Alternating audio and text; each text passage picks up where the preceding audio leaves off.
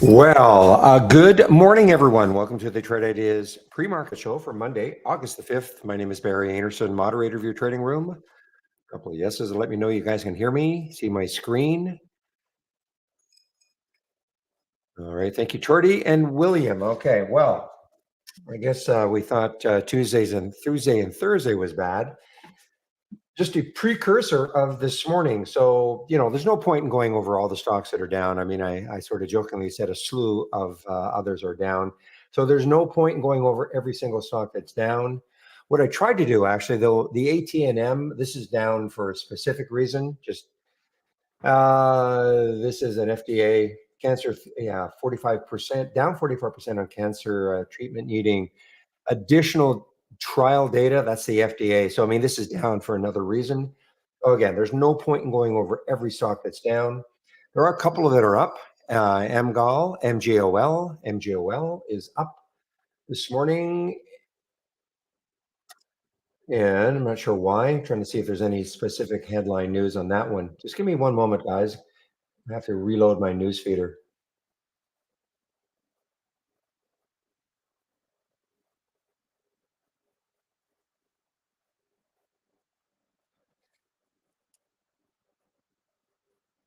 Yeah, I still don't see any news on MGOL.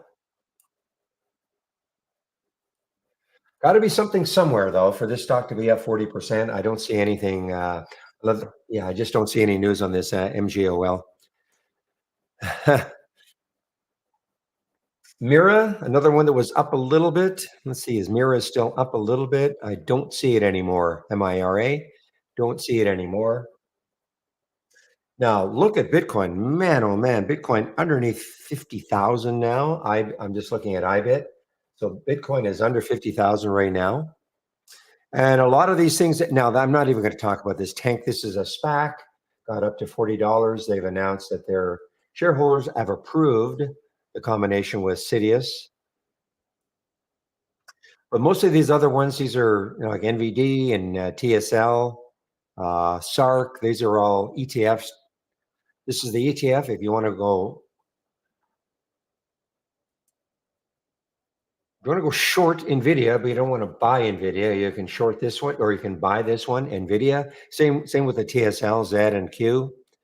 K though, man, I imagine these shareholders are pretty happy to be up 18% on a day like today. This is potential buyout by Snickers, Mars Bar, Snickers. Snickers made Mars Bar mulling a buyout. It's certainly nothing is certain here. I'd be actually, how many shares are available? 8.2 million available to short for Kellanova. Okay, I'd be really looking at this one as a potential short. This is certainly not. This is just a report that Snickers may look at them as a buyout.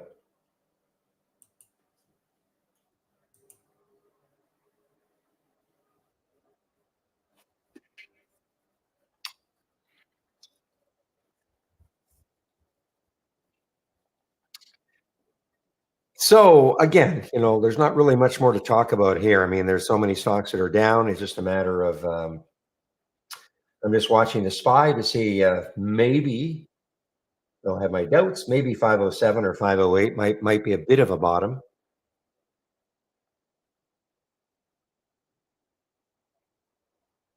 You know what I'm going to do? I am going to take a look at the major sectors now, and now we're going to see how close are they to their 200-day moving average.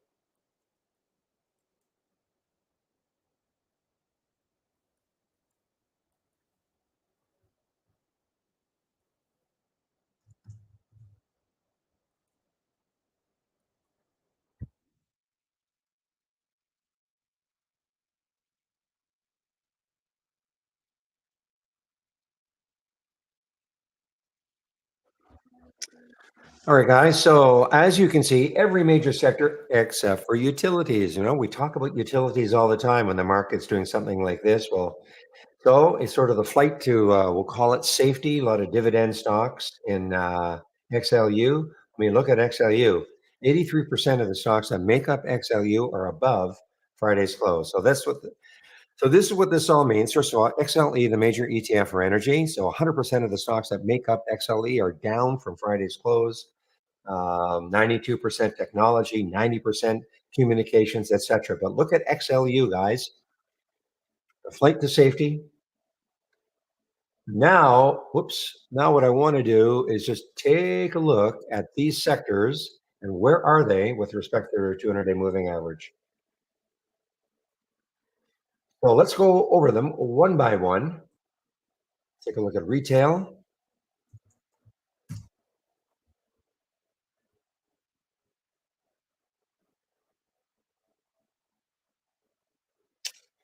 Okay, so I don't have the 200-day moving average on here. I must have forgotten to save this. So just give me a moment.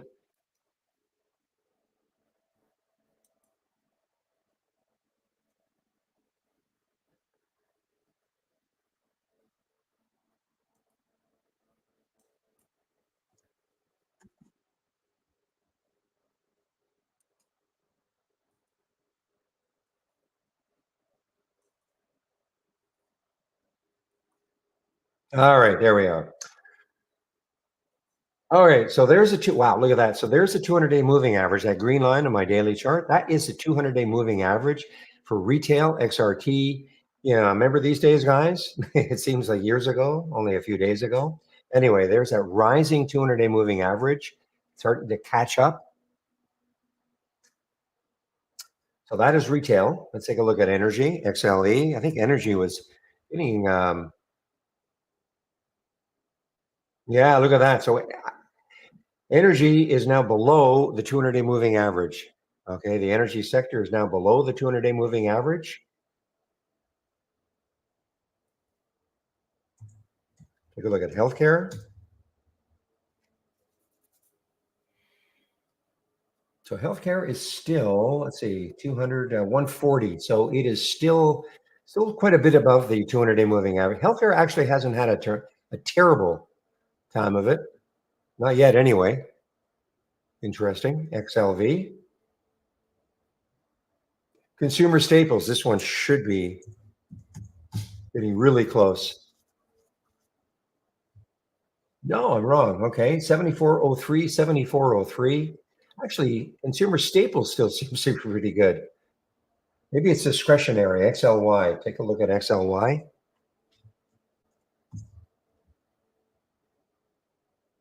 Yeah, there you go. So again, so this is consumer discretionary, and now that is below the 200-day moving average. Man, it seems like years ago I used to do this. I used to take a look at all the major sectors with respect to the 200-day moving average and count the numbers that were up, above, and below. Haven't done that for a long time, but now we've got two, XLE and XLY are below the 200-day moving average. Take a look at financials, XLF.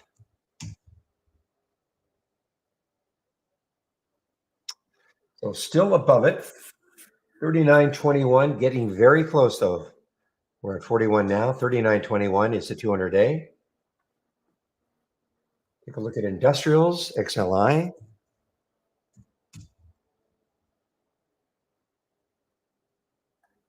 117, so still above it. Now utilities, we know utilities are going to be above it.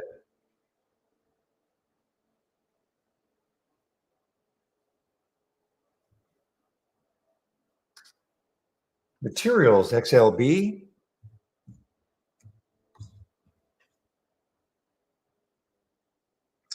Yeah, at least you can see it on the chart. So it's, it's approaching it. Now let's take a look at communication or XLK technology. Wow. So there it is, guys. It's a big one, XLK. Remember, it touched it on Friday. Now below XLK now. My guess is communications is going to be very close, if not below it also. No, not really. You're not yet. 77.98, 77. So I mean, it's getting closer. But wow, technology. Let's take a look at the semis and SMH. So the semis are now below it. Okay, semis are now below it. Take a look at real estate. kind of a XLRE. Yeah, I mean it's still real estate is still good.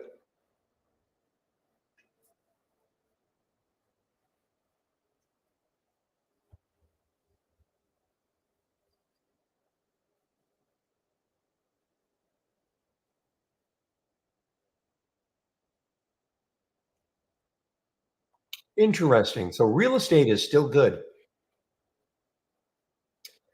But we've got XLE, so we've got energy, we've got consumer discretionary, we've got technology, XLK, now down below the 200-day moving average, and SMH.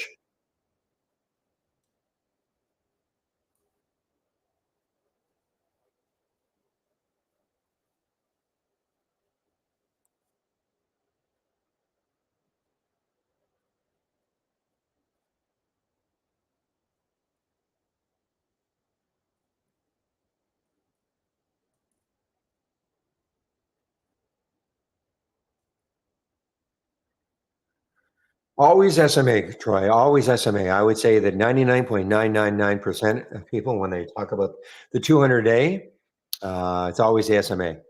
I mean, I'm not saying nobody uses the EMA, but I would say that the SMA 200-day moving average, when people talk about the 200-day moving average, I would say it's almost universally the SMA.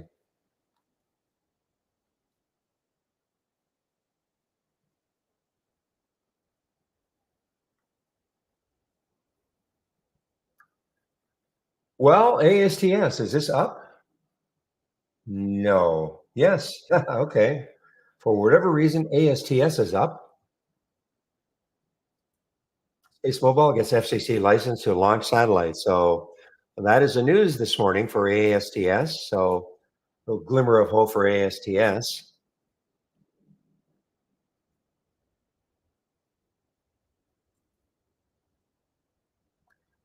Yeah, I should have mentioned this. Yeah, this TWKS talking about going private. Okay, I think that's the reason. Yeah, so this is potentially going private, TWKS. Keep an eye on Sava. I mean, Sava has been a really strange one over the last little while. Had a great day on Friday, like a tremendous day on Friday. Closed up at 29. Now succumbing again to the overall market. But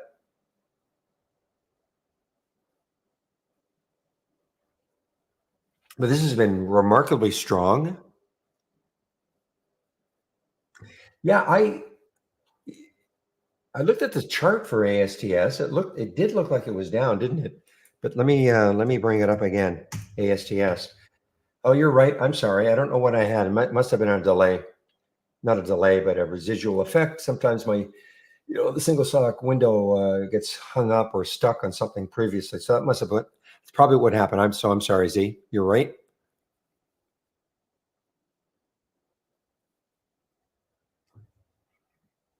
So that move, or that news has not helped. Helps the business, of course, but not the stock price yet anyway.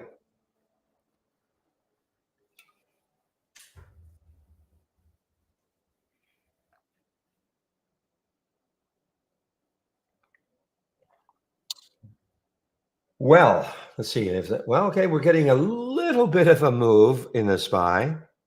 I mean, in other days, you say, wow, the SPY's gone from 507. That's a 7 point move.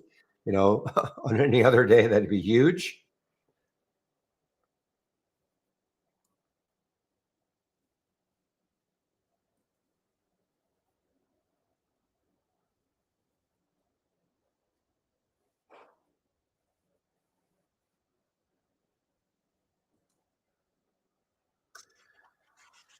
Yeah, it's a holiday in British Columbia. Yeah, Z.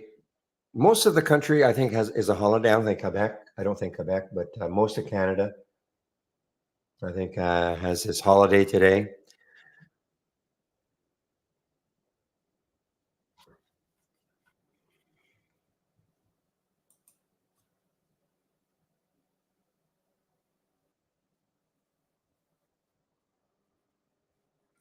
All right, guys. Well, here's one I think that might have moved higher. No. Yeah. You see what's happening? Yeah. Yeah. I'm surprised we're not getting more. Sometimes we're getting these little alerts. If you recall, we used to have on our charts these huge topping tails or bottoming tails in the pre-market. They've been eliminated, but unfortunately for the price alerts, they haven't been. And I know Chris keeps telling me all I have to do is use the distance from the inside market scan or filter, and that'll get rid of that.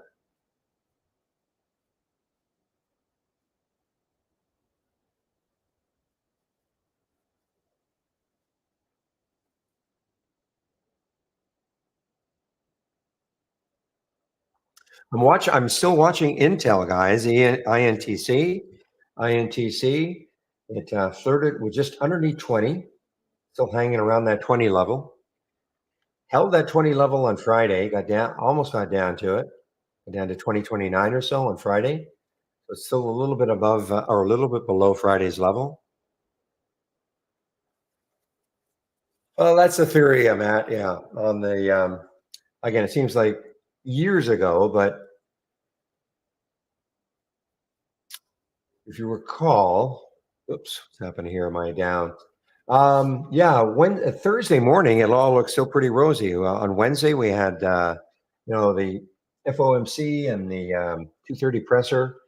Market absolutely ripped. Thursday morning, Meta came out with their earnings, or maybe it was Wednesday afternoon. It was probably Wednesday afternoon. Anyway, Thursday morning was a reaction. Everything looked fabulous. 10 o'clock, the job numbers come out, and that was it. All of a sudden, recession creeps into the vocabulary.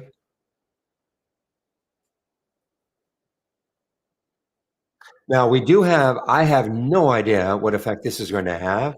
We do have, in terms of the economic on the economic calendar today, we have got the composite final PMI at 9:45, and then the ISM service index at 10 o'clock.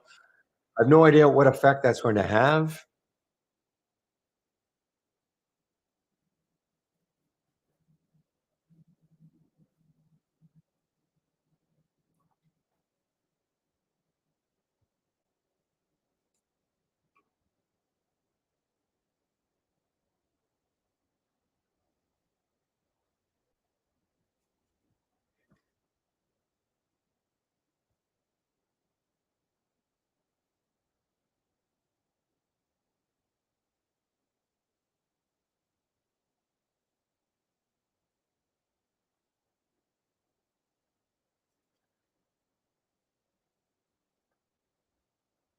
Okay, guys, let's take a look at anything. ALZN. Let's take a look at this one. See if this is trading higher after the company announced it's partnering with Massachusetts General Hospital. Okay, so a little bit of a pop here for ALZN. Not much volume though, only 19,000 shares. Alzheimer's play.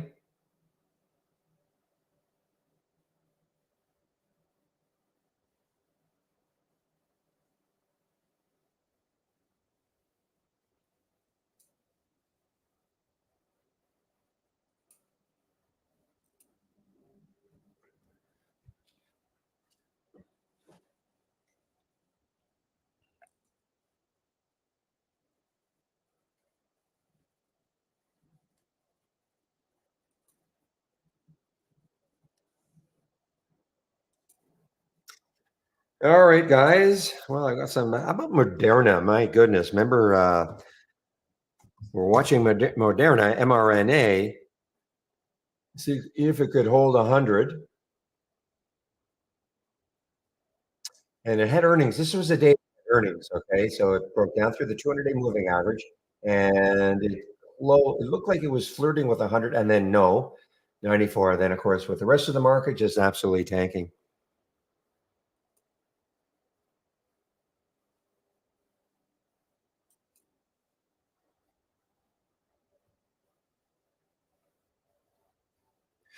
So I know this is awfully tough for those of you who don't want to short or don't understand shorting, or your account doesn't allow you to short.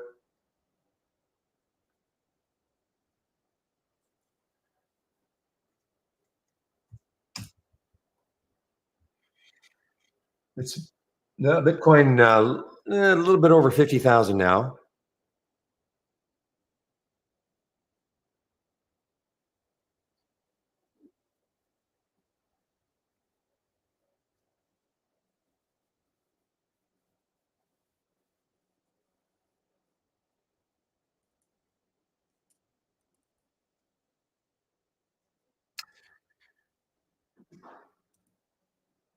Yeah, it doesn't trade very much. This is an Apple ETF. Does not trade very much.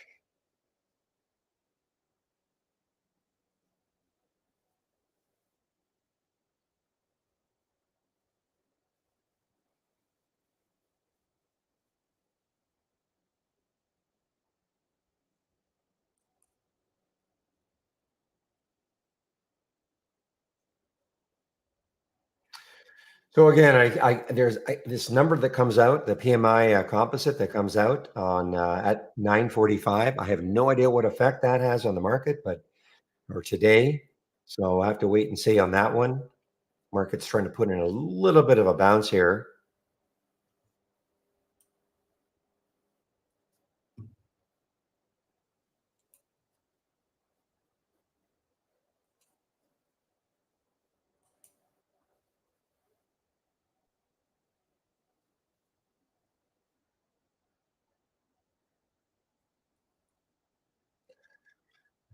Well, this MGOL is still hanging tough. It has not really given it up. So MGOL is still hanging tough. Low float, of course, 805,000 or so in the float. But again, I do not see any specific news for today. Just a few weeks ago, this got up to 18 or so, 18 and a half.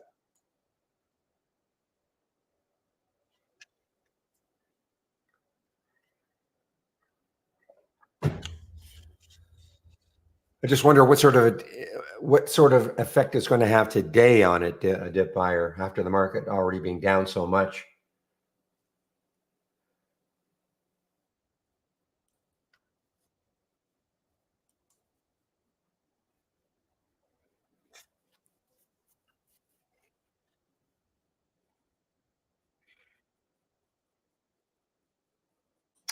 OFS, let's see this one, if this is doing anything right now. OFS is up 5%.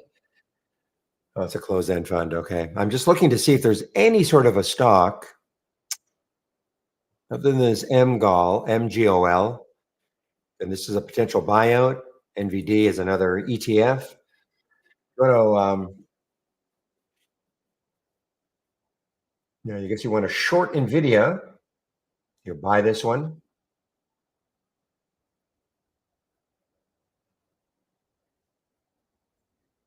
Look at the volume, 13.9 million shares. Yeah, ZVRA, you're right. I did see ZVRA somewhere. There we are, 17%. You're right. Amen. It is up 17% for some reason. Okay, so the FDA panel backs Zevra's drug for a rare genetic disorder. Okay, so that is the real ZVRA.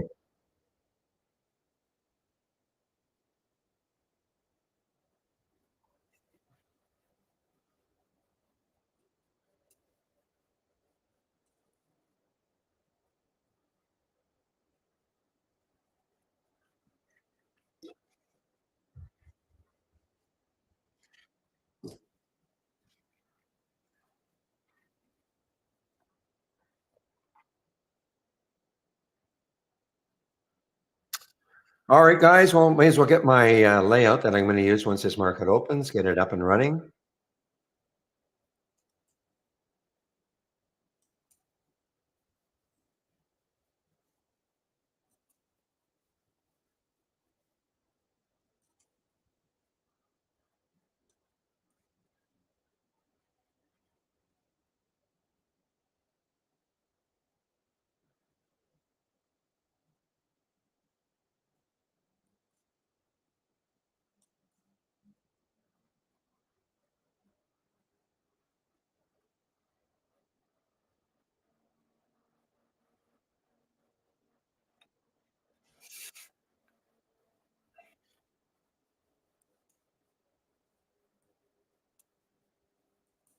Okay, just give me a moment, guys, as I rearrange some of my charts on my other window, our other monitor.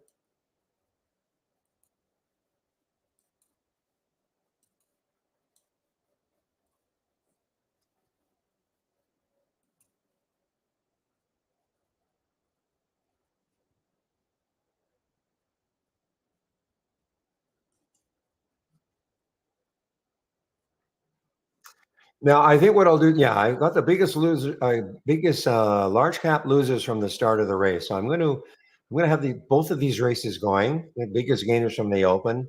Those are the more of the small caps, or and see what happens here. But certainly the large cap losers from the start of the race. I'll have that one running today.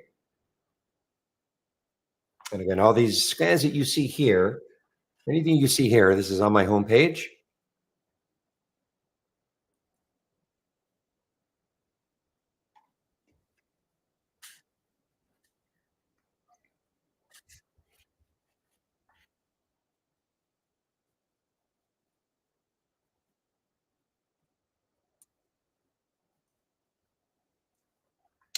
And there was no trade of the week this week, guys. Steve said, you know what, cash. Because the trades of the week are always long plays. Okay, there's no short plays. So obviously, on a day like today, or what happened on Thursday and Friday, when he was doing his scanning, he just couldn't come up with anything on the long side. So basically, said stay in cash.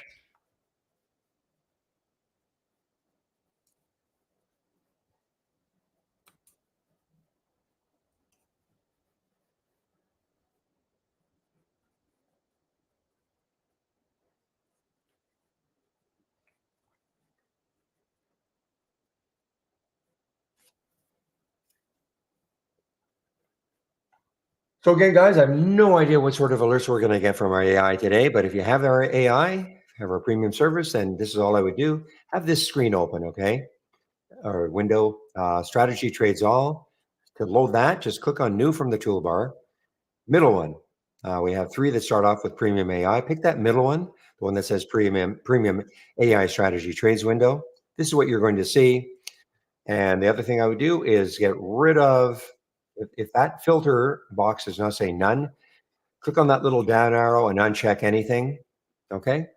That's what my recommendation. You should want to see the alerts all day long, regardless of whether they're profitable or not.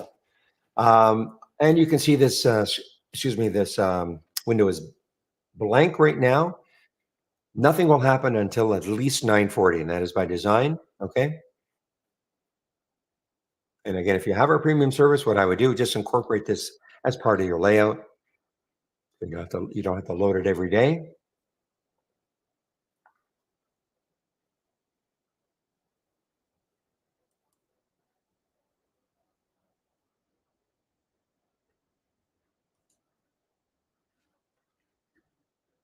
Give me one moment, guys. I'll be right back.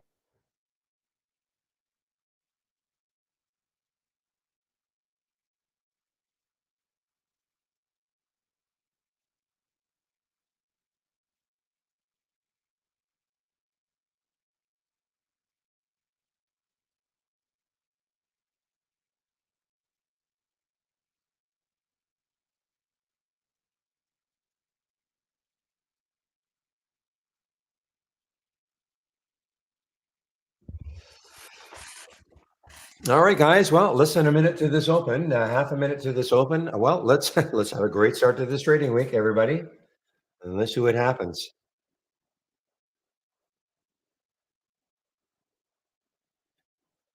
I'll have my eye on Sava just in case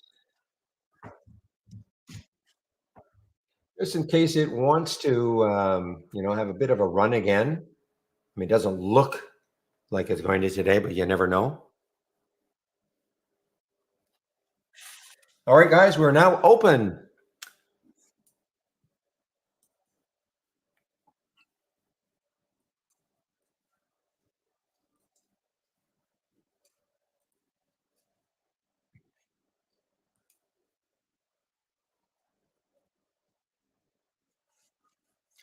No, I typically do not trade in the first 15 minutes. I try to let things settle down. a little bit. Not that I think we're going to have too much settling down today, but that's what I do. And we can see that that opening SPY.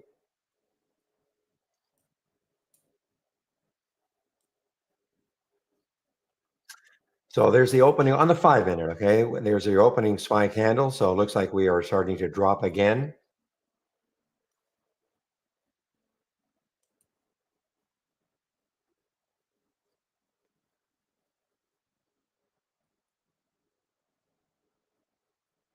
Well, remarkably, there are things. Yeah, look at the MGOL guys. Zito also, ZTO. But look at and the Zevra, ZVRA. So there are things moving higher, believe it or not. And excuse me, MGOL.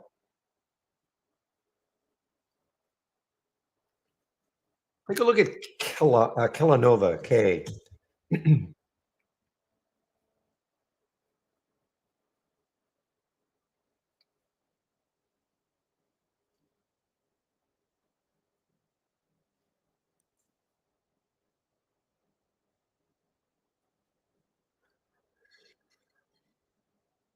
Yeah, so far, I mean, so far, Sava is moving higher. So far.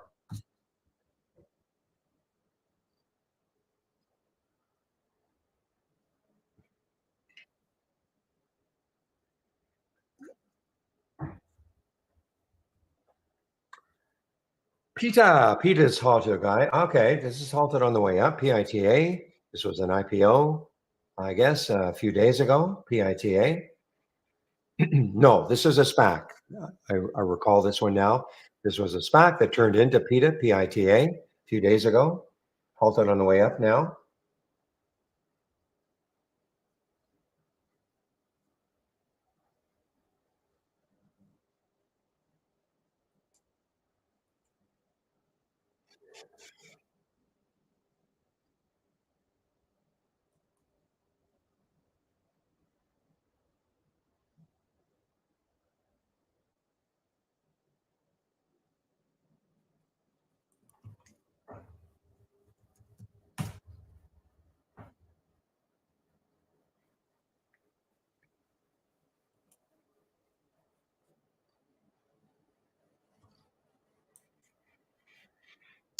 Well, no question about it.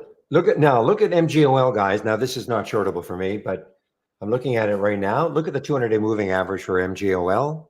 Okay, and it's coming right into it. This is not shortable for me at Interactive Brokers. There are no shorts available, but if you had shorts available, that would be an area to see if it can like act as huge resistance. And that it's a 200-day moving average.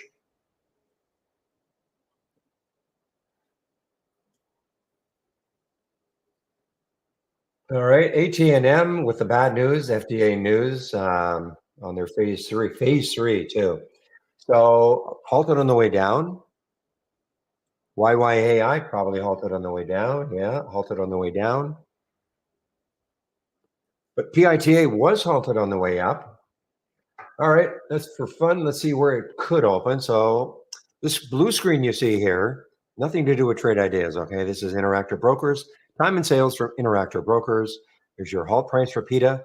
This column here is giving you perhaps a glimpse as to where it could open. Okay, so right now at least it's above the halt price of 352, 342. It's saying 352 here. That number does not have to hold. This is just sort of a, and usually these are 5-minute halts. So if it's a 5-minute halt, this is going to open at, excuse me, 9:37 plus 6 seconds. Just give me a moment, please.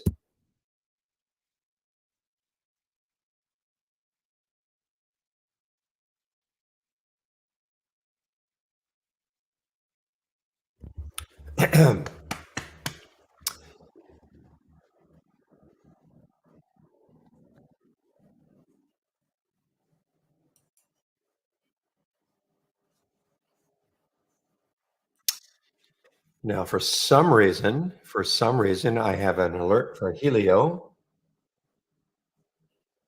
Must have done that a long time ago. Yeah, ALZN on the way down now, halted on the way down. My guess is that TBLT halted on the way down.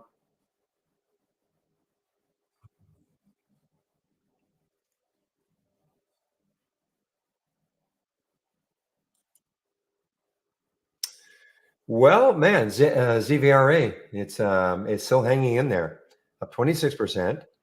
Not a low float, 53 million, 53 million in the float.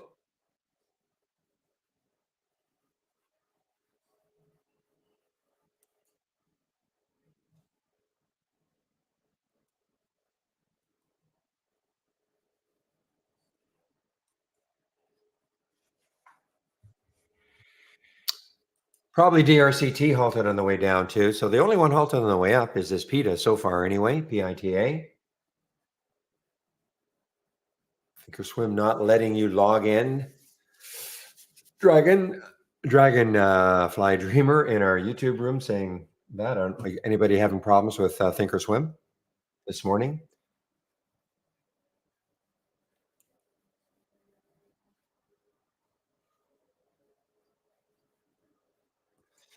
I'm sure this is. Oh no, it's actually halted on the way up. BURU is actually halted on the way up.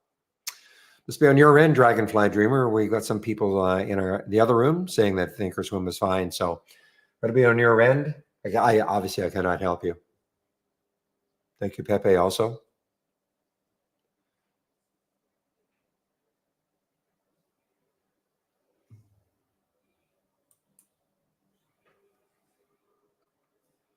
all right. So PETA opened, but it did not open higher. Okay.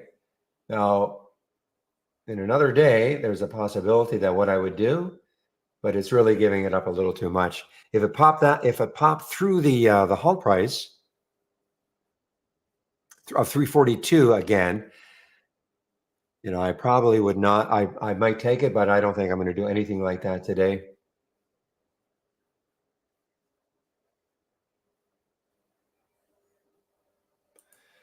ZVRA guys. So this is my guess again. I mean, we're getting a lot of these halts now, guys. These little small cap ones that were very active last week. MKDW is another example, halted on the way down. All right. Well, let's take a look at maybe get to a 15-minute chart on the SPY. Actually, I want to keep it on a 5-minute chart with the go no go chart. So here's the SPY.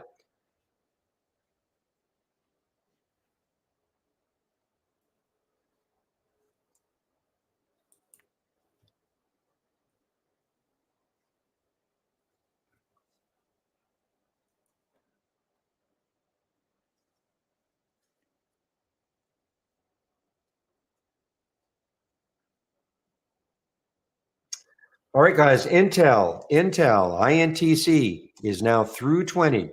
So this is not bouncing. This is not bouncing with the market. Of course, had earnings on Friday. I'm sorry, August 1st post market. So the reaction was on the 2nd, right here. So that was the reaction. That's right. It was Friday. So that was the reaction to Intel's earnings on Friday. Technically not an all-time low, but I have to go back many, many, many years to find a low like this. So still kind of hanging around the 20 level for INTC. So there is again, an economic number coming out at 9:45, which may affect the market. Typically it does, but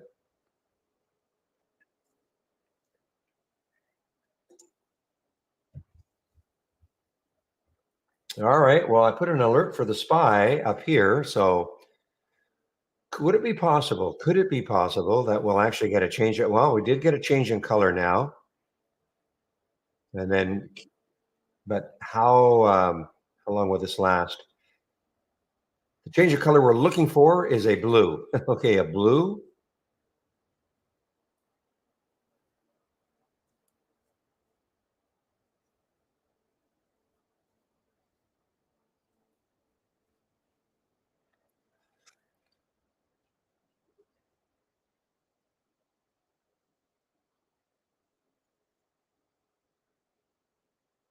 Okay, we're getting a lot of action in the Halter Zooms today. BCal, another one that actually resumed. I didn't see where it resumed. Okay, so probably was halted earlier. Well, it was halted earlier, but it was less than 20,000 shares, I guess. So that's why it wasn't showing up. I have a minimum of 20,000 shares here. GTE is probably the same thing. Maybe not. I don't know. I didn't see a halt earlier. Yeah. So Cody, you've got to maybe a quick fix. A quick fix, Cody, is if you right click and uncheck the use browser interface. Okay. I know there's a later build that I think solves that, but if you have use browser interface checked, maybe uncheck it. Okay. That's for the go no go charts. I think the latest beta though does solve that. You can have either chart up.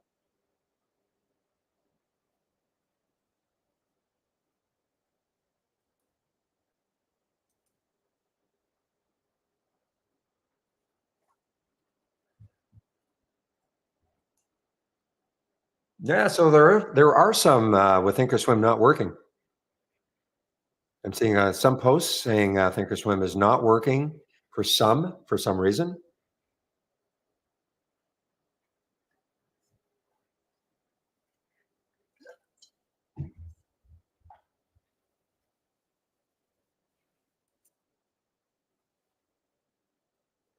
Same thing. So EFB3, if you a quick fix will be if you right click and uncheck your use browser interface. Okay, I think that'll work for you. Okay, so if you right click on your chart and just uncheck the use browser interface.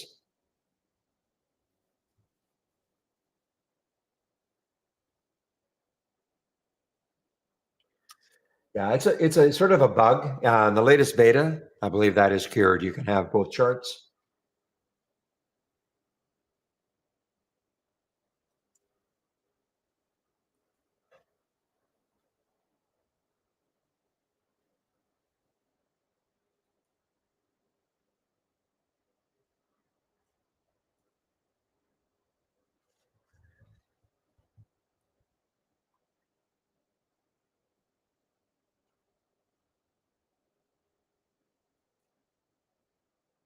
Look at Intel, guys. I mean, Intel is just really starting to give it up here. INTC, there's no real support.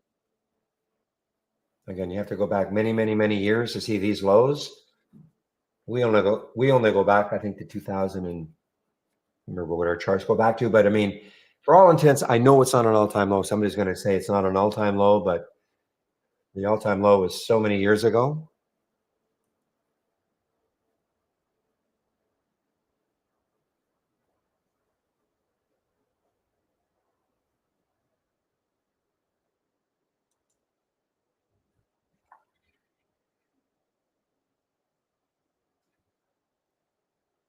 All right, guys. Well, we got this number coming out at 9:45 in about less than a minute.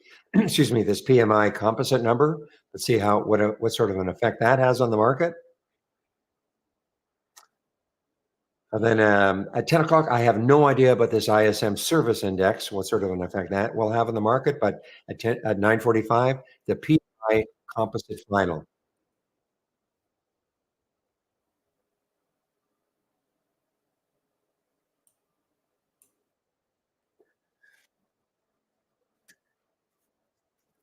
Okay, now, JK, you do have to, if this is what you're seeing right now, okay, I'm going to go to the go no go chart or the go no go channel.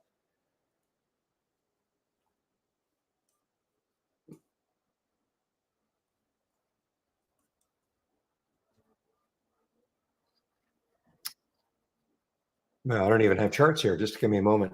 What's going on?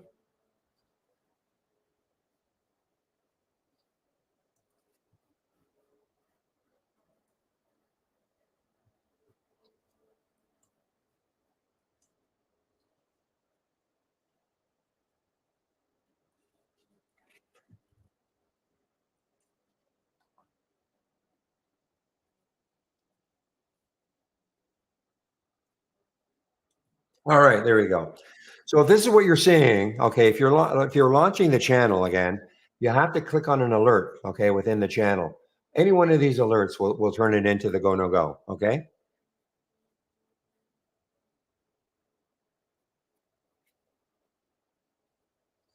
Okay, and then if that doesn't work, then I don't know what's going on.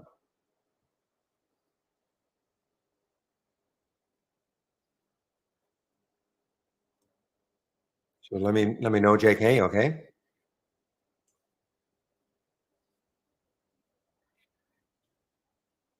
And now at this point, now you can take this. Okay, good. Hopefully that'll work.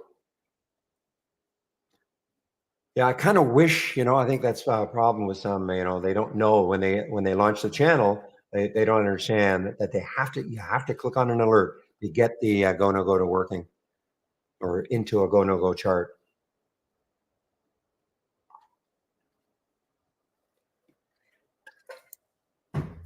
Remember, you can always take this chart outside. You can just duplicate it into a free floating window and incorporate it as part of your layout.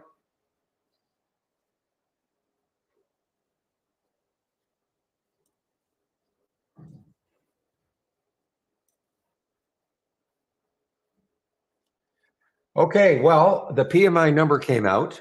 Okay, PMI number came out, and we're getting this sort of an action, I guess. I don't know what the PMI number was, but it hasn't hurt the market so far.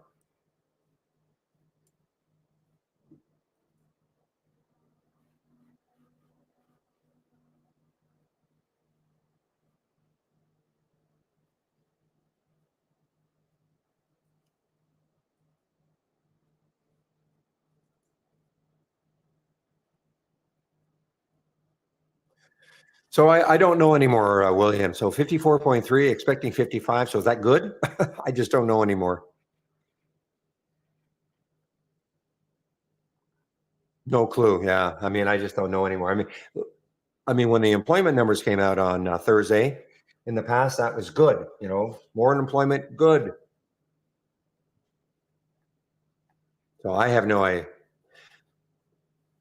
Okay, please listen carefully, everybody who has subscribed to the Go No Go channel. Okay, please listen really carefully. So there are a couple things. When you click on the channel, the Go No Go Charts channel, okay, the first thing you're going to see is, yeah, it won't look like a Go No Go chart. So the first thing you've got to do, you've got to click on an alert, okay, and one of these scans here, just click on an alert. Now, if it doesn't switch it to the Go No Go chart, then right click. And if you have use browser interface checked, uncheck it. Now, you can also download the latest beta, and I believe that cures it. So you can use whatever you want in terms of the chart, either use browser interface or do not use it. Okay, but right now, so let me know if that works, Sam. Okay, first of all, the first step, click on an alert. If that changes it, then you're fine. If it doesn't, then right click. And anybody else, please, who is listening, uncheck the use browser interface. Latest beta does not fix it. Okay, I thought it did. They were talking about. All right, let me. I thought Steve said that on Friday, but let me just ask that question again.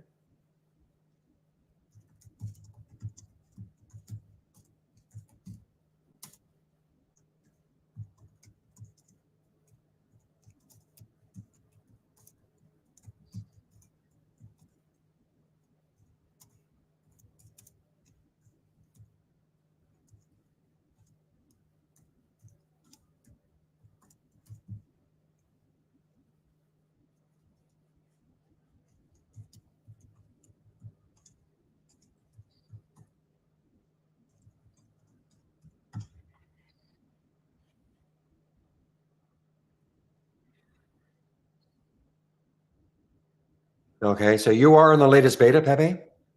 Could have sworn they talked about that on Friday, and that was kind of the fix. But anyway, that's what you do. Okay, so again, click on the any symbol within the channel. If that doesn't change it to the Go No Go chart, And again, right click, uncheck use browser interface. And you can see that it doesn't affect me, but I'm on a development version. Okay, so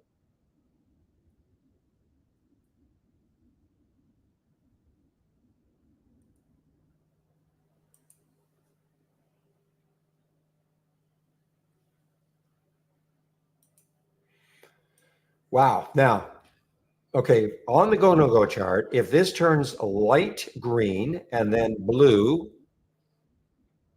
I'm going long. I may go long this buy, guys. There's a big bounce now. I mean, look at this bounce. I mean, that any other day, a 10 point move in the SPY, from 507 to 5, that would be a huge day. We're still down 15.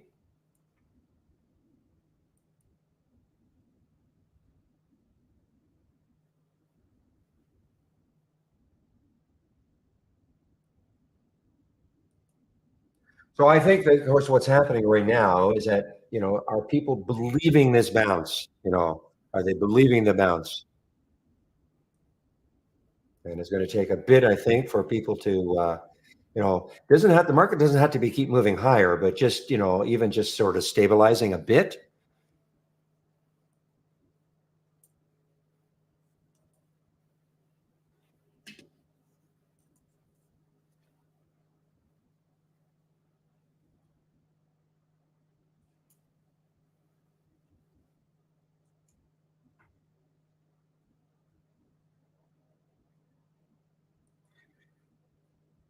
Yeah, I'm looking to see if we're getting any halts on the way up. Still not too many on the way up. Most of these halts are on the way down. Let's take a look. Look at all these halts on the way down. Wow. Wow.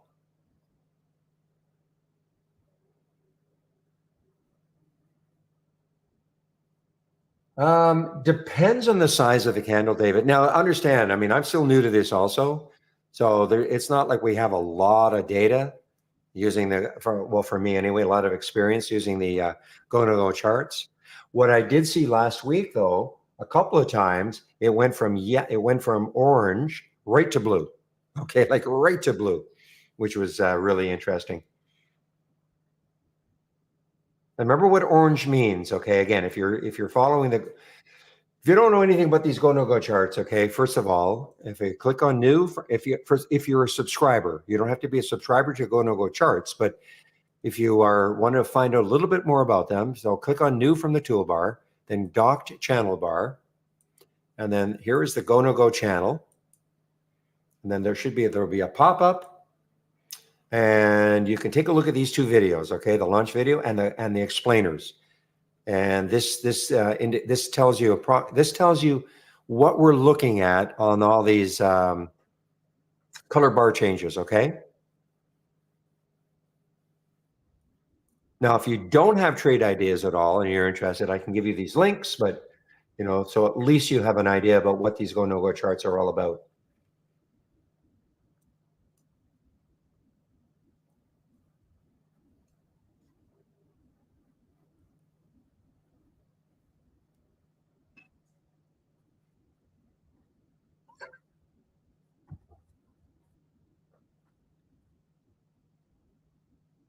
Look at Intel. I did not take it, but look at Intel now, guys. I mean, well below 20 now.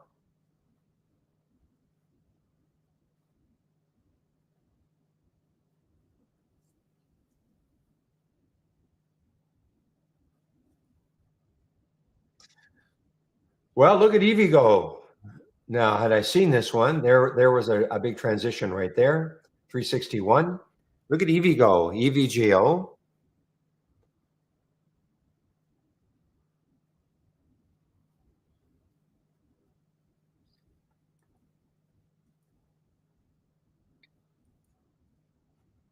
See if there's any news on this one. EVGO had earnings on the first.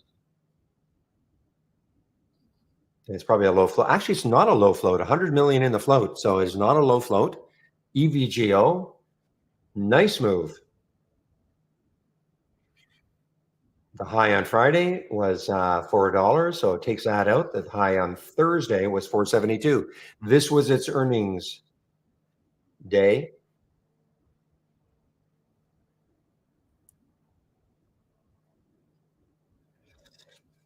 Yeah, I do see Bitcoin over 50,000 now and around 52,000. So we're definitely getting some bounces, but again, can this hold? Can this hold? Can it actually turn light blue? Talking about the go no go chart. So again, orange in theory, using the go no go system means stay out of the trade. Okay, they don't say when it's orange, they're basically saying we don't see an advantage going long or short.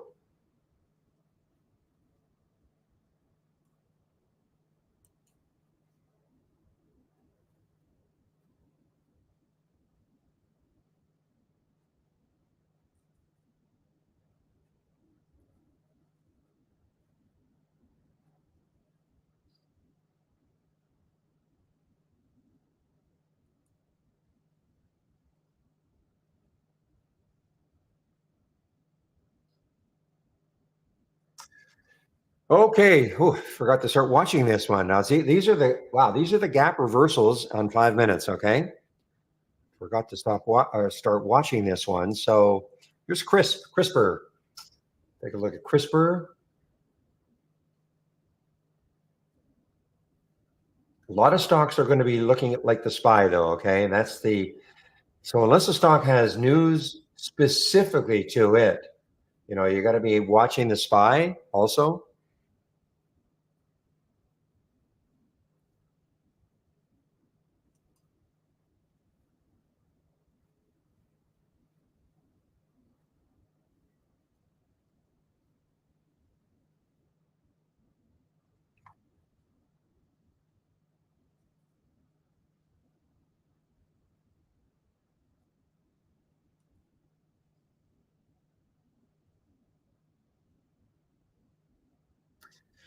All right, guys. Well, ZVRA, this is still looking pretty good. I mean, it's over 8. The high in the was that pre-market? No, that was the opening. That's the opening 5-minute candle. So 827. If it takes that 827, take a look on a monthly chart where this could keep going on a monthly chart. I don't see anything on the monthly chart. I'm gonna have to back it out a bit. So it looks like it started trading as ZVRA back here. This is an all-time high, I guess, as trading as this as so definitely keep an eye on ZVRA, guys. All-time high, it looks like. I can't tell if this was an IPO here or a SPAC or a symbol name change, but ZVRA.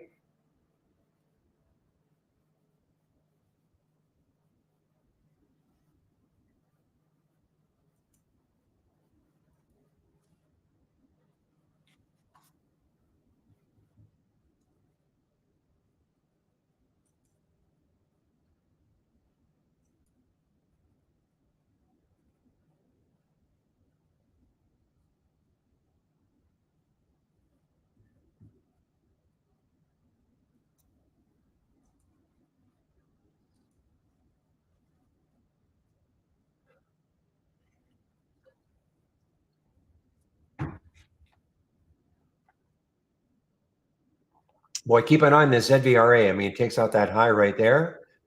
I mean, this appears to be a lifetime high. Certainly a lifetime high trading as ZVRA.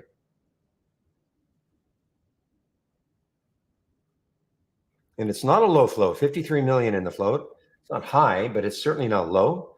That's a big move, 29% with that kind of a float. And it had news. FDA panel backs their drug.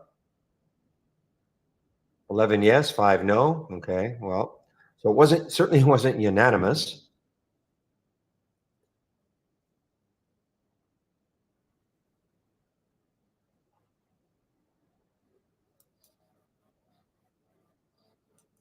Wow, guys, look at the SPY here. We have a color change now. light green, a little color change here.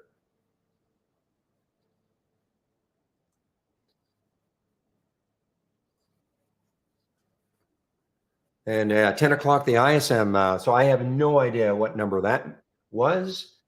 Okay, so here is the number 57 versus 56. 56.3 prior. I don't know. Is that good? I have no idea.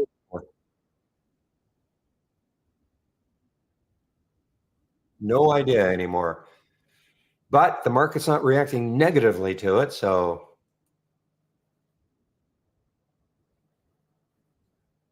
Bezavi, maybe you weren't listening. I was trying to explain en masse to everybody, but now if this is not working for you, then I'm going to have to send you to our tech. But again, anybody with go no go, okay, the go no go charts, anybody with the go no go charts, if you click on doc channel bar and then you click on the go no go charts, the first thing you're going to see is not a go no go chart. So you have to click on an alert, okay? Now, if you have taken this out, if you've well, let me start again. We're right here. You click on an alert. If this does not change it to a go no go chart, with these different colors, then right click and uncheck the use browser interface. Okay, uncheck it. Uncheck the use browser interface. Uncheck it. That should turn it into a go no go chart. If that doesn't work, then I'm going to have to send you to tech support. I have no other suggestions.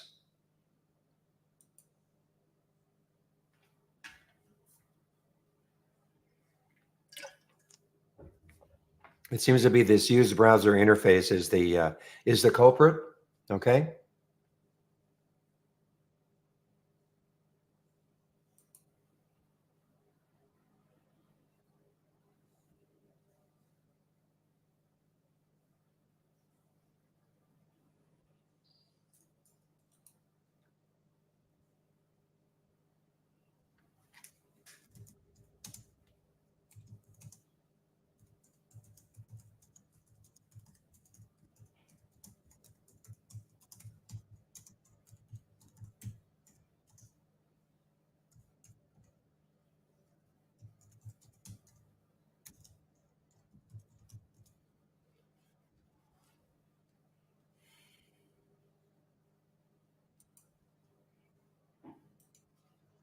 Okay, guys. So there you go. I mean, there you go. They're the well. You don't have to set it every time. Well, first of all, are you always in the channel? Why don't you just take the chart out, Bezavi?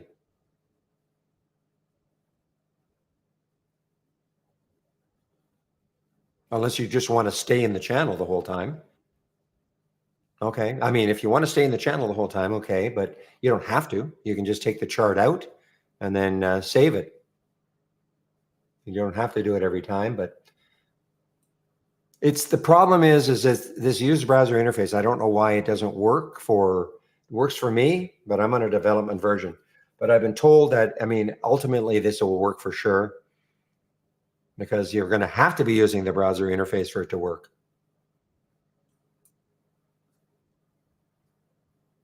Anyway, that's how you get it to work right now.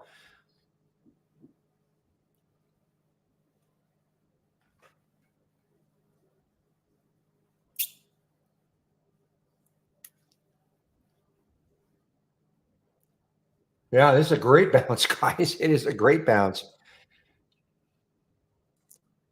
Yeah, I don't know, Troy. I mean, I know they've made some changes to the account management, so you might have to just email them and say you want to cancel. Okay. Let me just ask that question.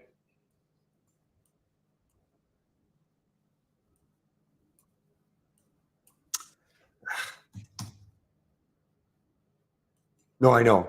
It's a good question.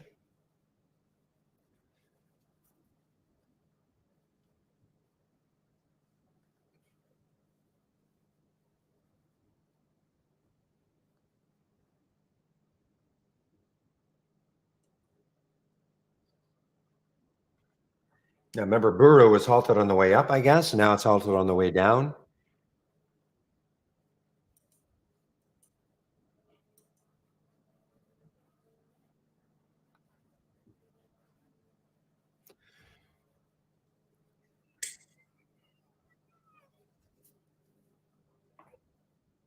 All right, guys. Well, okay. Now we're having this. Looks like this is a pretty decent bounce, to say the least, from 507 up to 520.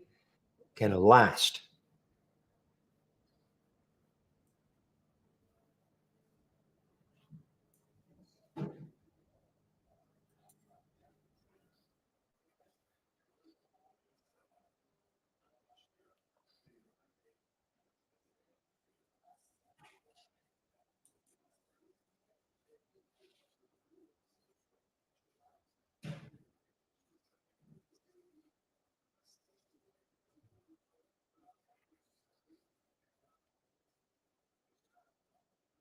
Okay, guys, give me one moment. I'll be right back.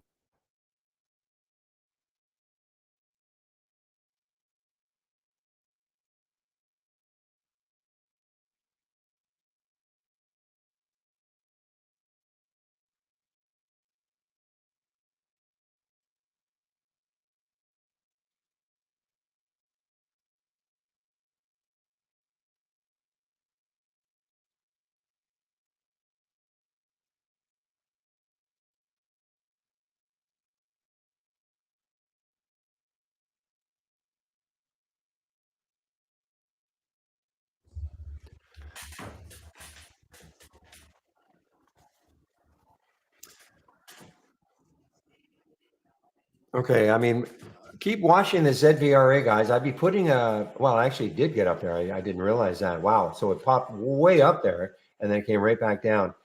Again, I maybe put another alert around 827 and see if it takes that out again.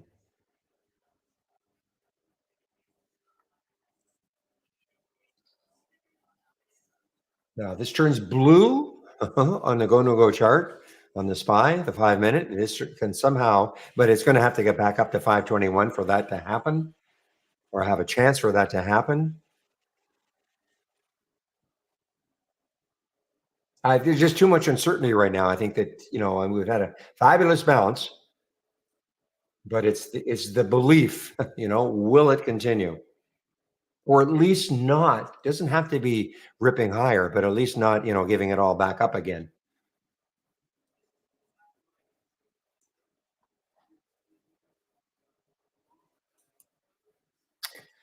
Well, the two little stars are not, let's see, well, MGOL is not, it's still kind of hanging in there. Problem is maybe that 200-day moving average. I mean, it got a little bit above it, got up to 459. The 200-day moving average is 437. And, right, that blue line right there that you see on my daily chart, that is the 200-day moving average. Are you kidding me? Charles Schwab is offline. Direct phone numbers do not work either. This is from Stevie in our YouTube room. So guys are having problems with, some are having problems with Thinkorswim and Schwab.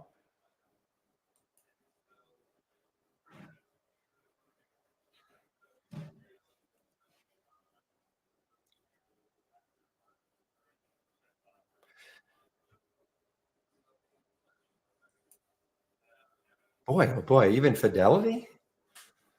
Well, I am logged into Interactive Brokers. I'm definitely logged in. I've had no issue whatsoever with IB.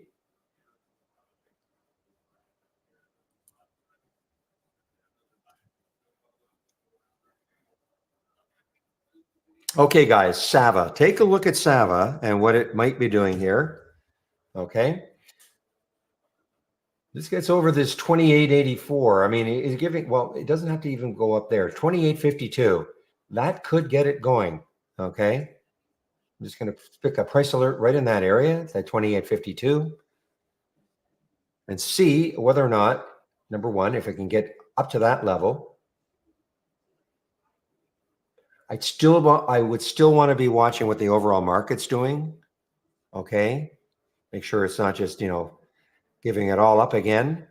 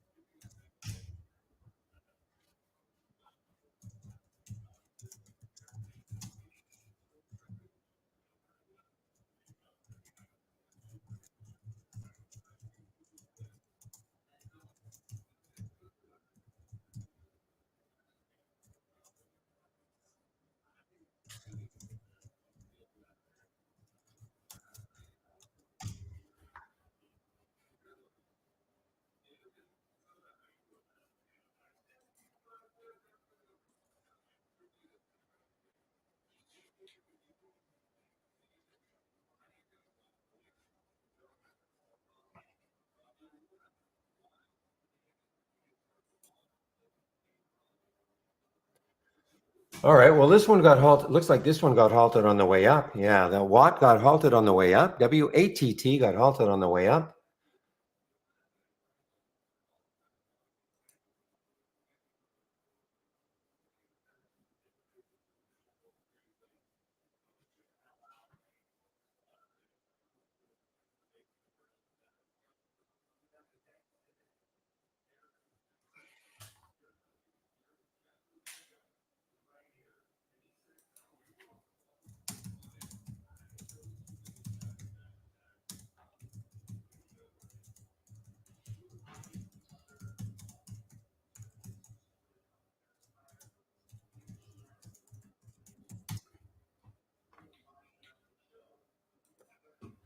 Okay, guys, let's take a look at MGOL. Again, MGOL, it's hanging tough.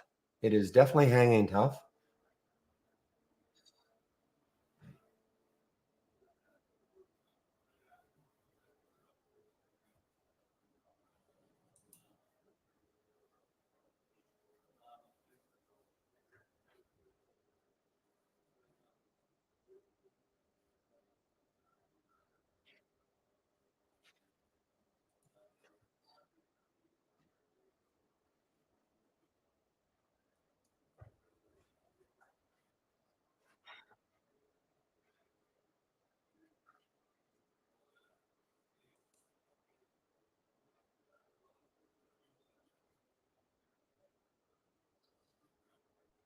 Well, interesting that this has turned blue on the way down. Interesting.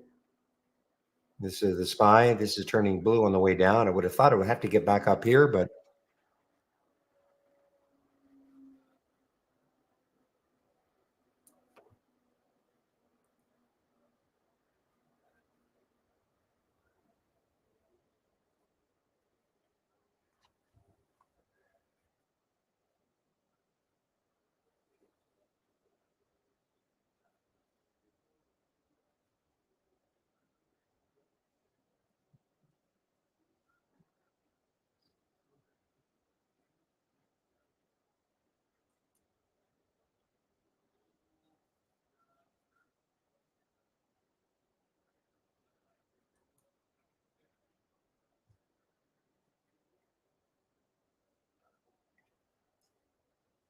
still have that 200-day moving average to contend with the MGOL. I mean, it's at 417 right now.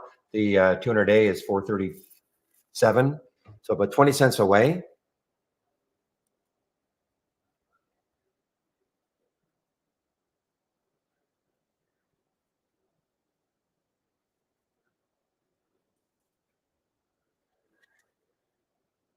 Maybe William can. I can't. I don't know what those numbers mean anymore. Div.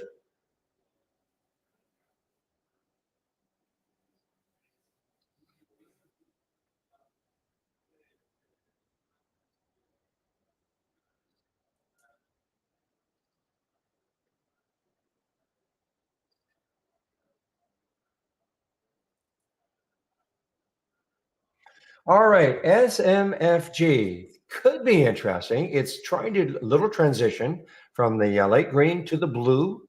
This is so this could be interesting, but it's a financial. I mean, I would think that it's through the 200-day moving average now. It was below it this morning. It had earnings on the second. Maybe, and what's the float like? It's a huge float.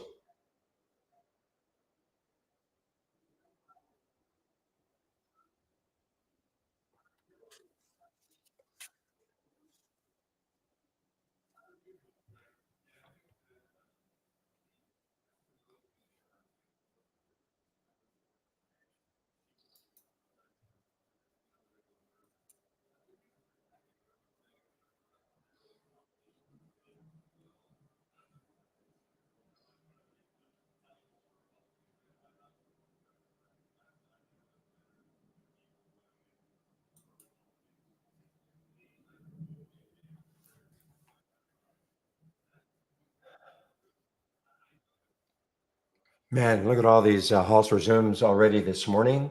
It's only 10:16. So Sava did not do it, guys. Sava did not do it. I thought maybe it could get up to this level here, but doesn't look like it. Not now anyway.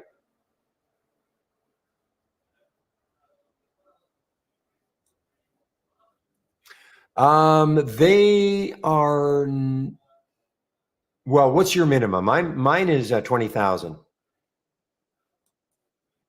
I think you have a higher minimum, William. 300. Yeah, that's why you're not seeing them. Because Watt is only 189,000 now, as an example.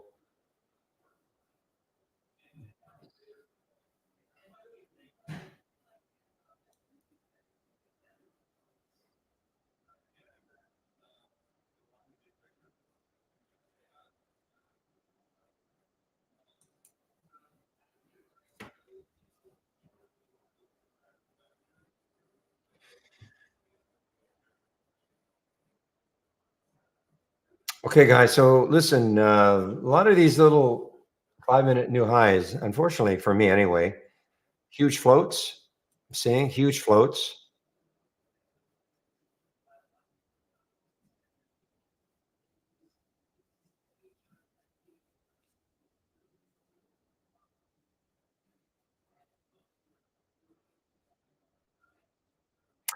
Yeah, so I have no experience with this color change here when it's below the green.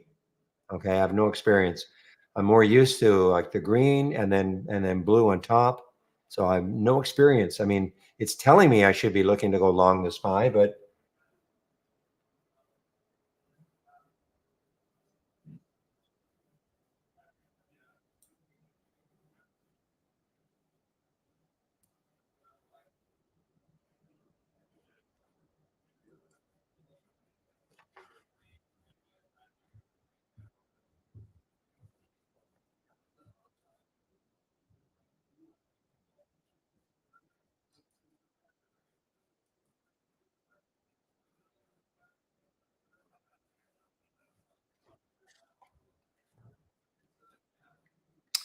well, guys, as I'm waiting for some of these to really set up the way I like them to, I'm not. I mean, the MGOL doesn't. I don't know. It doesn't look like it's going to get through that 200-day moving average. Not anytime soon, anyway. And the other one, the ZVRA, that just tanked. Not tanked, but I mean, it's certainly moved down a lot. Still up 22%, but you know, a lot from 844 all the way down to 739. So just kind of chopping around right now.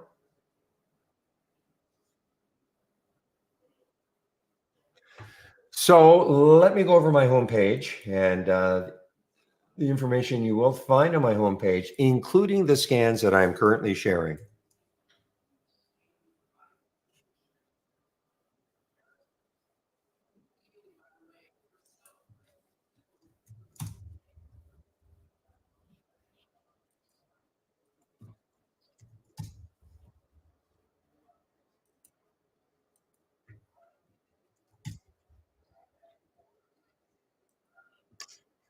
Okay, guys, clicking on my homepage link. This has been changed. Yeah, so there's a promo code you can use to get 15% off the first month only or the entire year.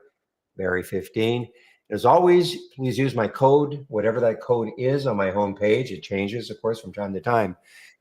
This really help to keep these rooms free, okay? Because the rooms get credit for the subscription, which goes a long ways to keeping the room free. If you do take out a subscription, you must do the get started. 10 short videos starting off with a download and install, first startup and login, scrolling down a little bit, important introduction to scans, top list windows and alert windows, okay? You must do that.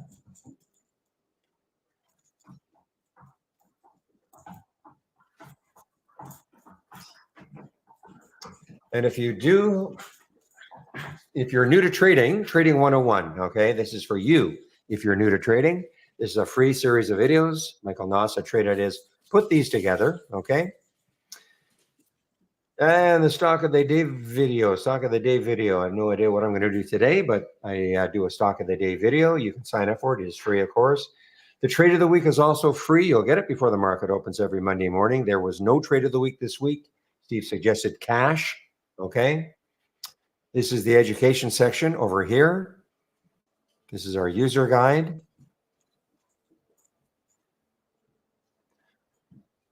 So there's that getting started again. Now, a lot more detail about what an alert window is, what a top list window is. Stock racing. You'll notice I'm running 2 races. Okay, I'm running 2 races. Both of them I am sharing. But if you want to create your own race, you just go to the stock race section, and that's how you can create your own race. Price alerts. I love putting price alerts on the chart. And also, if you do want to create your own watch list, symbol list, here's how you do it. A lot more in the guide, of course. You don't have to learn everything that's in the guide. Here's the getting started again. Daily support. So I take a break between 12 and 1 Eastern time. One of the other traders takes over for me in our YouTube room. Now, usually it's Chris Varley on a Monday, but he is on holidays today. So it'll actually be Steve Gomez taking over today, unless I hear something differently. Okay, but I'll let you know before I do take my break. I'll put the YouTube link in the main room.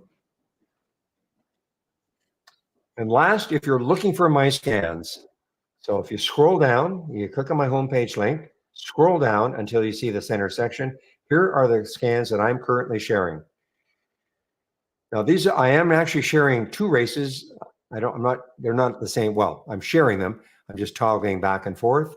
So the biggest gainers from the open is the one that you see here. Biggest losers, I thought I'd do that with today. And here's the biggest loser. I also you can have it.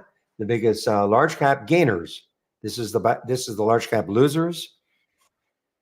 Okay, but I also have a race, the large cap winners. Okay, or gainers. Pulse resumes is over here. The momentum scan is right there. And the gap continuation or reverse. Now, this is a 5-minute version of it. You don't have to use it. But I do have other scans that I am sharing. I don't have them all up and running, and neither should you. That would be way too many scans to have up and running, okay? But you can take a look at some of them. You can ask me questions about them.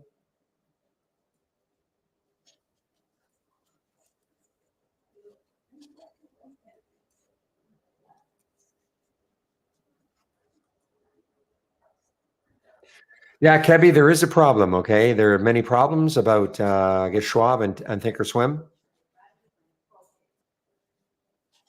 So you're not alone.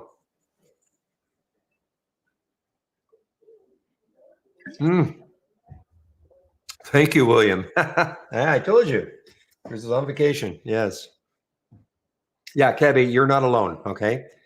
You're not alone. Can't log into Schwab or Thinkorswim. You're not alone. Nothing to do. You can't do anything.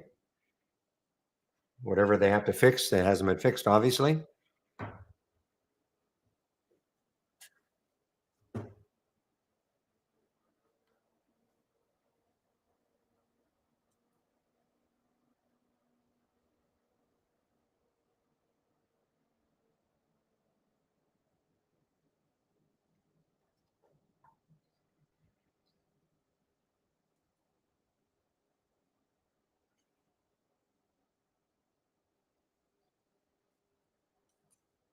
Interesting. We're getting a lot of these little 5-minute reversals on the way up as opposed to on the way down.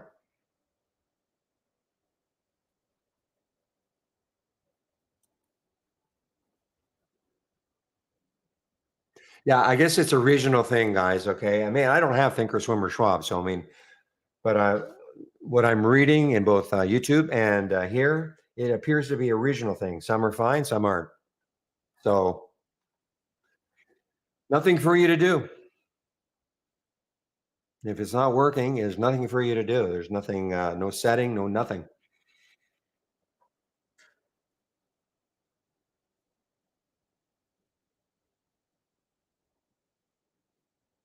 Well, look at Intel now, guys. Intel back over 20, INTC back over 20.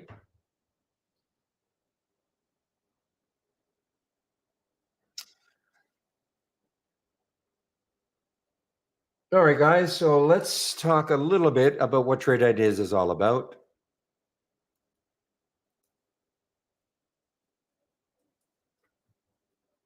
So first of all, if you're new to all this, welcome to the room. This is the format, Monday to Friday between 9 a.m.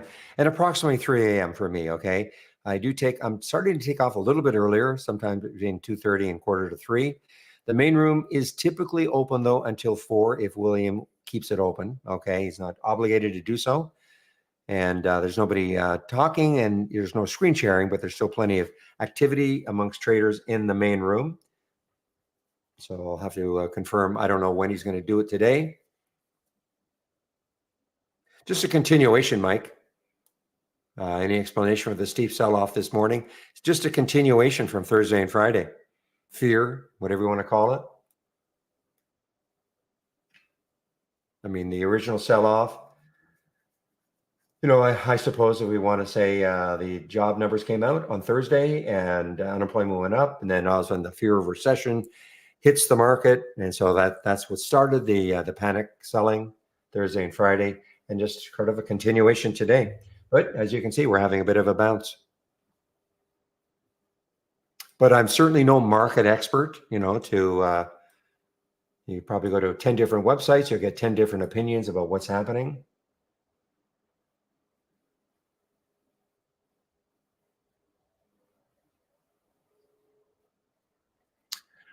Okay, guys, so what is Trade Idea? So we are a scanner, okay? And there's a difference between a screener and a scanner.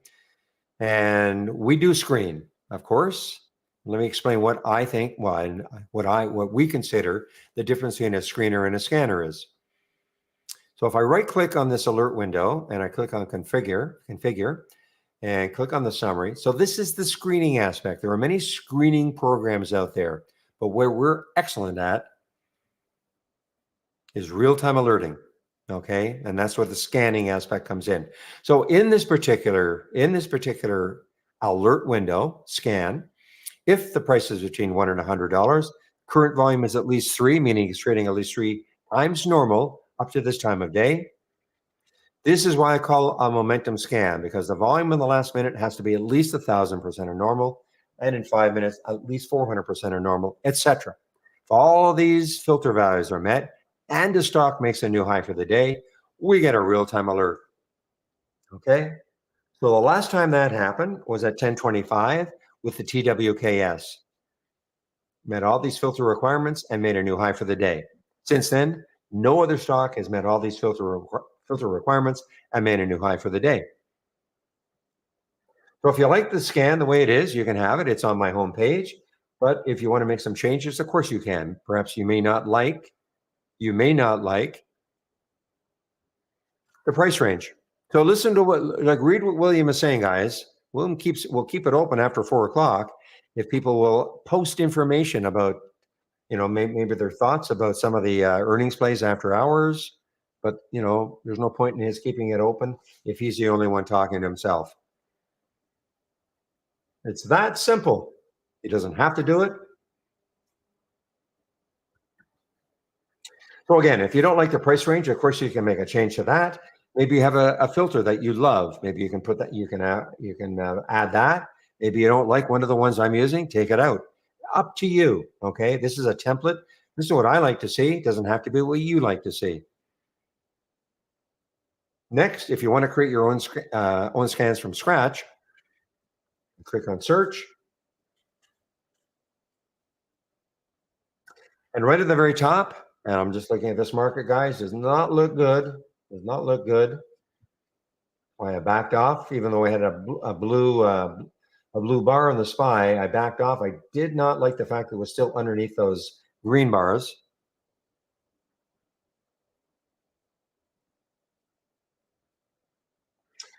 Anyway, the top two by far the two most popular real-time alerts that we've got are the new high of the day and the new low of the day. That's why they're right at the top.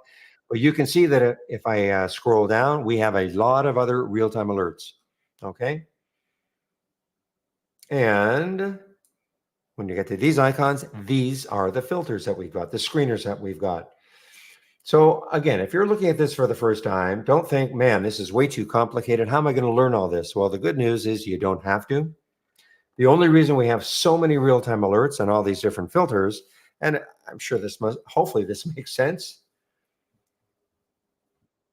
When the company started over 20 years ago, they felt that most people probably would not want to have to learn a programming language in order to create a scan. So that is why they have to have a lot of different real-time alerts and all these different filters so that with all the different trading styles out there and the thousands of customers we have, they can combine them to give them the type of scan they're looking for if they want to build their own scan. Okay, scan. Okay, that's why we have so many, but you don't have to learn them all. Personally, I only use the new high and the new low of the day and just a handful of those filters. Not that doesn't mean that the ones I'm not using are bad. It just means that for my style of trading, that's all I care about. Your style of trading could be very different, and you might want to, incorporate some of these other ones.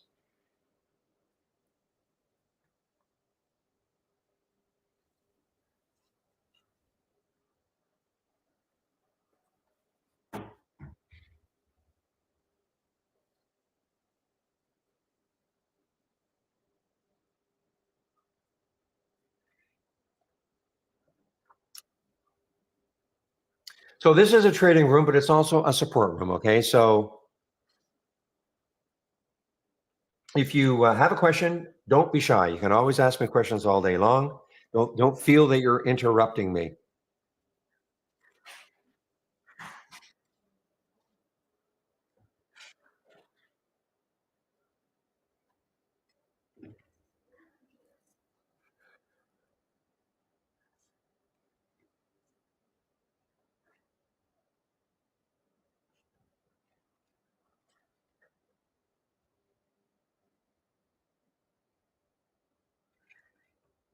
So again, that's the reason why I did not go long this SPY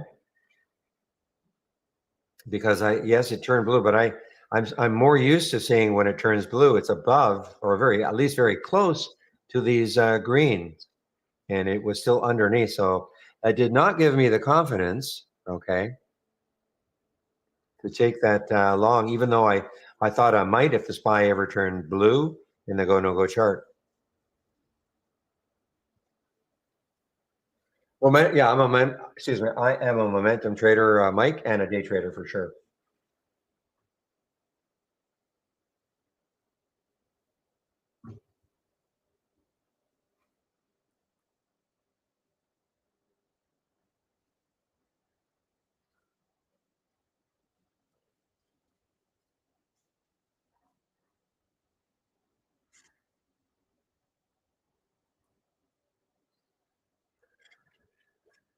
Well, yeah, Stevie, but there are other brokerage programs out there. I mean, the reason I'm in IB, I'm in Canada, I'm limited, quite frankly, to the number of brokerages that I can have. But, I always feel like maybe you sound like I sound like I'm promoting IB.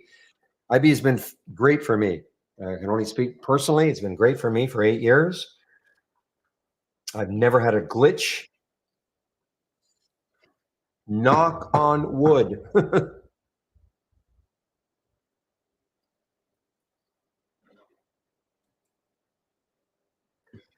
All right, now Hood. Look at this. So the market is starting to move again. Hood is actually kind of interesting here.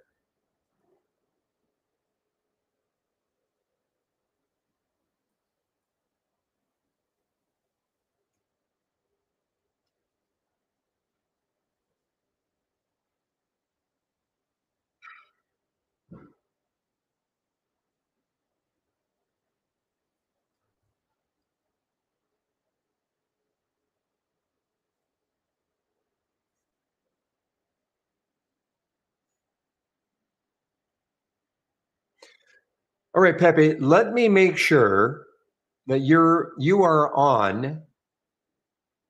You said you're on 0.95, right? You're on the beta? You are on the beta.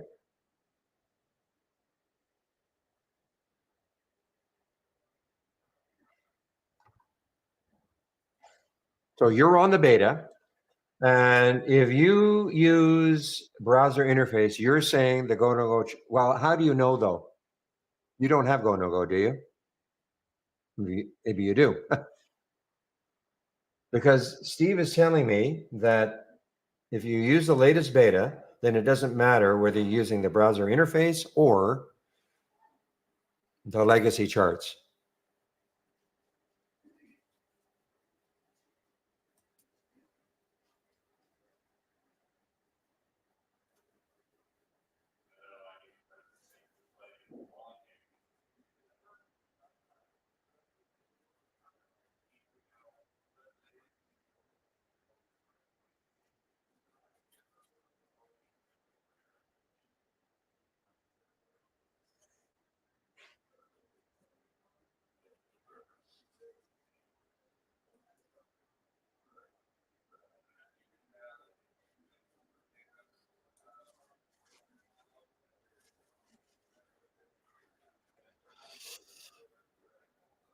Well, I do have. I mean, it's up to you. I do use go. I do use pre-market data, David. I mean, completely up to you. Okay, I choose to use pre-market data, and you're right. If I disable it, I'm sure it's going to look different.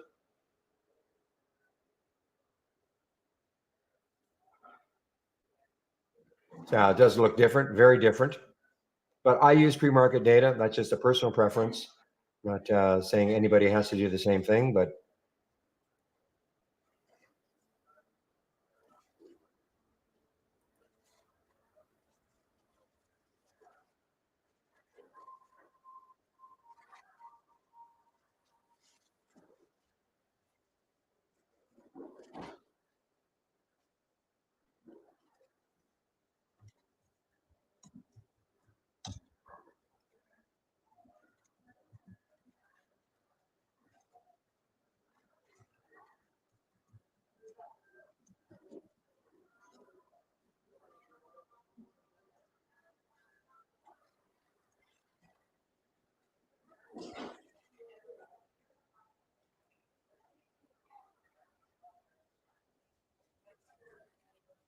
okay, guys. So yeah, anybody with a Go No Go subscription and is on the latest beta.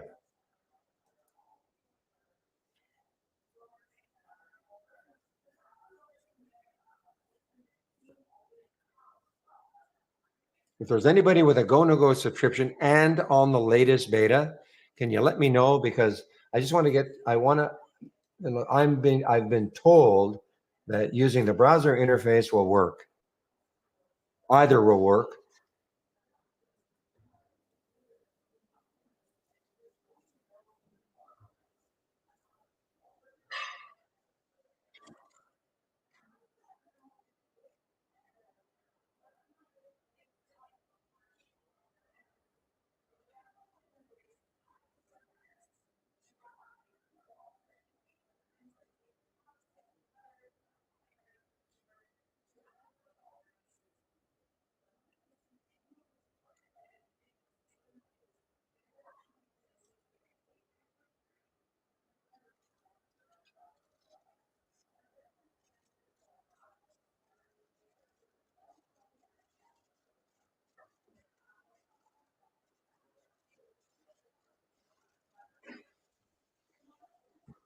Well, again, pretty as Real said, and by WDF.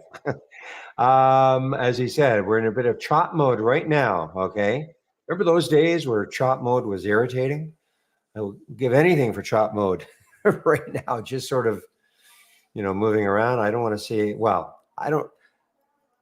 I do care. I mean, I'd rather not see the market crash through 500. I'd rather not. But so we're in a bit of chop mode right now.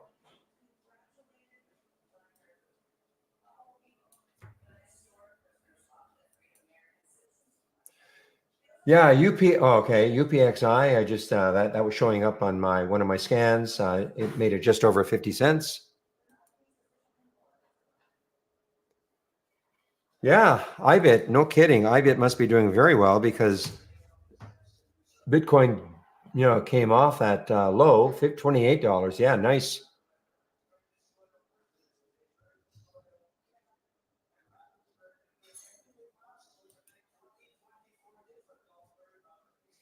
Um,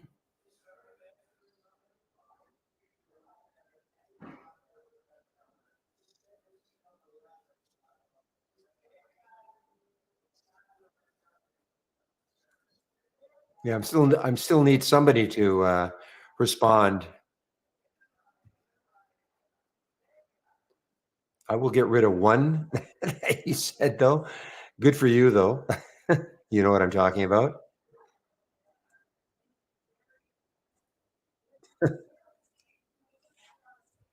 I won't squeal.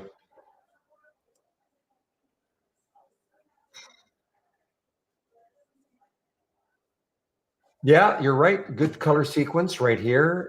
Finally on the. I still would always want to wait for a break above. The pea green.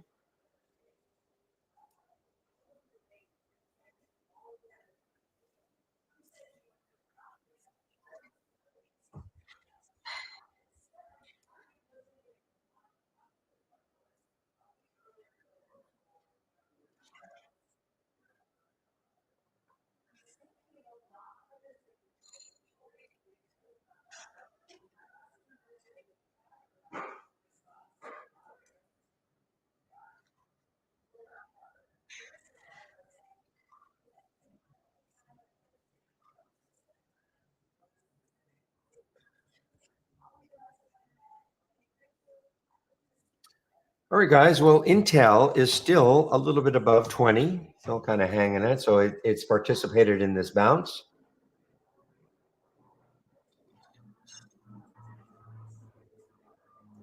PW. Okay, let's take a look at PW. And wow, it just opened.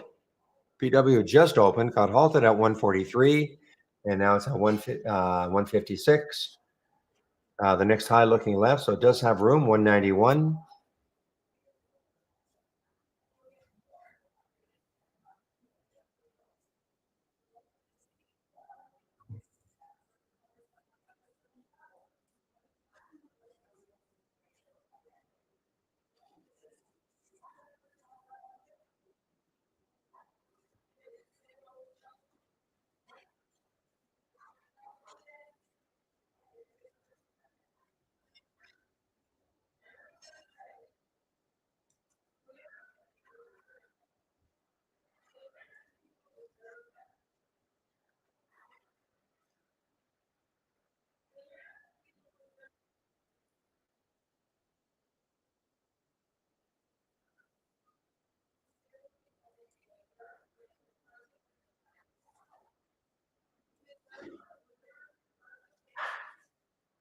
I mean, here's another financial guys. Now this is out of Japan, obviously, and yeah, as somebody said, didn't that happen on Monday? Basically, all the gains of the year were wiped out on Monday or Tuesday.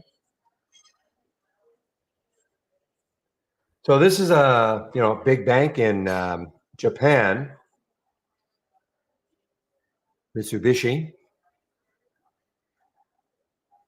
They do a lot of things, obviously, but financial group.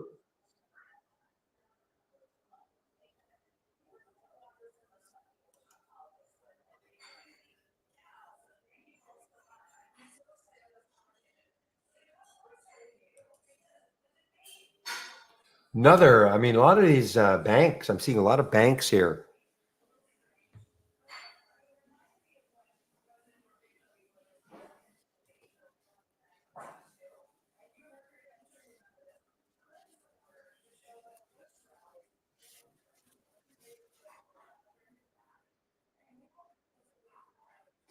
All right, guys. Well, Sava is starting to make a little bit of move again, bit of a move again.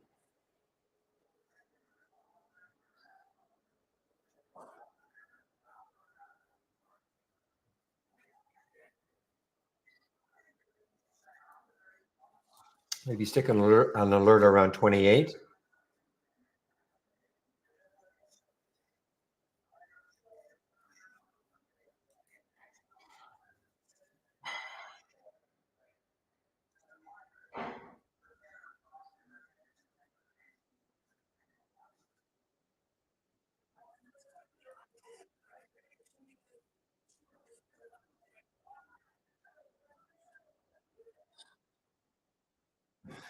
All right. I haven't loaded this one for a while, but let me take a look at.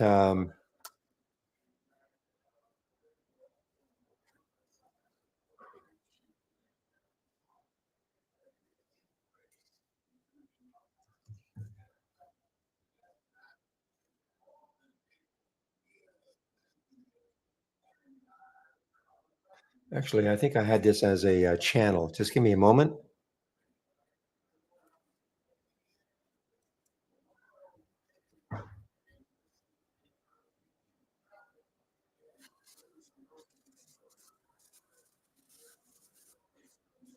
Ooh, I can't remember though if this is pinned. Hmm.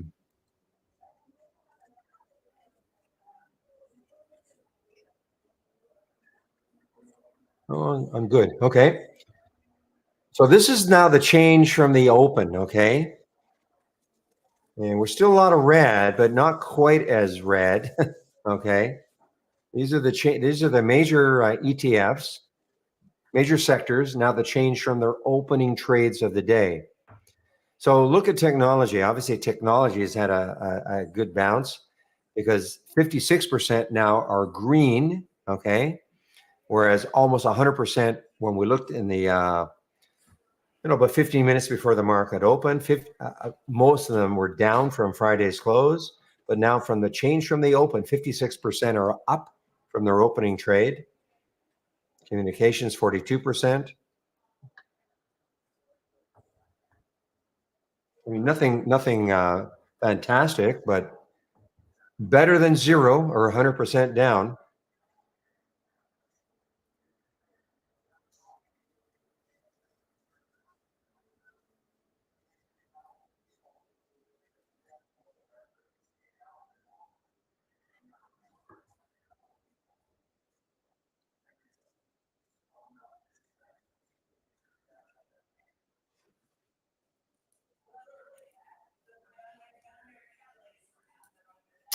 All right, guys, let me go over the race that you're seeing here, okay? And just the concept of racing. So this race has another minute to close. I'm running 4-minute races. Again, if you go to the guide, the user guide, click on the education section on my homepage, go to the user guide, and then you can go to the racing section, TI stock racing. Shows you it shows you what racing is all about, how you can create your own race.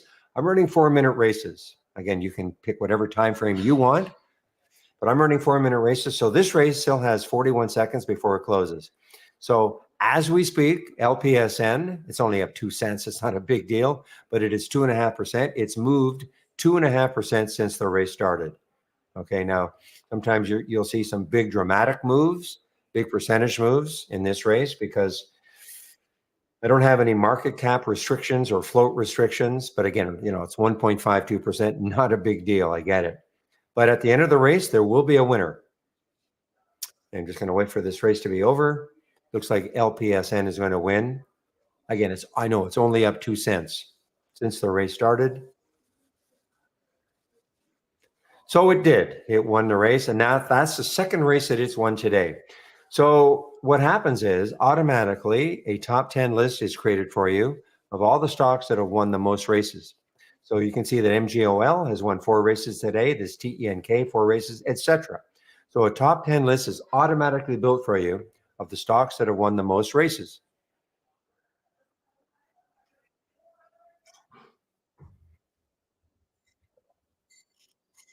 So this gives you some focus, because there's a lot happening in trade. I mean, look at all these alerts that are coming through here. But if you're new to trading, this gives you an idea. This can give you a focus just on, say, these 10 stocks. So you can click on, a stock at any point. Like let's take a look at EVGO. Still looks interesting. It's not at the high of the day. They don't all have to be at the high of the day, of course, but it seems like it's holding its gains. You may be maybe you're a VWAP player. So look at the VWAP is at 370, 387 right now. What if it pulls back into the VWAP? Maybe that VWAP acts as support if that's your style of trading, and maybe it bounces off it. Maybe you have a moving average that you can put on the chart. Okay, and maybe it moves into that moving average. So this can be used for pullback plays. Okay, it's not necessarily every stock you see just because it wins a race doesn't have to be at the high of the day. A stock could have really moved down a lot, given up a lot, and then starts to move higher. It could be winning a race, because the race doesn't care whether the stock's at the high of the day or the high of the open or anything like that.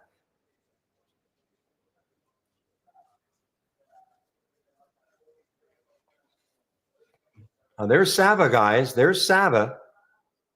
Wow, Sava through that 28 now. Interesting. So the question really should be, if you're looking at this for the first time, is, so why are these stocks on this list in the first place? So again, it's all in the guide, all right? But all races start from a top list window. So if I right click on this race, and you notice one of the options, open top list. So if I click on that, wow, this is typically full, okay? Absolutely full. But on a day like today, it is not full. So in this top list window, this is what I want to see. So if I right click and I click on configure and summary, so if the price is between $1 and $50 and the value and the minimum volume is 200,000 shares and up at least this is the problem, up at least 2% from Friday's close, previous day's close. Previous day, of course, is Friday. Then a stock will be in this list. Now, again, on a normal day, even on Thursday and Friday, this list was absolutely full. But what happens is, so again, imagine this list was absolutely full to the point that if I even kept expanding it, even though I've got a large monitor, I could not see every symbol. So before we had racing, how a person would use a top list window is if you had a column header, you could click on it in order to sort on it. So this is the change from the close, that's C%, that's the change from Friday's close. So if I double left click, this is telling me that MGOL is up 36% from Friday's close, and PW 34%, etc. Again, you have to understand that this list is normally full of a list of stocks. If I want to click on the stocks that are up the most from their opening print, there's PW up 33%, ALAR up 19%, etc. But what the race does, it just looks at this list of stocks, and when the race starts, all it cares about is what stock has moved the most since the race starts, percentage-wise. So it could have been one stock down here. Again, you have to imagine this list was full, and some stock down here that is up 4% from the open is now all of a sudden, there's Billy up 4%. But what if Billy, for whatever reason, all of a sudden started moving and it was up 5%, 8%, 10% from the open? You'd never be able to see it on a normal day. Normal day meaning you wouldn't see all these stocks. You're not going to stare at a stock to see if it's moving higher. So that's the beauty of the race. It doesn't care. And all it cares about is, since the race started, what stock has moved the most. That's all it cares about. And you notice that when you have your in this top list window, if I right click, here's how you launch a real-time stock race. Okay. So you can, again, create your own stock race, and then you would launch it. If you want my stock race, fine. I mean, I'm sharing it. Well, it doesn't run every minute. It depends what you mean by every minute. I run 4-minute races. Once the race is over, another race will start, if that's what you mean. That's an option. I mean, that to me is a very normal thing that everybody would want, rather than having to start a race every time it's over. Well, you got to go to the home page. Okay, go to my home page. Go to the let me just go to my home page.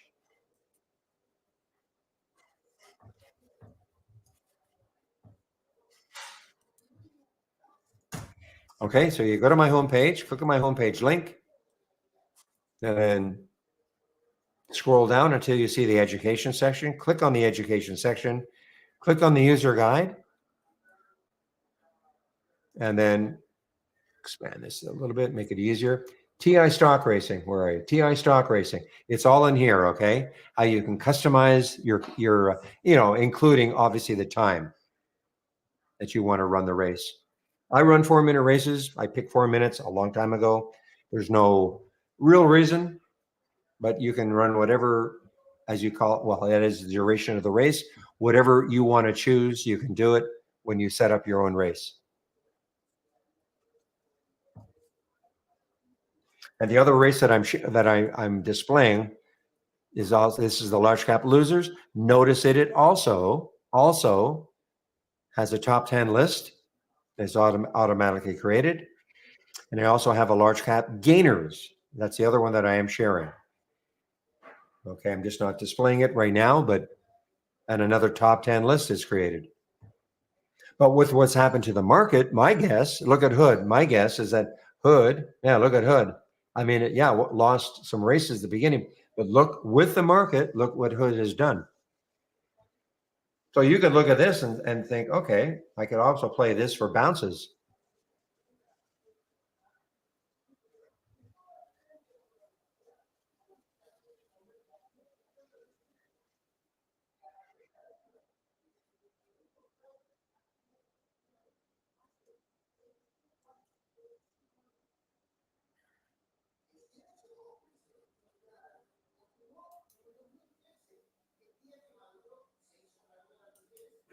So just to give you an idea, okay, if you had my race and you click on the square, okay, and then to stop the race, and then right click and show race setup.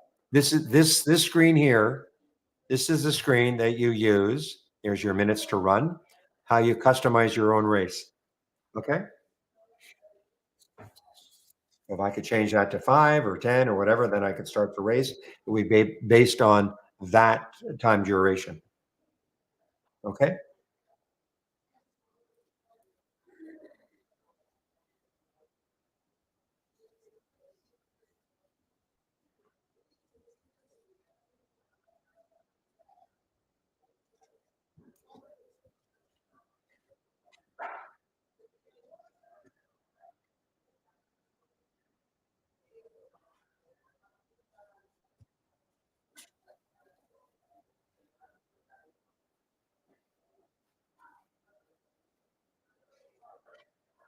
So we're definitely in this chop mode right here, guys. You can see. So there's really no direction. No, I just no real specific reason. I just picked 4 minutes. I mean, when I started doing the racing, no real reason. I knew I would not want a 1 minute race. It'd be just way too many. And I picked 4. Probably easy to change it to 5, but I just picked 4. There's no reason.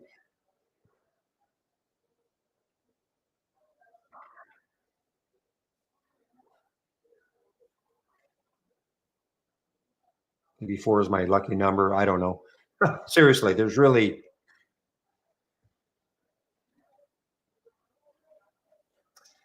CJ. So when you say what this is for, are you talking about the whole thing or just the racing? Or I mean, so if this is the first, well, okay, so it shows you the stocks that are moving the most based on a list of stocks that you have created. Okay, this is from this top list. So my top list window, again, yours can be very different, but if the price is between 1 and 50, 200,000 share minimum traded and up 2% from yesterday's close, Friday's close in this case. So again, as I said before, this list is usually full of stocks. So what the race does is when the race starts, all it cares about is what stock is moving the most when the race starts. So imagine this BBD down here. Okay, what if all of a sudden, for some reason, BBD started to move? Right now it's up 5.5% from Friday's close. But what if, for whatever reason, it just started to move? It's up 8% from Friday's close, 10%, 15%. You'd never be able to see that in a typical list of stocks that I normally have, which is just loaded with stocks. So it shows you the stock that is moving the most since the race started. And so, something might be happening. Click on it, see what's happening. If is it coming into maybe an interesting level that you want to trade it? Breaking out, maybe breaking through a 200-day moving average, maybe breaking through the VWAP. There's all sorts. I mean, you have to have some trading idea or plan, but That's what it's all about. I mean, showing stocks that are moving the most since the race started based on your parameter. I mean, that's why I see these stocks here because they're based on my parameters. You could actually create your own watch list of stocks that you want to follow and run races on them, showing so in your watch list, showing the stocks that are, for whatever reason, just starting to move. But the other thing, it creates this top 10 list for you of the stocks that have won the most races over the course of the day, and now gives you some focus. Might be looking at this ZVRA and saying, wow, okay, looks like it might be trying to come back. Where's that VWAP? 784. Well, if you're a VWAP player, 784, we're at 777. If it breaks through the VWAP and continues, that might be your signal to go long it. That's why I'm saying you can click on these alerts. But you don't have to wait for a stock to win a race. I would click on any one of these that are in the list right now just to kind of see what's happening. Yeah, racing is not for everybody,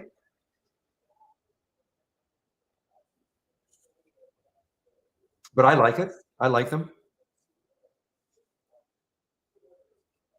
Wow, look at wow, too bad. You didn't see this one. This was been a nice one on that break right there.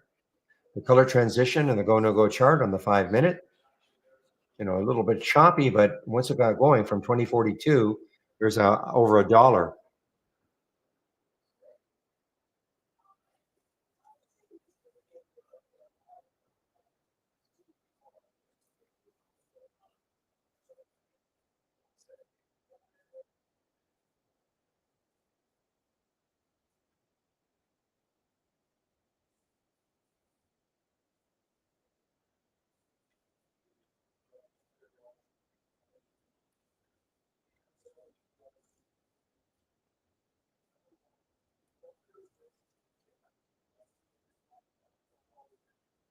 Again, the SPY is continuing just to kind of be between these two levels here.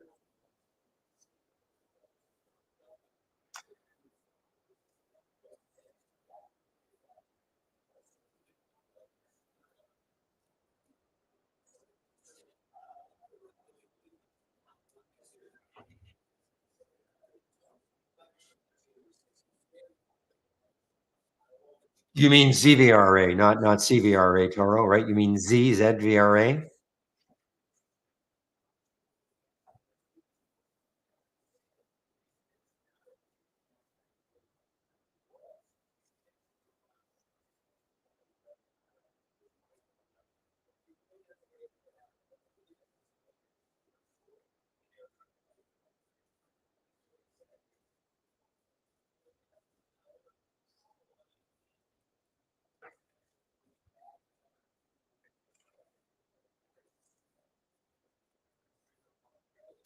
Well, Rocket had a heck of a day, guys, on Friday. I mean, remember what happened on Friday? I mean, but Rocket closed up here. RKT, I think it was an earnings play. Yeah, it was an earnings play on Friday, and still strong. It is still strong. RKT, the old Rocket Mortgage. You change your name to Rocket Companies. Remember when this did their IPO?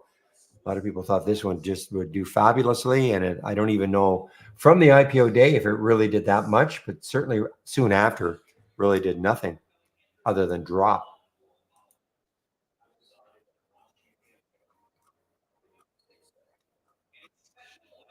Yeah, this was its IPO back here in August of wow, it's 4 years ago. 4 years ago, seems like yesterday that Rocket did their IPO, and this is the pandemic pop.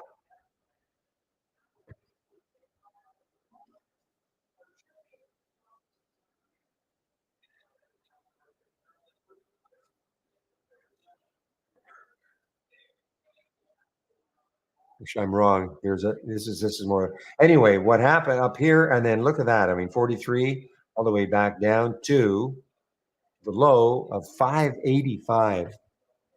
Trying to come back though. Trying to come back a little bit here.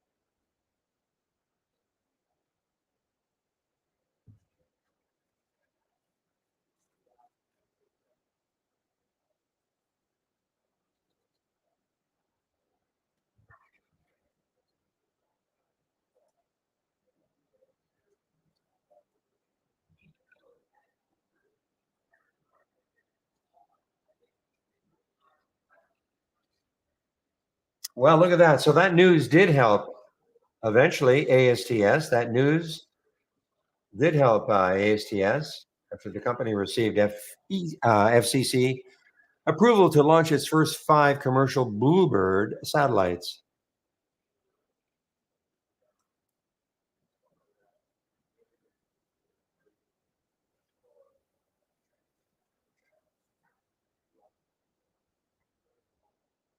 Okay, William, there's an interesting observation from William.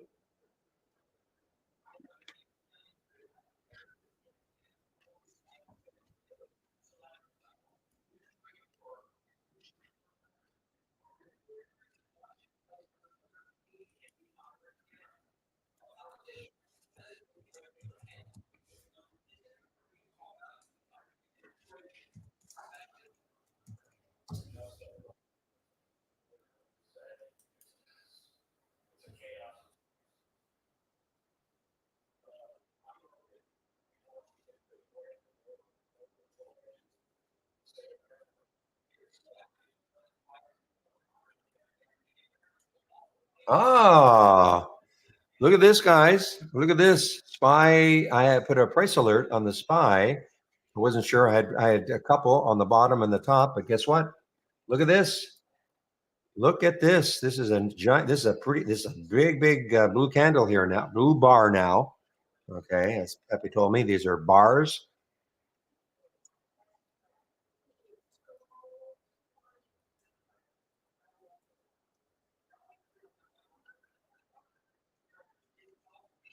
I mean, the Dow is still down 900. Nas is down 400 plus, but certainly off the bottoms, 507 so far anyway.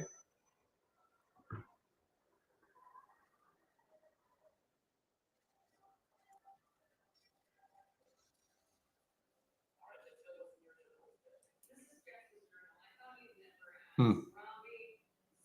Intel still won't shrug off 20 though. INTC still is hanging around 20. Hmm. Would it not be wild if somehow we went positive today? Not that I think that's going to happen, believe me. Another bank, guys. A lot of these banks are showing up in the gap reversal.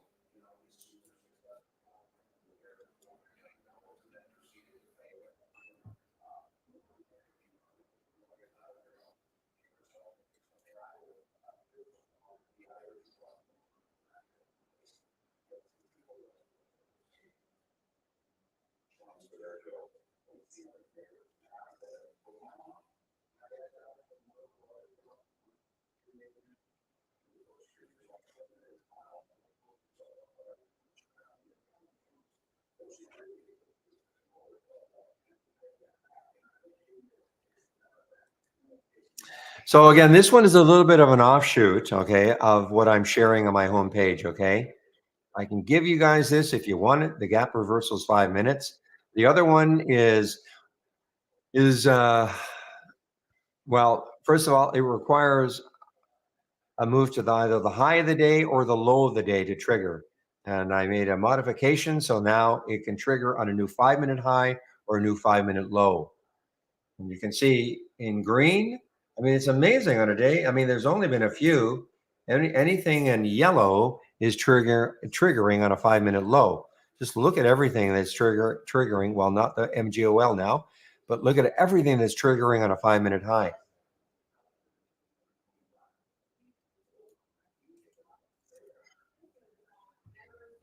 And another financial CRF.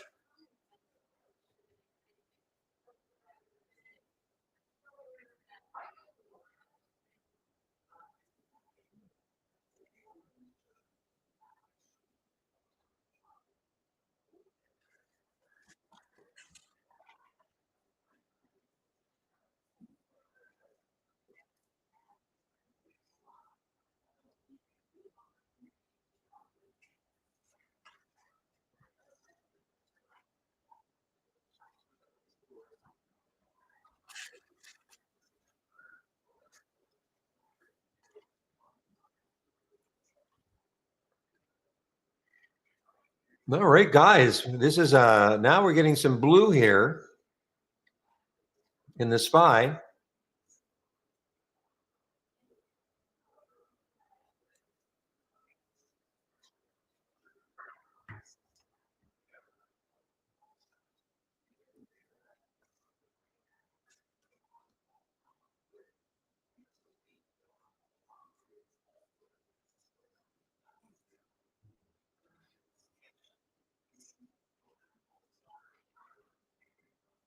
Ideally, when I see one of these gap reversals on the 5 minute to move higher, ideally there'd be some kind of a at least a green bar. Okay.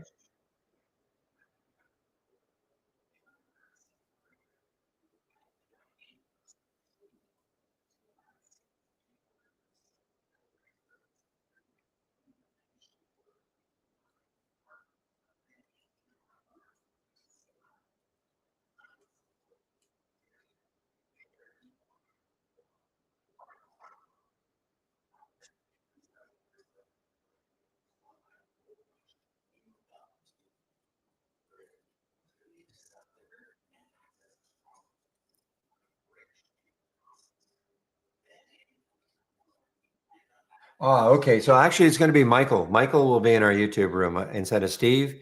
Steve had said he was going to swap out for Chris, but Michael will be in our YouTube room today, and he'll talk a lot about the go no go charts. Okay. So that'll be in about 45 minutes.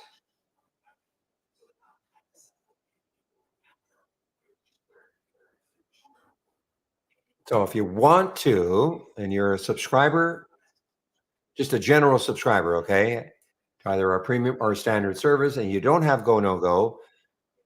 So to get used, well, when Michael comes on, he's going to talk about the go no go chart. So if you right click, sorry, you right click on new, and then go to our channel, our dock to channel bar, and then click on the go no go charts, and you can watch this video. Okay, these two videos, the launch video and the explainers. And here's a little text information about the go no go charts and the color transitions. Okay.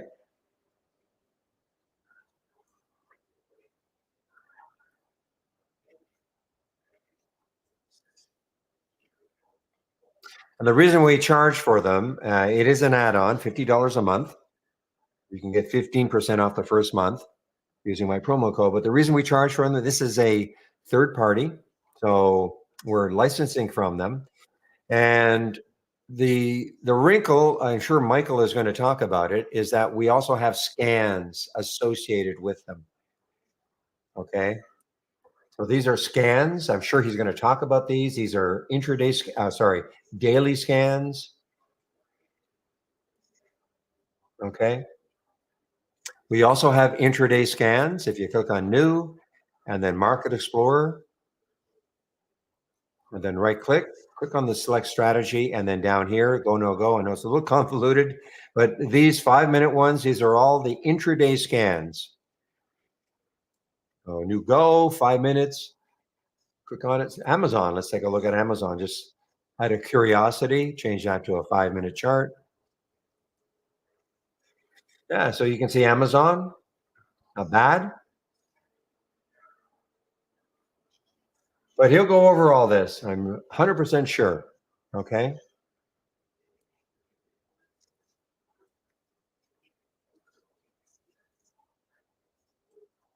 And I think that's what he's going to say.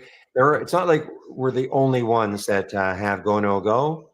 I'm sure they've licensed their product to other platforms, but I think we're the only ones that have scams.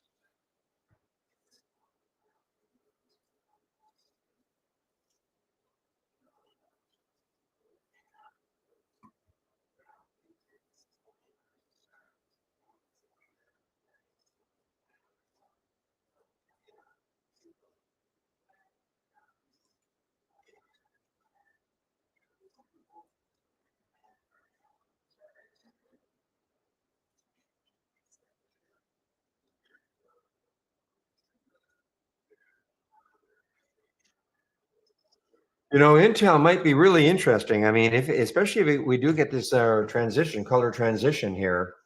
I mean, it's starting to, that 20 is kind of trying to hold it. The high, of course, on Friday is up here around a little over 22. This orange color is telling you is don't take the trade. Okay. They don't see an advantage one way or the other, either shorting or going long, even though it looks like, well, you should be going long, but that's what the color. Now, it also depends on the time frame. A different, get a 15-minute chart up and it'll look a lot different. So you can pick whatever time frame you want, of course. I've chosen 5 minutes. I know I'm a 15-minute guy, but for the go no go charts, I've decided to focus on the 5 minute.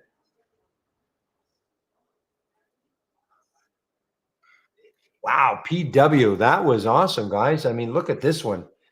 I mean, the initial halt was at. Oh, I'm sorry, it was 143. I thought it was a lot earlier for some reason. Still not bad. I mean, on a day like today, not bad. 143, getting up to 177.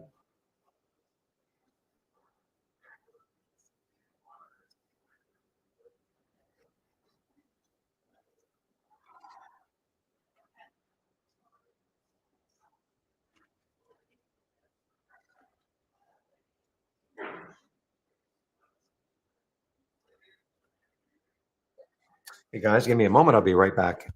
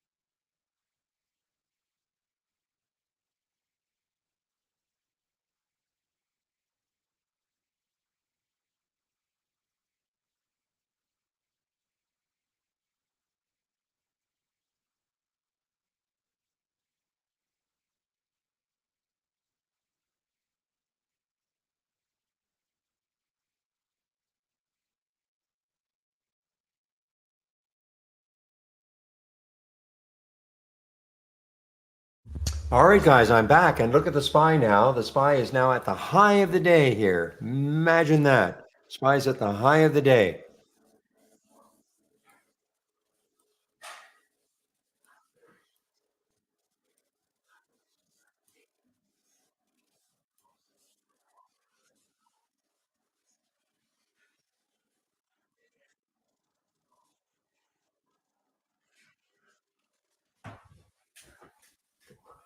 Another financial guys. I mean, now we're starting to get a lot of these financials that are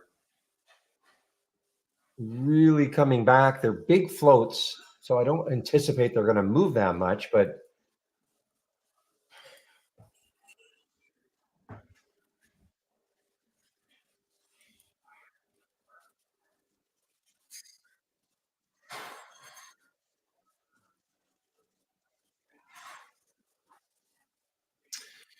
might be a high of the day, not a pre-market high. I mean, craziness got up to $40 draw. I know you know that 10K, 10K, good name. Um,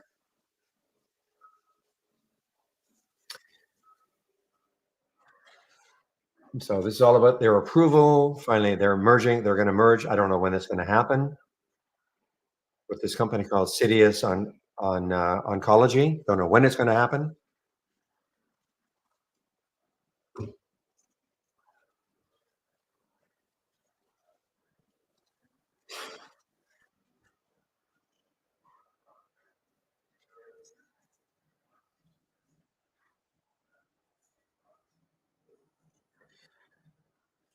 So the SPY has recovered about half, I think. I think at one point it was down about 25, like the here, it was down about 25. Now it's only down 12.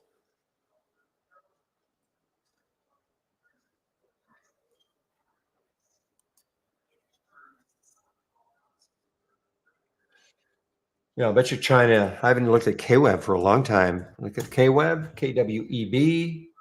Yeah, even more than the SPY.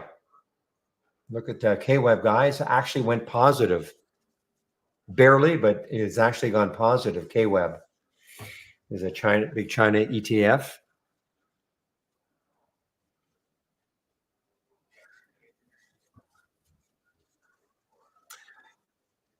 Now, ZVRA could be one of those, especially with the market doing what it's doing. Though it should be more or less trading on its own, which it is. I mean, it's up 26%. Market is still down. And let's see now, though, later on in the day, maybe it takes out these highs. Cantor Fitzgerald actually is weighing in on them. Overweight.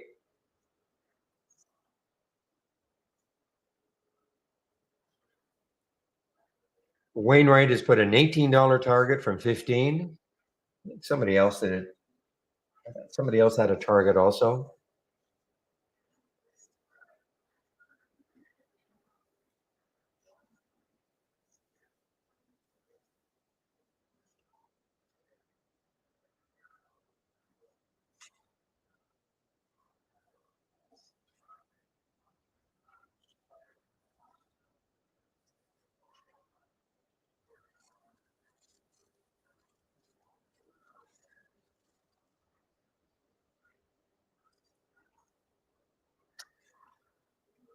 Well, the float is big. I don't know. I just don't know how dynamic this is going to be. But there's your color sequence changing.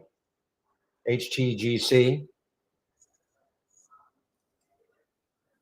I'm more interested in the Sava, just because it has, it's got a lot of enthusiasm behind it. I mean, this day on Friday. Remember now, the market was just terrible on Friday, and this closed near the high of the day. Now, the issue I have with Sava right now, anyway, is that spread just tighten a little bit. I agree, Fin Fan Forever. I'm not convinced about Wainwright at all. Though I recall there was one, maybe within the last 3 weeks, that they actually said something about it, and the stock went crazy.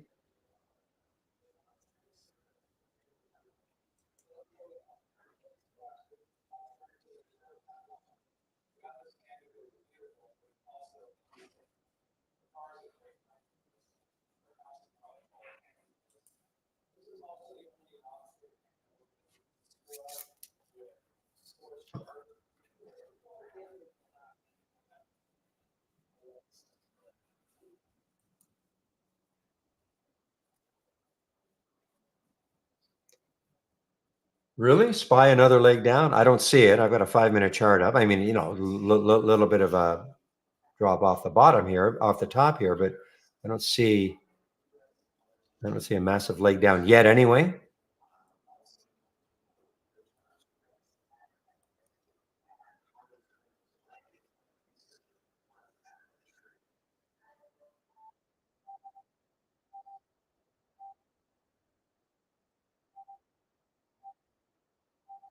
Well, let's see if you're right, William. So there's 518 and a half. Let's see. I'll put our price alert there.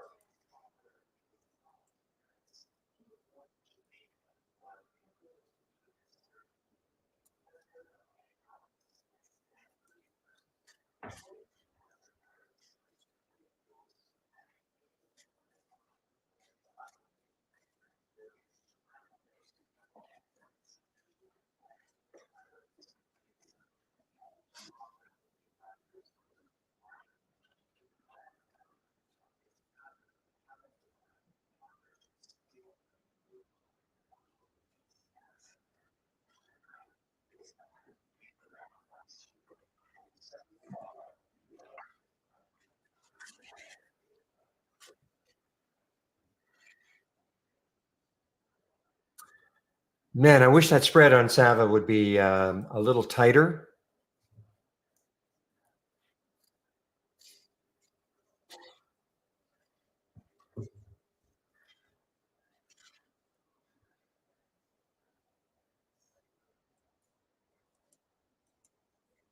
My guess, if we look at this list here, there are going to be a lot of bounces. Well, it doesn't take a genius to know that. There's going to be a lot of bounces here in this list. These are all stocks that were down earlier on, and now with the market bounce.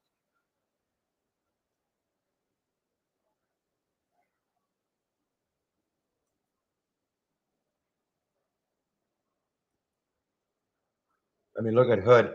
Beautiful. Look at that transition right there. Sort of was following it earlier.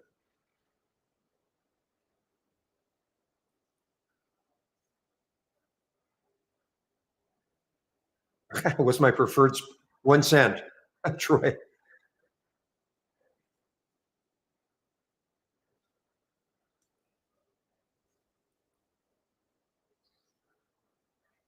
All right, give me a moment, guys.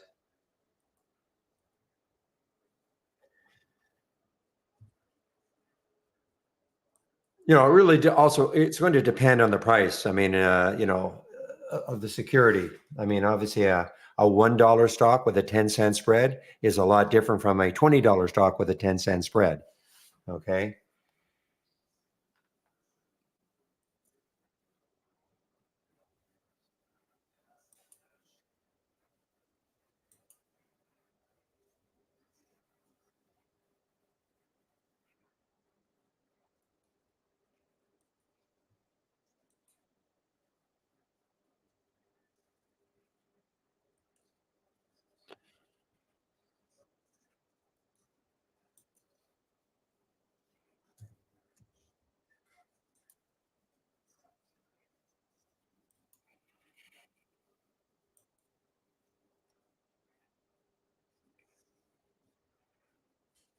Okay, guys, I've got about half an hour left before Michael takes over for me.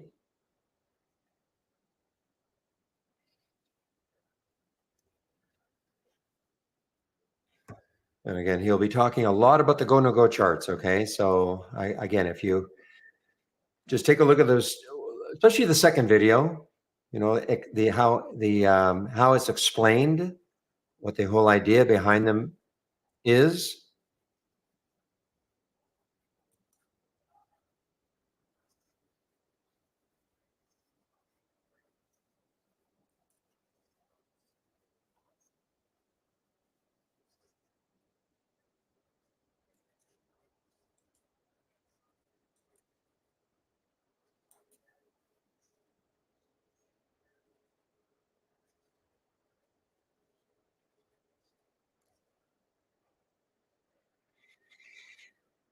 And you see that it works on all time frames. Okay, I mean, this is a daily chart, so there's a transition right there. That is a suggestion on a daily chart. You know, if you're a swing trade, I mean, I'm not saying to do this with Sava. Okay, I'm just saying But that is the suggestion then. Doesn't matter what time frame you're looking at. In fact, Michael will, I'm sure he's going to explain all this or talk about in general what the whole idea behind go no go charts were. It was not for intraday trading. Okay, it doesn't mean you can't use it, but they developed it more for swing trading. Okay, and what Michael has done is created all these. Now I'm using it for intraday trading. So it doesn't mean you can't use it for intraday trading. It just means that the people who designed it, created it, were thinking more about intraday trading, or sorry, swing trading.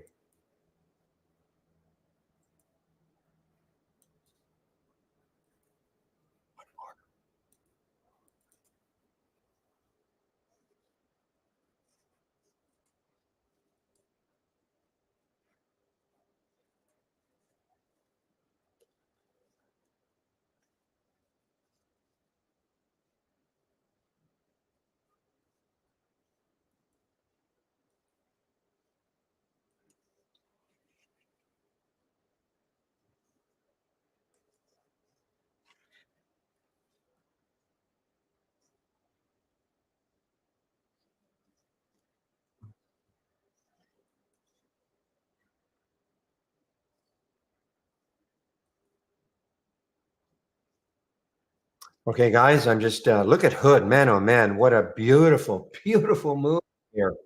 And the Sava now, guys, right at that whole number and above.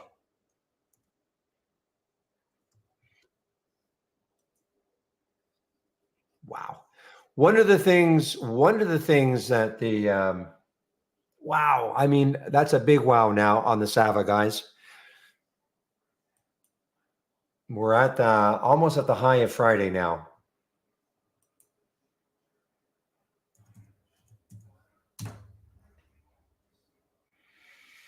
Right at the high of Friday now.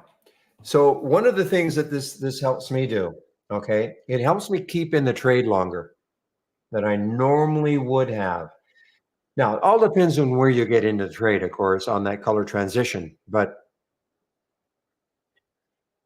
because as long as the color remains as blue, I mean, I'm not saying I wouldn't take any profit at all, but as long as the color remains blue, that is keeping me into. I'm just using this as an example. It's keeping me into the trades a lot longer until I get a transition from the blue to the pea green. I'll probably hold, not necessarily everything. Okay, but boy, this really, really worked out nicely.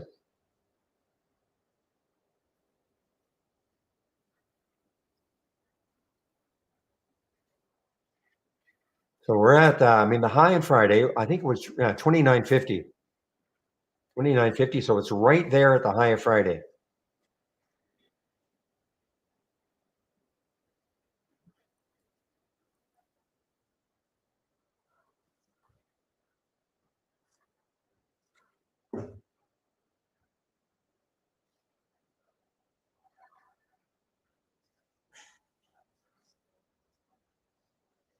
Blue actually means green. Yeah.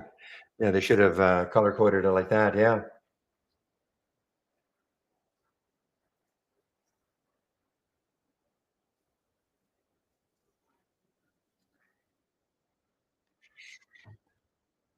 Well,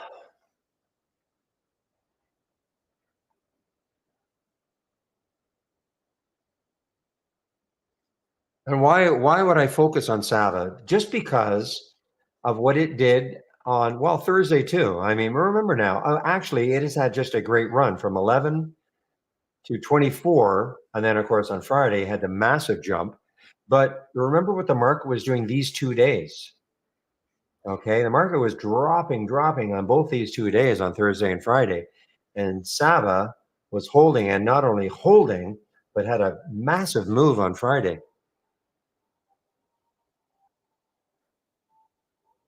So, yes, while it had a a sell off at the beginning of the day in the pre market, like virtually every other stock, but look at the recovery it had.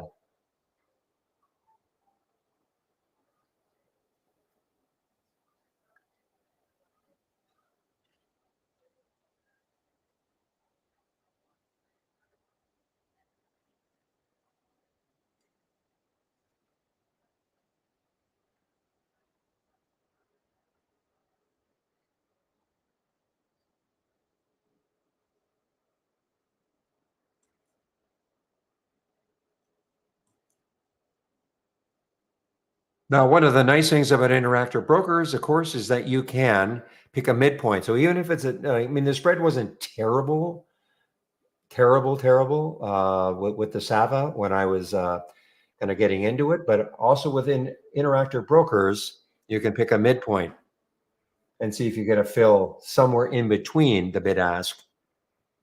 I do like that feature. I'm sure most brokerages must have the same sort of thing, but I do like that feature.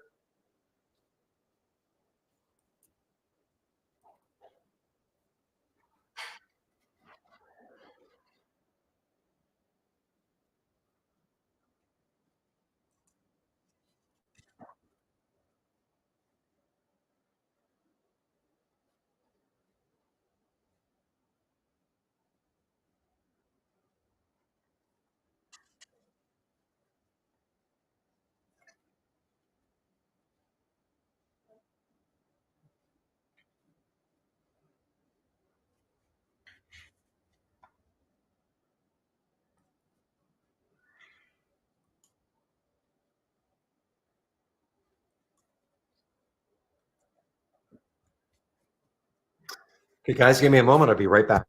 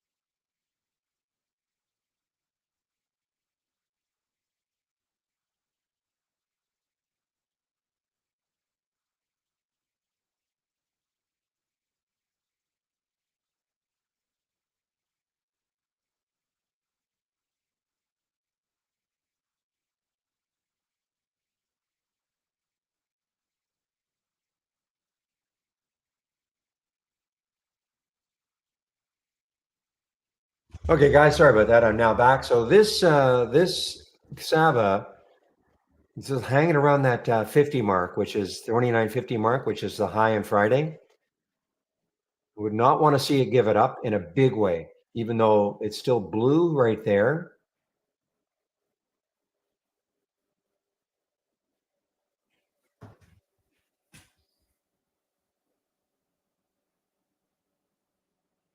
And again, when you look left on the monthly chart, I think I had myself on mute, but when you look left on the monthly chart, the next high is 32.10.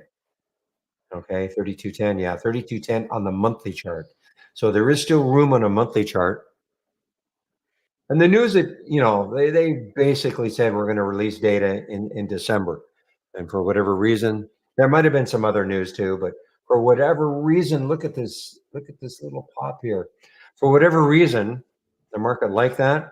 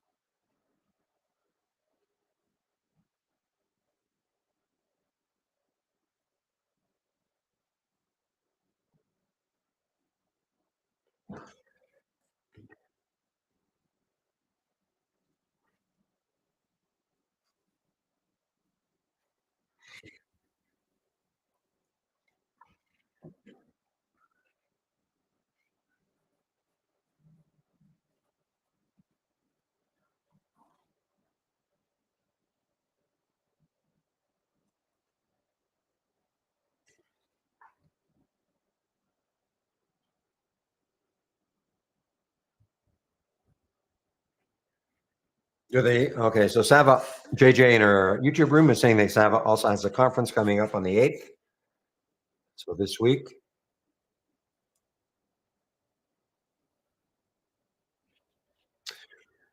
All right. Well, listen, I mean, now's the time, I suppose. Until we get some kind of a sell off right now, market is looking decent to maybe go long in a few things.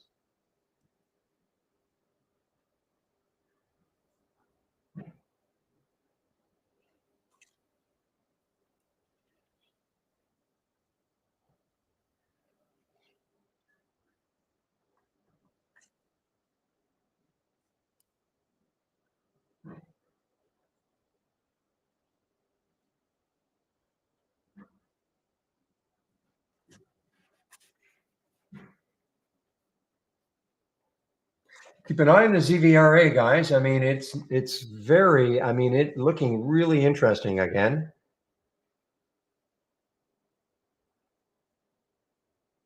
Spread is not terrible. It's only 4 cents. Well, now 5 cents, but 6 cents. But it's not terrible, terrible.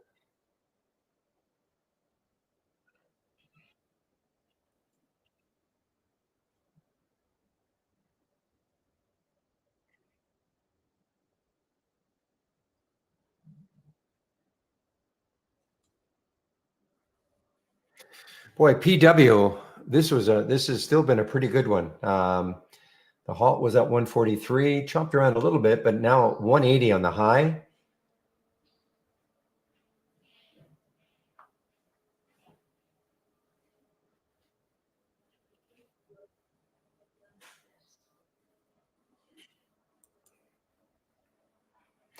All right, now ZimV. This is actually one of our AI play.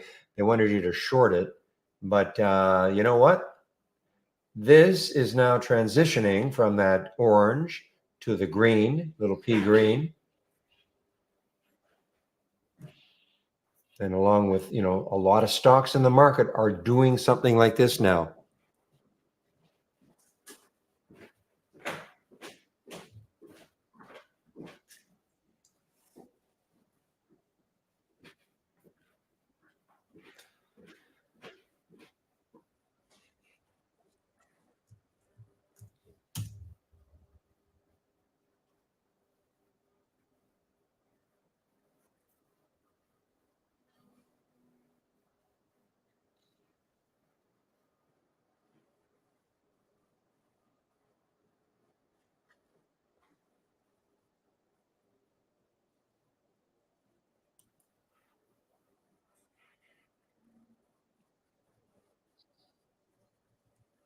Boy, Hood, another.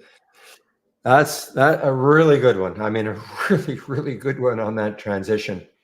1573 or so could have got you into this one. Look, it's moving with the market. Of course, it's moving with the market.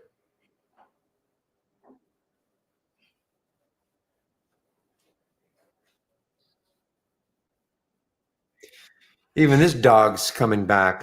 ATNM, or trying to anyway, a new 5-minute high. ATNM, which had bad news. FDA receives FDA request for additional studies on their leukemia treatment. So bad news for this company. Down, nothing to do with the market. Wow, down 74%. You can imagine holding this one and waking up to this.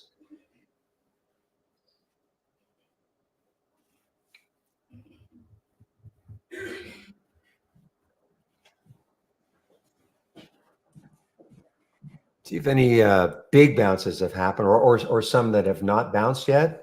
Probably not. I'm sure in virtually all of these, we're going to see big bounces. Take a look at TAC, TAK. Yeah, I mean, big bounces, AB. Okay, so this has not bounced. This one has not bounced. So this is pretty weak. I mean, this is not bounced at all, really.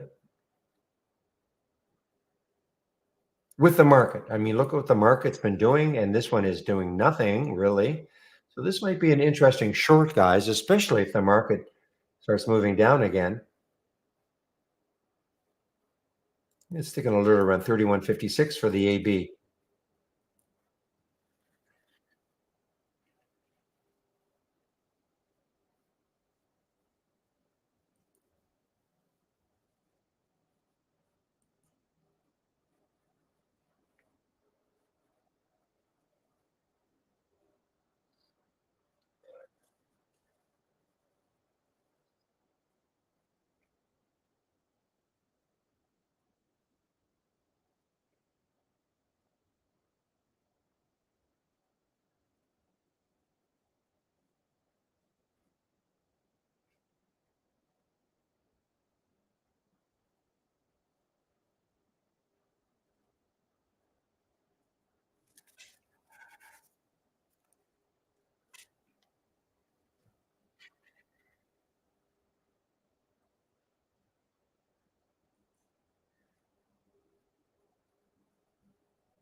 Nice transition right here for ASTS, 1953. What did I get it up to? Got up to a little over 20.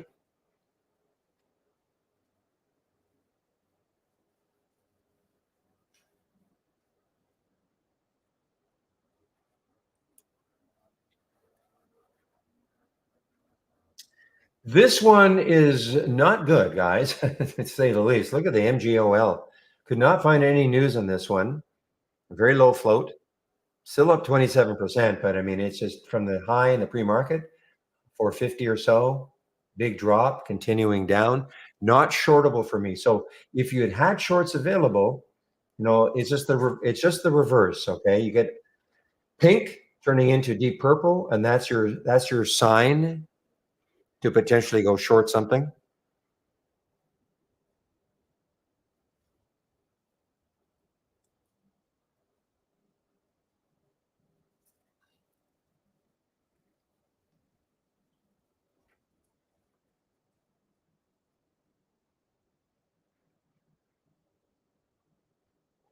Wow, 1050 already. It's been a pretty fast morning.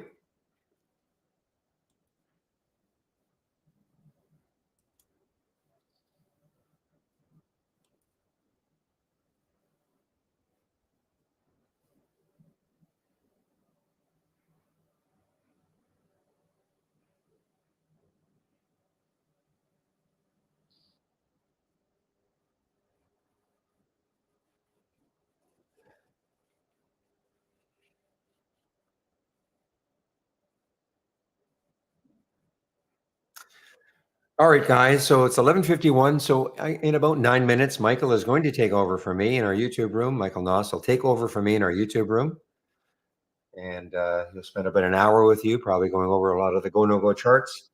Tomorrow is his regular day, also.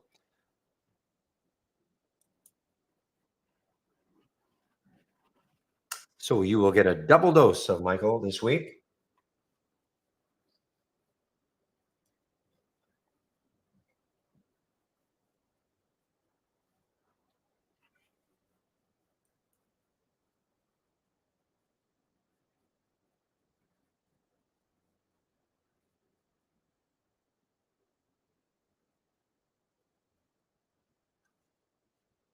Okay, guys. So what I'm going to do is I'm going to put my announcement up here. Just wait for Michael to show up.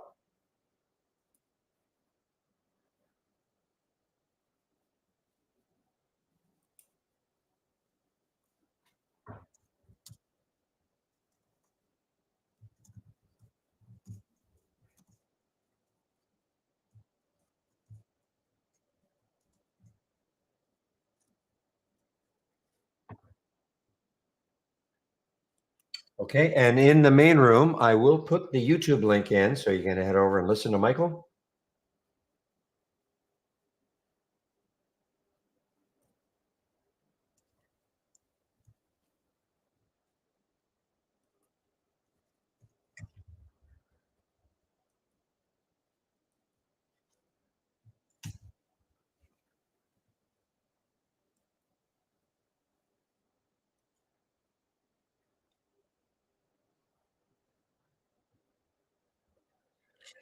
I find it wild how the Sava, believe me, I would have been all out of this thing, on these moves.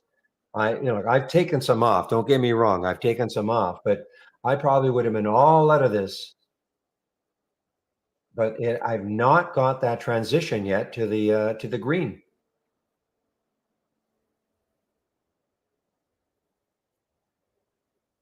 I mean, this might take out 30 now.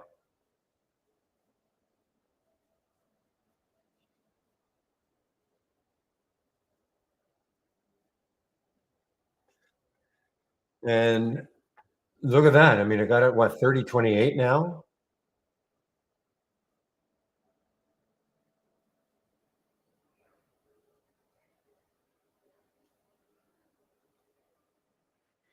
Well, it's kind of nice when a plan kind of comes together. If you're in the YouTube room, sorry, if you're in the room before the market opened at 9 o'clock, I was talking about Sava, and this was sort of probably my number one focus, just in case. I had no idea it was going to do this, but This was definitely my number one focus.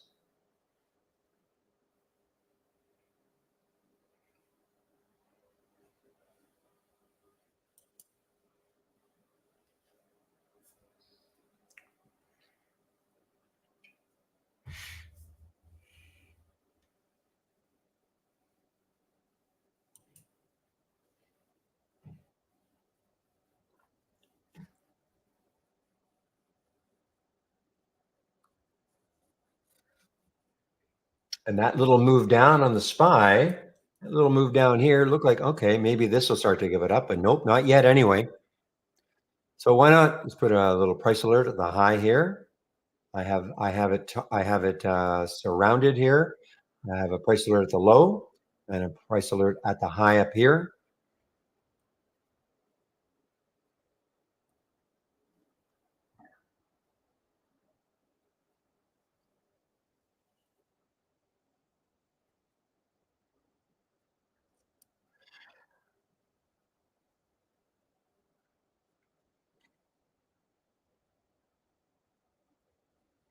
I would probably be in a few other ones today, except it's hard to wrap your head around the big down days of Thursday and Friday, and then the huge move down this morning, and to kind of convince yourself to go long. For me, anyway. So because there have been a lot of other interesting ones that I could have looked at, other than Sava, and I just sort of didn't.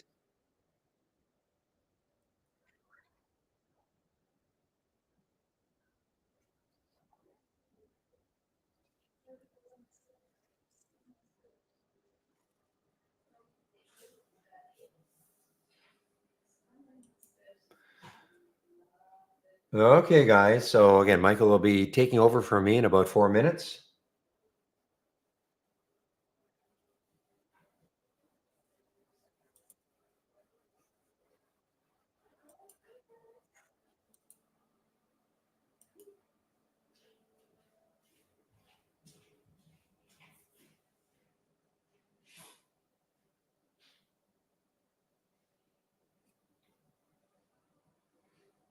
Can I put SIR? Sure. SERV. So SIR, yeah. So on a 5 minute anyway, you had you had a couple, but I mean, if you're really looking at the way the market was, 1318 on the transition right there on a 5 minute draw. Okay, I don't know what time frame you're looking at, but on a 5 minute, you have the transition right there. 1318. You could have even waited on this to take out that little high there on that bar, 1326. Still would have been a nice move.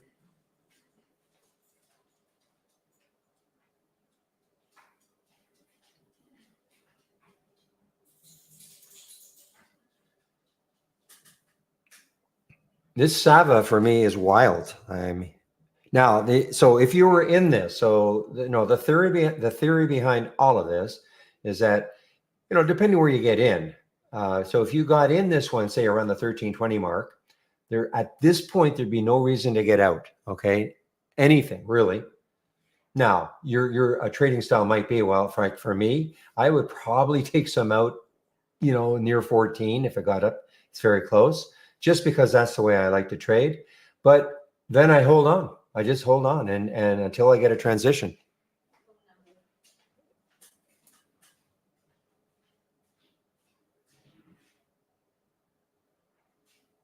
I mean, the Sava is just amazing.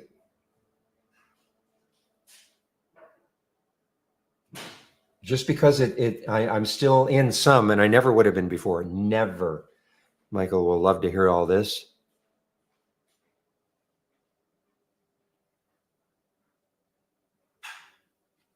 And the only reason I can maintain is because I've taken some off. Okay, now I can really try to let this, let the chart tell me when to get out. And right now, until it turns that P green. Well, don't worry, you're not interrupting. Okay, so Stevie Romano in our YouTube room is saying that Thinkorswim and Charles Schwab are now back online. So for those of you who have not been able to partake in this bounce, maybe you can now. And there's the ZVRA, guys. Not in it.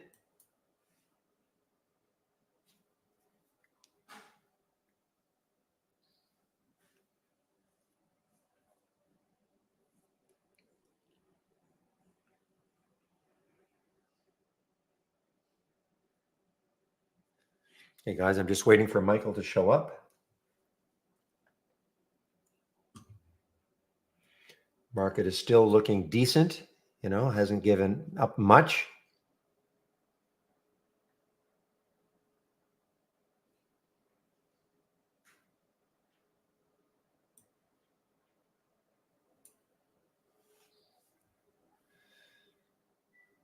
Market's still down a lot. I mean, Dow's down 800, but it's not as much as it was before. And the Nas is still down 481, but trying to recover somewhat. Tomorrow will be the interesting day. Can we have the balance of today will be interesting. I mean, is this for real or not? Hello, Barry. There's Mr. Okay, just give me a moment, Michael. Okay, guys, Michael is in our YouTube room right now. So I'm putting myself on mute. You've got the YouTube link. You can head over and listen to Michael until about 1 o'clock Eastern. And I'll see you guys in about an hour. Wow. Absolutely. Hi, Michael. What a day. What a day is right. Can someone call Japan and tell them that this was supposed to be day one of my vacation and they really should have? You're right. Could they have not have waited to destroy the market next week as opposed to this week? It's jerks. What vacation? Yeah. So I've been talking about Sava, Michael. I know you're going to go over the go-no-go charts today. And yes. If you bring up Sava on a 5-minute chart. Sorry, just to interrupt, but you saw the message about what the fix is for the people having the issue, right? Yeah, the beta. They need the beta. Yeah, cool. Yes, okay. I'm on Sava. Okay. 5 minutes. So take a look at Sava on a 5-minute chart. Yes. So I am in this one. The break that first right around just a little about 28.21. Okay, you can kind of see how the it transitioned from the I know Michael, I call it the pea green to the blue, and 28.21. But for me, what's more interesting about all this, it's keeping me in the trade. Now I have traded some out. I mean, I've traded some out, but it's keeping me in the trade, and I guarantee that I'd probably be I would be out of all of that before without I'm just waiting to see when we get that green, whatever you want to call it, that green transition from the blue. And so far we haven't had any. And what a move. It's not whatever I want to call it. It is cyan. but it's on my monitor. And I've had other people say the same thing, but it doesn't, I know we're just having fun here. Whatever that color is, okay. But it's amazing. It is truly amazing. And why I would have looked at Sava in the first place, I was talking about Sava in the pre-market. Look at Sava on Friday. Scroll back here. And this is the beauty of trend trading, right? Is that right here. I mean, Sava, remember Sava, remember what the market did on Thursday and Friday. I mean, that was the start of it all. Sava was still pretty strong on Thursday, and it was immensely strong on Friday. And they've got some news coming. I know you don't care about news, but they've sort of pumped, conditioning the market that they're going to have some good news. Mm-hmm. And so that's why I decided, you know what? Let's see if Sava. I had no idea, because if you look at Sava in the pre-market, it was moving down just like everything else. But I thought, you know what? Who knows? Maybe it can recover. And wow, I don't think it's recovering because of the market. It's really doing its own thing. Well, and again, this is what I like about anytime that we get approached for deals like this and situations and all of that. I like to do my vetting of, do I think this is, statistically, is it a good thing, right? And the beauty with this is that it's trend following, right? So, and we know what trend following is like, is that every now and then you're just gonna, if you have something to keep you in the trend, you're just gonna bang it out of the park, right? Right. So, and that's what you need, is just that, right? What do I buy and then hold for long periods of time? And if you get a couple of those a month, you're you're a happy camper. Exactly. And I'm an intraday trader. So, I mean, it's even as an intraday trader, this has been awesome. But Michael, I'll let you go. I have a few things I got to do in the hour that I'm off. So I'll let you go. Absolutely. And I've told All everybody right. you were going to regale them about go charts. So Sure. I'll let you go now. We'll see you in about an hour. Okay, sounds good. So yeah, so for anyone who's new here, because this is not my normal time, but we give Barry some much needed time off. I think he's going to get his eyes checked so that he can understand the difference between blue and green. And we open up the chat to some live Q&A. And what a day for it. I see the comment in here. Those inconsiderate Japanese. I know. They had to break the whole planet on the first day of my vacation. They couldn't wait 1 week. If your go-no-go charts are not populating, you just need to go to Trade Ideas and download the latest beta. Just means you're on an old version. Right? So just go to trade-ideas.com and then download, and then make sure you're clicking on the download beta, not the regular one, the beta. And that's because we pushed some updates. The and for people on the older version, it's just a newer software. It's we updated some stuff, so you just got to make sure you're on the newest beta. Just all fairly. We're going to send out an email to everyone who's subscribed to the Go No Go. I think this evening. We don't want to waste too much time emailing people right now, but I see a message that Thinkorswim and Charles Schwab is back online. That's good. I personally would have been furious if the charts were down when all this is going on. Interactive brokers seem to be holding up fine the whole time.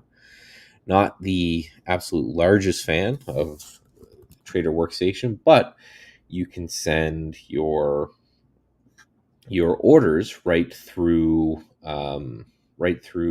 Trade Ideas. So I don't need to use Trader Workstation, and I can continue to trade with. I can continue to trade with IB, so that's what I do personally.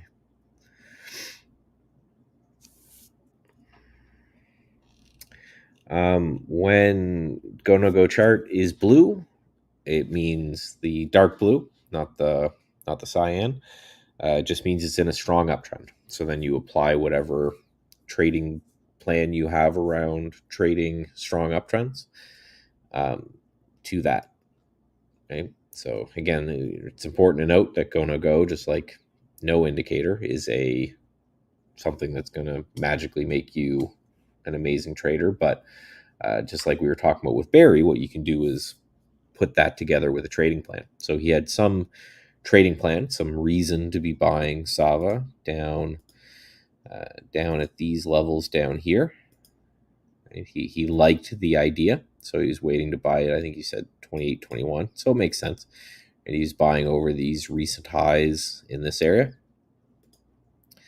And his plan is he's going to hold as long as it remains blue, which just means it's in a strong uptrend. But of course, that's going to be entirely up to you and what you've decided your trading plan is.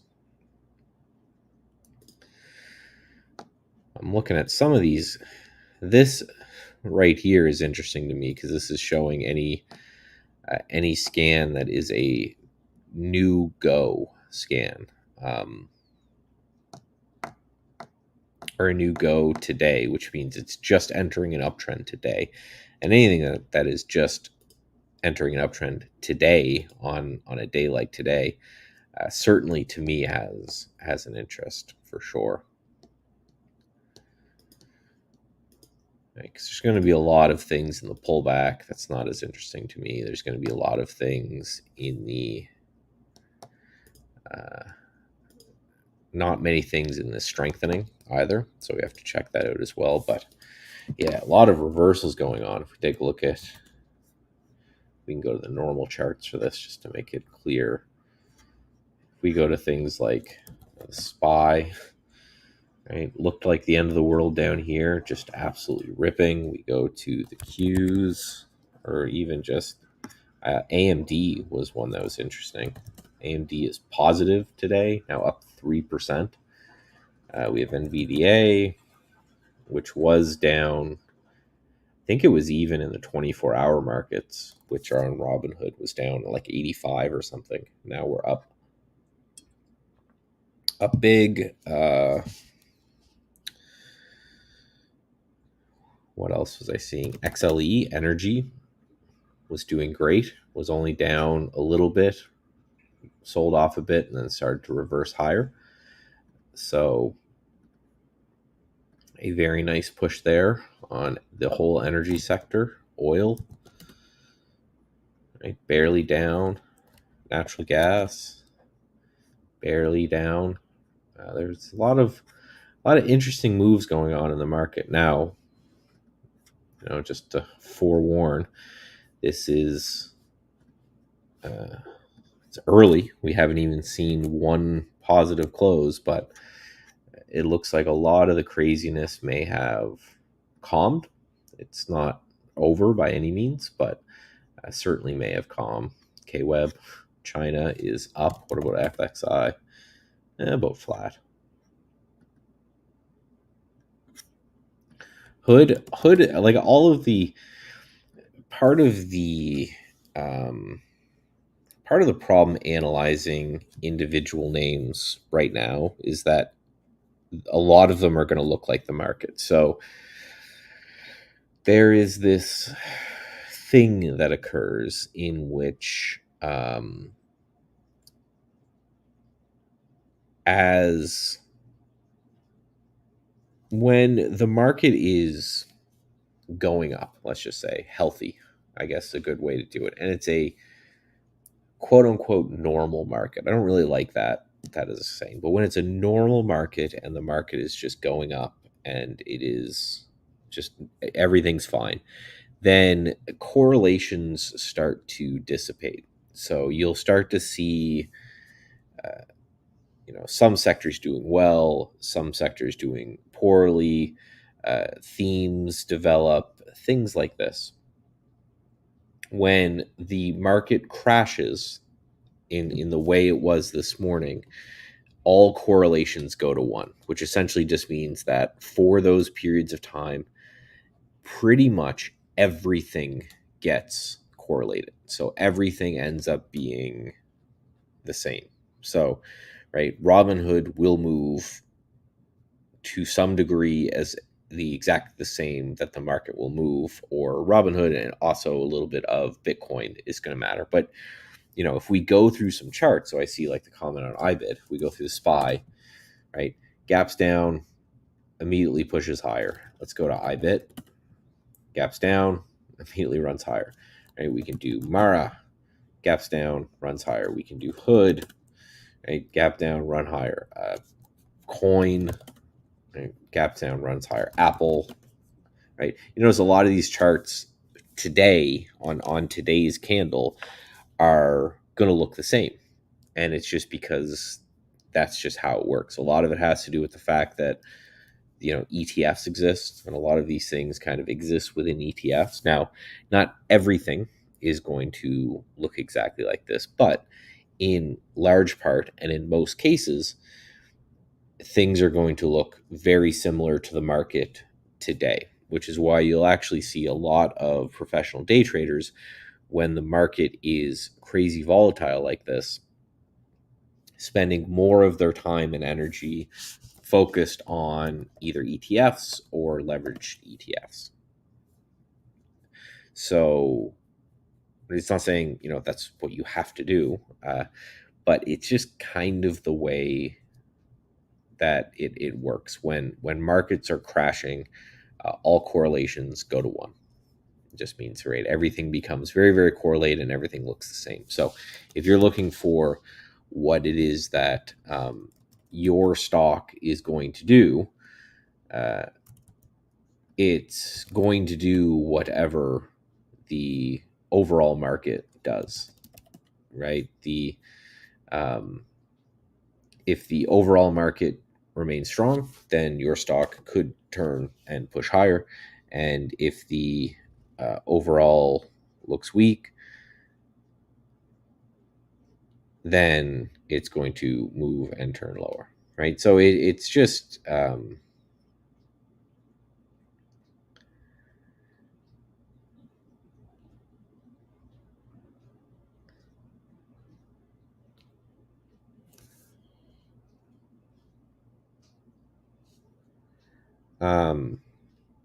yeah, it's just kind of the way it goes, right?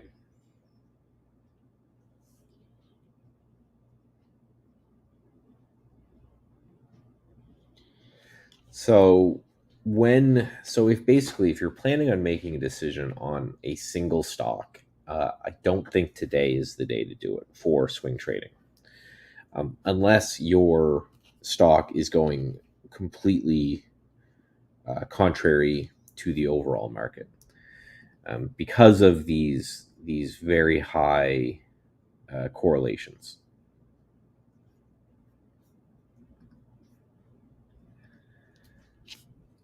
So, right, just try very hard not to go too crazy with it. Today is a day, in my opinion, that is a good one to uh, build lists, right? To kind of understand what you may be doing and for what reason and why, but not necessarily do that thing. So it may be a good idea to say, okay, I'm going to, near the close, make a list of stocks or a list of sectors that I like the look of, and then wait a few days. And for anyone, just shout out to our podcast again, for anyone who listens to the podcast, this is something that we talked about on this day right here in CrowdStrike. And the idea was that on this day in CrowdStrike, this was when the initial them breaking the internet occurred. And our argument was, you don't know what further ramifications are going to come out about them breaking the internet, right? And then I think they got sued in here, and then they got sued again right here. And you can see from 300 down from when we said, hey, you don't know what's going to happen next, down to 200. And so you've lost a large 25% or something of your value in that period of time. So what I'm going to do personally is wait till the market closes, kind of gather all of my thoughts and do my scanning and everything the way that I normally do. And then from there, figure out what I'm doing kind of after that.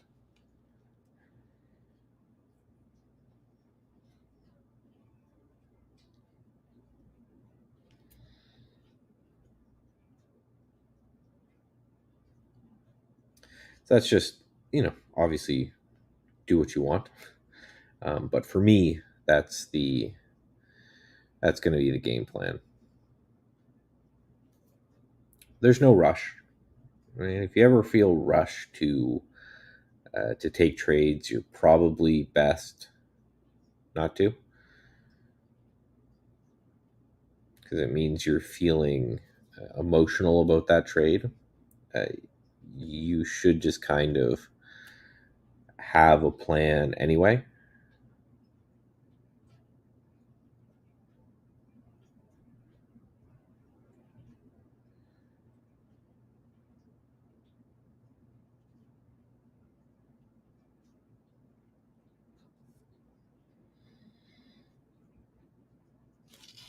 So again, that's my way of thinking about it anyway. Is that, could the market just rip from here and close at highs and and continue over the next 4 or 5 days, sure. And if we close here at highs, I may make a list of stocks that I like and own them as long as we're holding this level here on the SPY. But we're not going to hit new all-time highs today, right? It's not going to happen. It's not going to happen today. So that gives me some time to be okay with, right? Let me figure out what's going on here.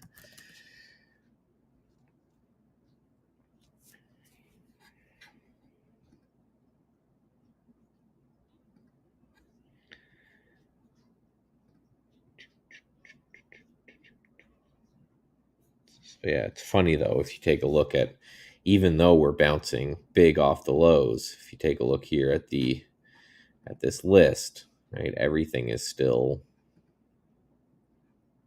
very much down on the day. It gives you a good picture of a lot of this stuff that's right still down on the day.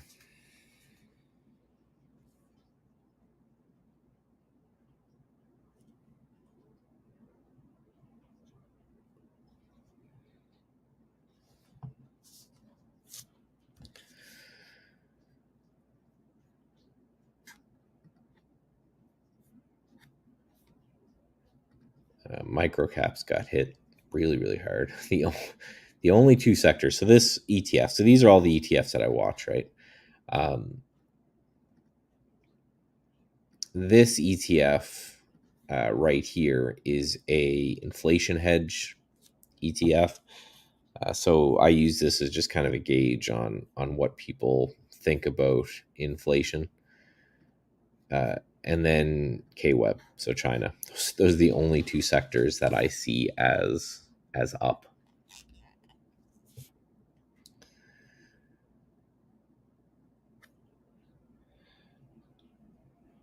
So that might curve a lot of my thinking, right? I may go to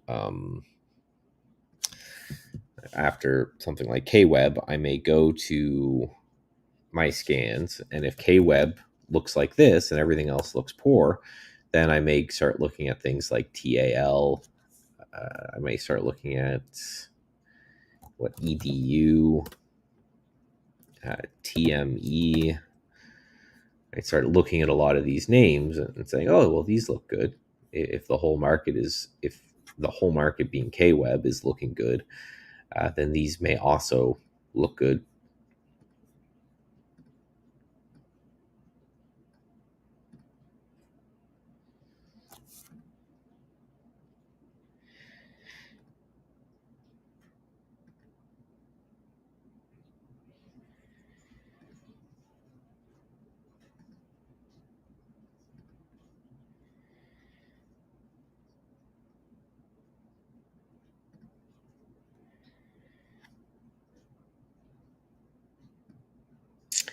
Kindmark Holdings, a movie theater, actually doing really well. What about AMC?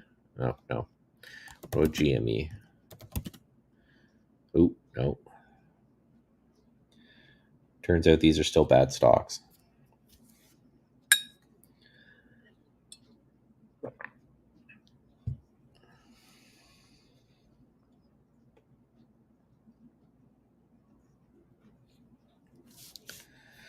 Turns out AMC and GME are still awful. What about this Chewy? That was the new meme stock, wasn't it?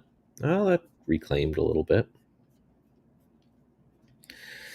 So for now, what this is showing us is that there are some institutions out there that are using this moment, this gap down, to buy stocks. I mean, there are some players that are specifically saying we think it's time to put a little money to work. The question is, how long do they hold those? So that's why I'm really interested personally to see the close, because if this reverses today and then starts to make new lows, or not even new lows, but we close significantly off of our highs, well, for me, that has me a little bit worried. Just to say, hey, the people who are buying the dip are shorter term in nature. They just wanted to buy the dip, and if they could be out, then they'd be out. If we're able to, move all day and close pretty well at our highs, well, that's more interesting to me, because that's just showing me that, yeah, there is some interest in the market at these levels.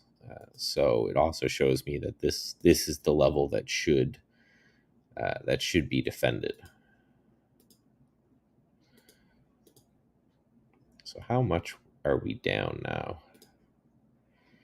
So this indicator here is just something we have on our charts, just called drawdown. Just tells us how much of a drawdown from whatever high you set it at. For me, I just set it at 52-week highs. There's 252 trading days in a year. Just FYI, fun fact. So this number will tell us how much we are down from the all-time highs. So in this case, what was it right on this candle? In this case, so we had a 10% pullback in here. And then in here, it was a 6% pullback. And right now we are down 7.5% from all-time highs. So I don't think that's something that I need to be that worried about. Right, so now we're looking at the Qs. So this was an 11% pullback right here. This was a 8% pullback right here. And now we are down 12% from all-time highs. So the Qs are getting hit a little bit harder than everything else. IWM, so here's the small caps. This was an 18% pullback from these highs. This was a 9% pullback, and now we are down 10%. So about the same size of this pullback we had right here. That's what we're seeing right in this area.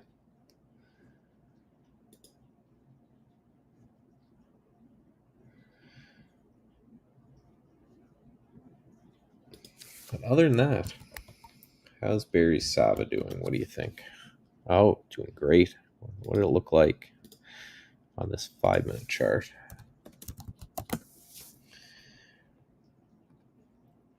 So yes, this is the power, I think. Yeah, because it still looks good. This is the power that I always think of as trend trading. Is that right? If Barry is still holding on to this because it's continuing to be dark blue, then yeah, a trade like that a month where you really go for the guts and you really hold on, it's great. That's all you need.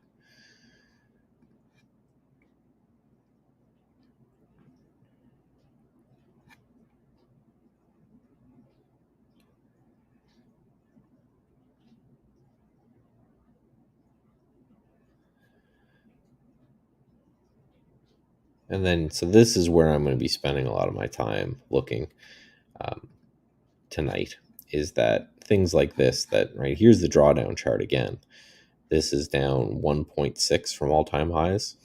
So anything that's doing very well, that's what I'm going to watch going into. I'm not going to look for the stuff that gap down, like, yeah, the hoods and the coins and all of this stuff.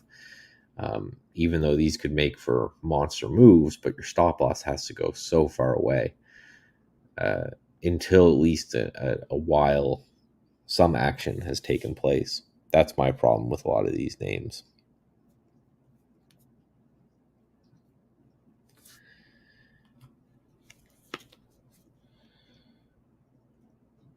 Right, so I look at coin and then I say, okay, even if I do believe that, that's a good looking chart, which I do, right? That's a good looking chart.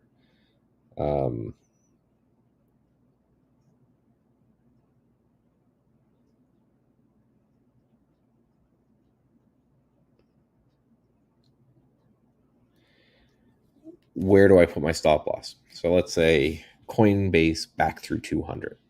That's where I want to buy it. I want to buy Coinbase as it goes back through 200 bucks. It's a pretty logical trade for a swing trade, but then where does my stop go? Right? If I'm just looking at a daily chart, it'd have to be at like 161. That to me, big. That's a lot of. It's too far. That's too far away from me personally.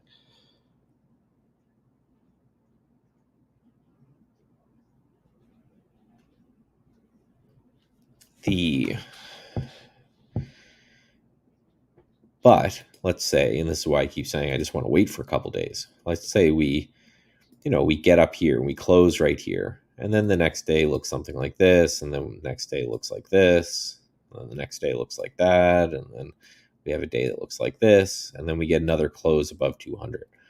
Well, now if I'm taking that trade, I can put my stop loss right here under that swing low, which is way less than putting my stop loss way down here. So that is a trade that I'd be way more interested in potentially taking if a few days go by. And then the question is, well, what am I risking in order to have that occur?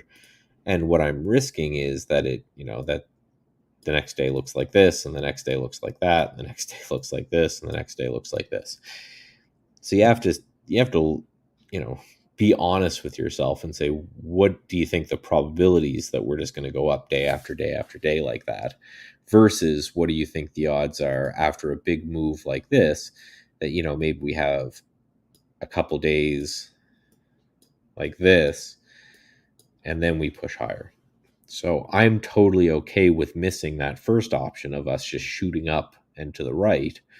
I'm okay with that because I would much rather get this scenario right here, right? Some sort of move in which we have a pullback, we see bulls come in at a higher price, something like that. And that's what I want to see. I'm not worried about missing something that just goes crazy like that, personally. SMR. Yeah, I've been looking for a reason to get back in SMR. It's above yesterday's high, which is nice too. Right? Obviously, again, like I talked about, I'm not going to do anything today. SMR was an amazing trade for me from $6 until I got out of my final position at a double. So I'll take that all day long. And it came right up to these prior highs, these IPO highs right here, and then rejected back down. So I am looking for a way to get back involved in SMR. For that, maybe if we can get to $10 and then hold there for a little bit and then push through, that might be the trade for SMR.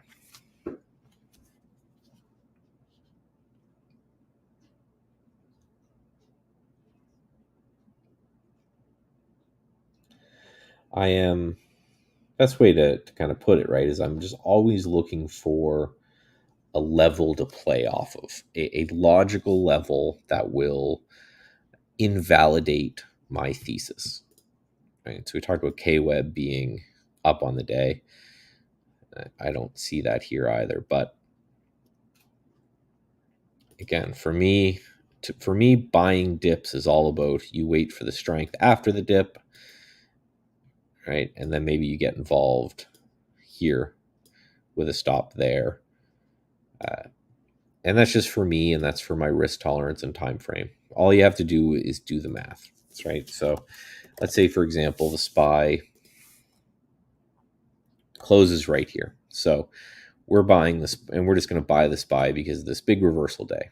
So we're going to buy it here, and we're just going to put a stop loss right under the low and say, okay, if this low holds, I want to be involved in the market. And so that area is 522, and this area is 510. So you're risking $12 a share. So then the question is, you're going to have to make $24 to offload your risk, right? To sell half to cover your risk, or to, make 2 times your risk. So then that's 24. So that's like what, 50-ish. If 550. So you're basically, you have to say, okay, right up here, because if I'm buying here and my stop's right here, then my profit target for a 2x is right there. So if I think that's fairly achievable to get over the next however many days I'm planning on holding this trade, then do it, right? Have at it. Go nuts.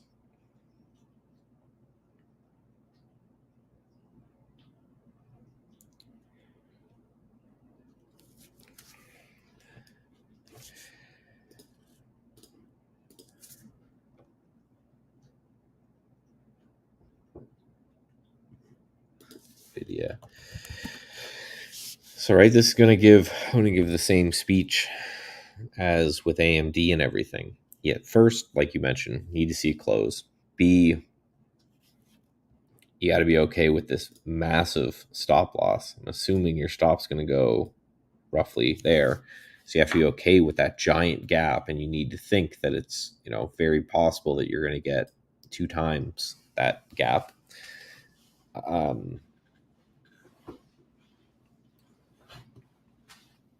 then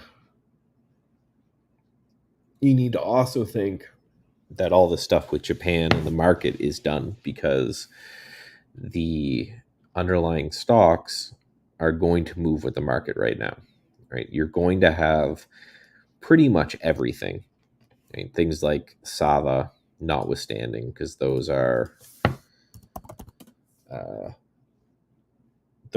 is biotech, right? But most things, your semiconductors and all of this, are going to then tighten up and correlate with the market for the next little bit.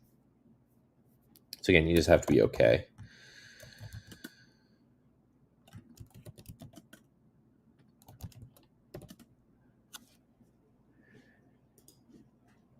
And that's just the way she works. It's just the way the market works. When the market crashes, everything gets correlated. This is why having a diverse portfolio is in my opinion, is a very hard thing to do.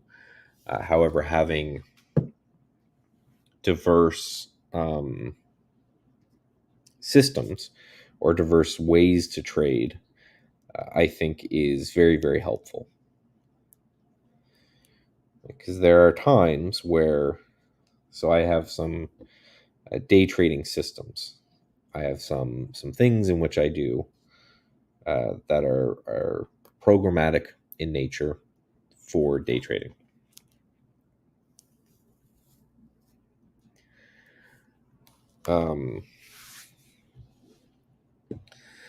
Yeah, and those are doing very well right now. A lot of my swing trading systems I turned off. But I will be looking to take some swing trades, enter some orders anyway after the close today, and hopefully those will do well. And basically anything I have in a long-term investing type of things getting killed.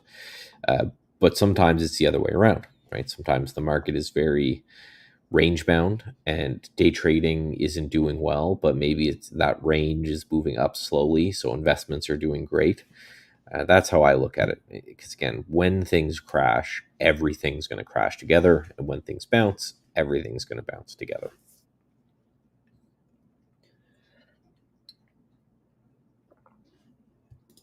This is TLT even up today? No. Gold? Yeah. So like everything got correlated. Just basically asset prices in general took a big hit.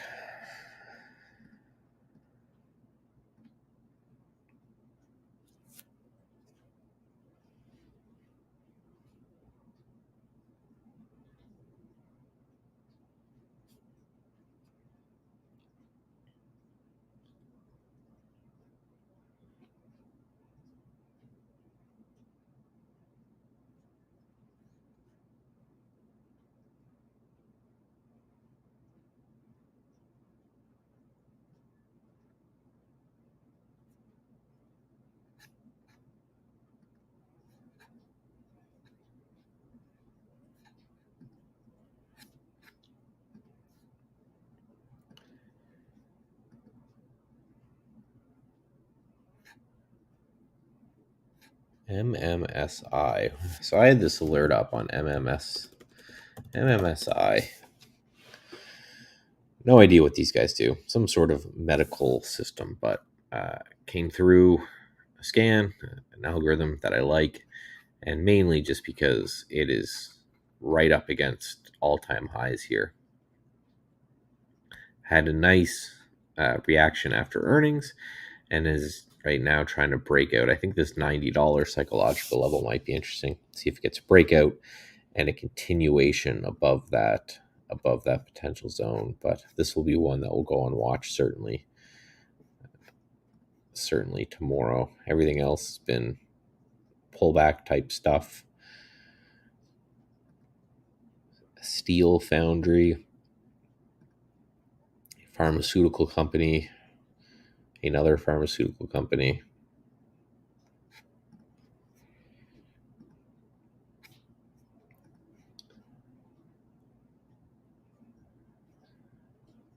Oh, another index down here just turned green. Oh, that's TLT.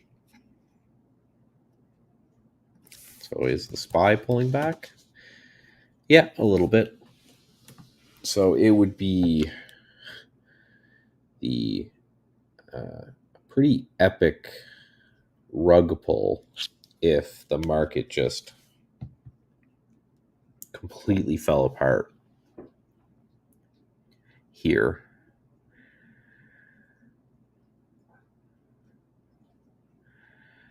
Because a lot of the sentiment was that of, oh, we're going to have an epic bounce here. And so far, we did have a pretty epic bounce. I do not know if this is again, for all the reasons that I said, I don't know if this is a bounce that I necessarily want to get very involved in right now. I want to see some evidence that that's going to continue.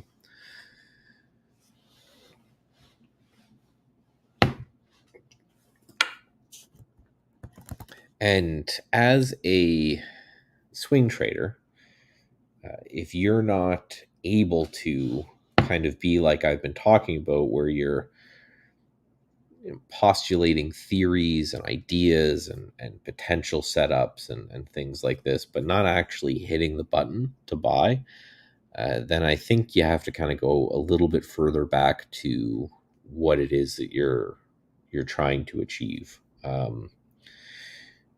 Especially for swing traders, there should be long periods of time in which you don't do anything. Right? That you're thinking or you're waiting for the market to find a level or something, and then very short periods of time where you're starting to act. Because it's very possible that a lot of these stocks come up to fill the gap, or what were we talking about? Our Coinbase. They come up to fill the gap or close to filling the gap, and then just reverse here, and then over the next. Right, I talked about the scenario of it just rocketing, and I talked about the scenario of it just hanging out here for a while. Which does involve, right, a little bit of a pullback before a bounce, right? Maybe partway through that candle. And then there's the other option where this is just a sucker's rally, and the thing just over the next few days bleeds down and breaks this low, and we continue lower. Can happen. If we go back, for example, let's say at the start of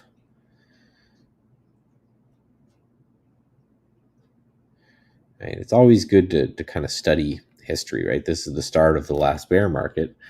There were a couple days that kind of looked like that, where you had these big bounces that were just faded into.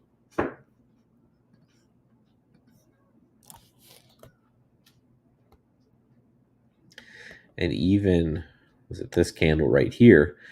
This is the candle that I switched personally to being long a lot of things, but they came back to try to test it, and they even broke it, broke lower. And then it was again this one right here. I remember I switched long to buying a bunch of things, and that ended up being the bottom. So right, we don't have enough evidence right now. We have to gather more data, And to gather more data in trading means to wait.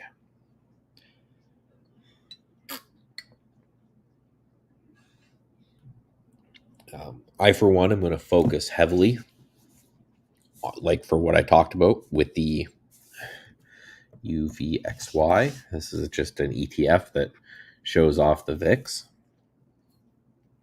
I'm going to be focusing very heavily on indexes because the VIX, the amount that the S&P 500 is going to move, is incredibly elevated. So I'm going to focus very hard on that and kind of let the chips fall where they may.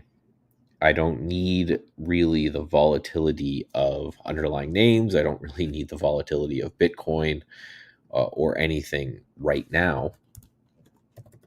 What I just need is something that's going to move, and everything right now is moving. So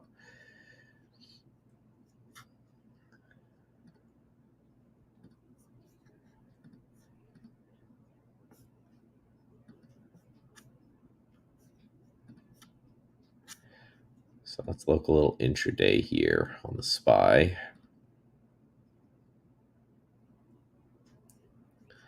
They're just pulling back so far. This 520 area seems very interesting for the SPY. Let's take a look at the new Ripster channel.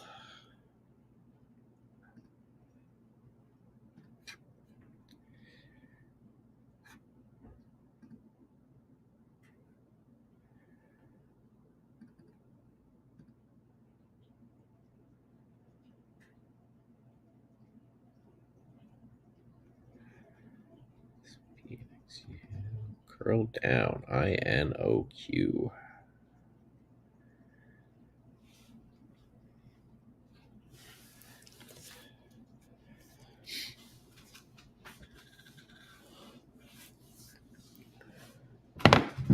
Ooh.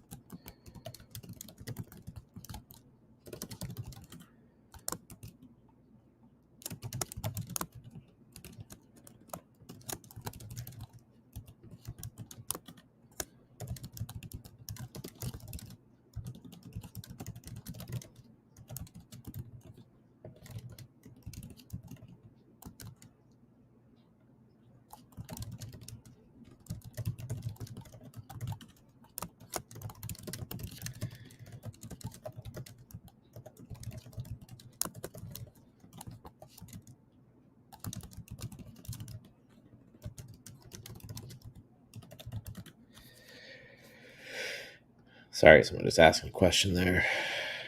What are those shaded areas? So these are EMA clouds.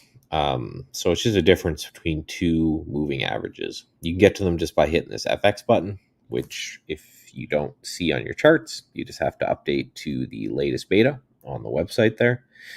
So this is just the difference between a 5-period EMA and a 12-period EMA. And if it's red, that means the 5-period is below the 12-period, and it can be used potentially as a resistance zone. And if it's green, then the opposite is occurring.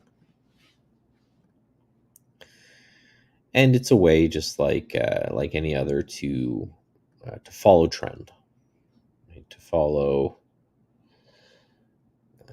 one way or the other, right? To follow a trend up or to follow a trend down. So these are all under the Ripster channel. What this scan up here that I'm looking at it right now is stocks that are breaking below this cloud now. So this IREN looks like it's breaking down a little bit here.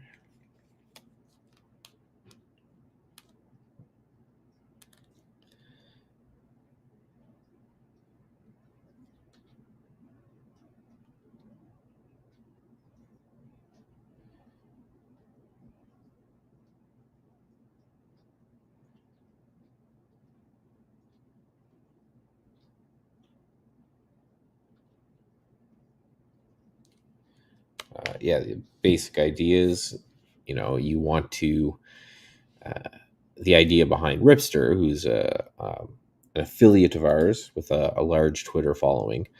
A lot of his trading just has to do with looking at stocks with increased volume or increased movement today, something that's in play, and then to trade around these kind of clouds. So the move here for a stock like this would be, now that this stock has closed and broken this cloud, to potentially take a short, targeting either these moving averages right here, or staying involved until it breaks and closes above the cloud to the opposite side. So kind of like, this would have kept you short the entire time. And then as this cloud broke on this candle, I think right here, you probably would have exited the position and potentially gone long, and then stayed involved until it broke right here. So this is kind of the opposite, where GoGo, at least here, was curling up above the cloud right here.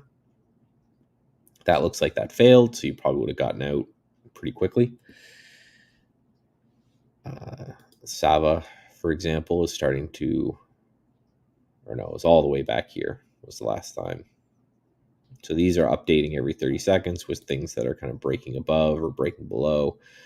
This FTSL, this would be a good example. So as it broke the cloud right here, you would potentially consider a long. This is just a loan fund, and stay long until it breaks back down. Yeah, there'd be a lot of examples from this morning, like tons and tons and tons. Ford, for example, right, would have broken above the cloud right here. You may have been stopped out, or if you held, you would hold until the cloud is broken to the downside.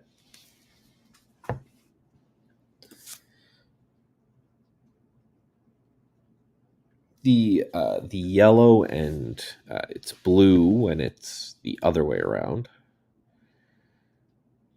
Yeah, so it's blue when it's pointed up, and then it's yellow when it is pointed down, is just two moving averages of a longer term, right? You can see all the settings if you hit FX, and you can hit this little settings button right here, right? So the first cloud, well, this is the dark cloud in the middle here, is just an 8 and a 9 EMA. So it's just a thicker 8 EMA or a 9 EMA, which is those are very two common moving averages. The cloud 2 is a 5 and a 12, and then the cloud 3 is a 34 and a 50. And those are just the settings that he personally uses. If you go to my charts right here, and I'm a swing trader, so I'm usually looking at the daily charts. This is an 8 and a 20 EMA. And again, no magic there. A, I just kind of like the way it looks, and B, it's a good way to differentiate trend. So, what was that MMSI I was looking at? Right. So a very simple rule that one could say is that to be long a stock, the cloud would need to be green and price would need to be trading above the cloud. And then to be short a stock, the price, the cloud would need to be red and price would need to be trading below the cloud. And again, nothing magic here that's going to, all of a sudden make a lot of money. But kind of like how Go No Go does, and a lot like how a lot of other indicators, moving averages, MACDs, and VWAPs, and all of these things work. A lot of them are designed to keep you in a trade that's working for a long period of time, and to also, to deal with the rules of when to get out of positions. That to me is one of the hardest aspects of trading personally, right? So perfect example, right? One of my banger amazing trades of the year was ANF. I had gotten, I forget where exactly, but I got involved somewhere in this area in ANF and was able to hold on until right up in this area, and ended up being a like a 40 to 50% plus gainer. Like obviously could have done way better. But just having a system to say, this is when you bail, and have that be some sort of trailing mechanism certainly helps out. And we could go to Barry's Sava, okay, which again I hope he's still in. The simplicity of saying, the reason he got in had, I think, part to do with go no go, but probably had more to do with, he liked the look of the daily chart. It's obviously a momentum runner. He's a big momentum guy.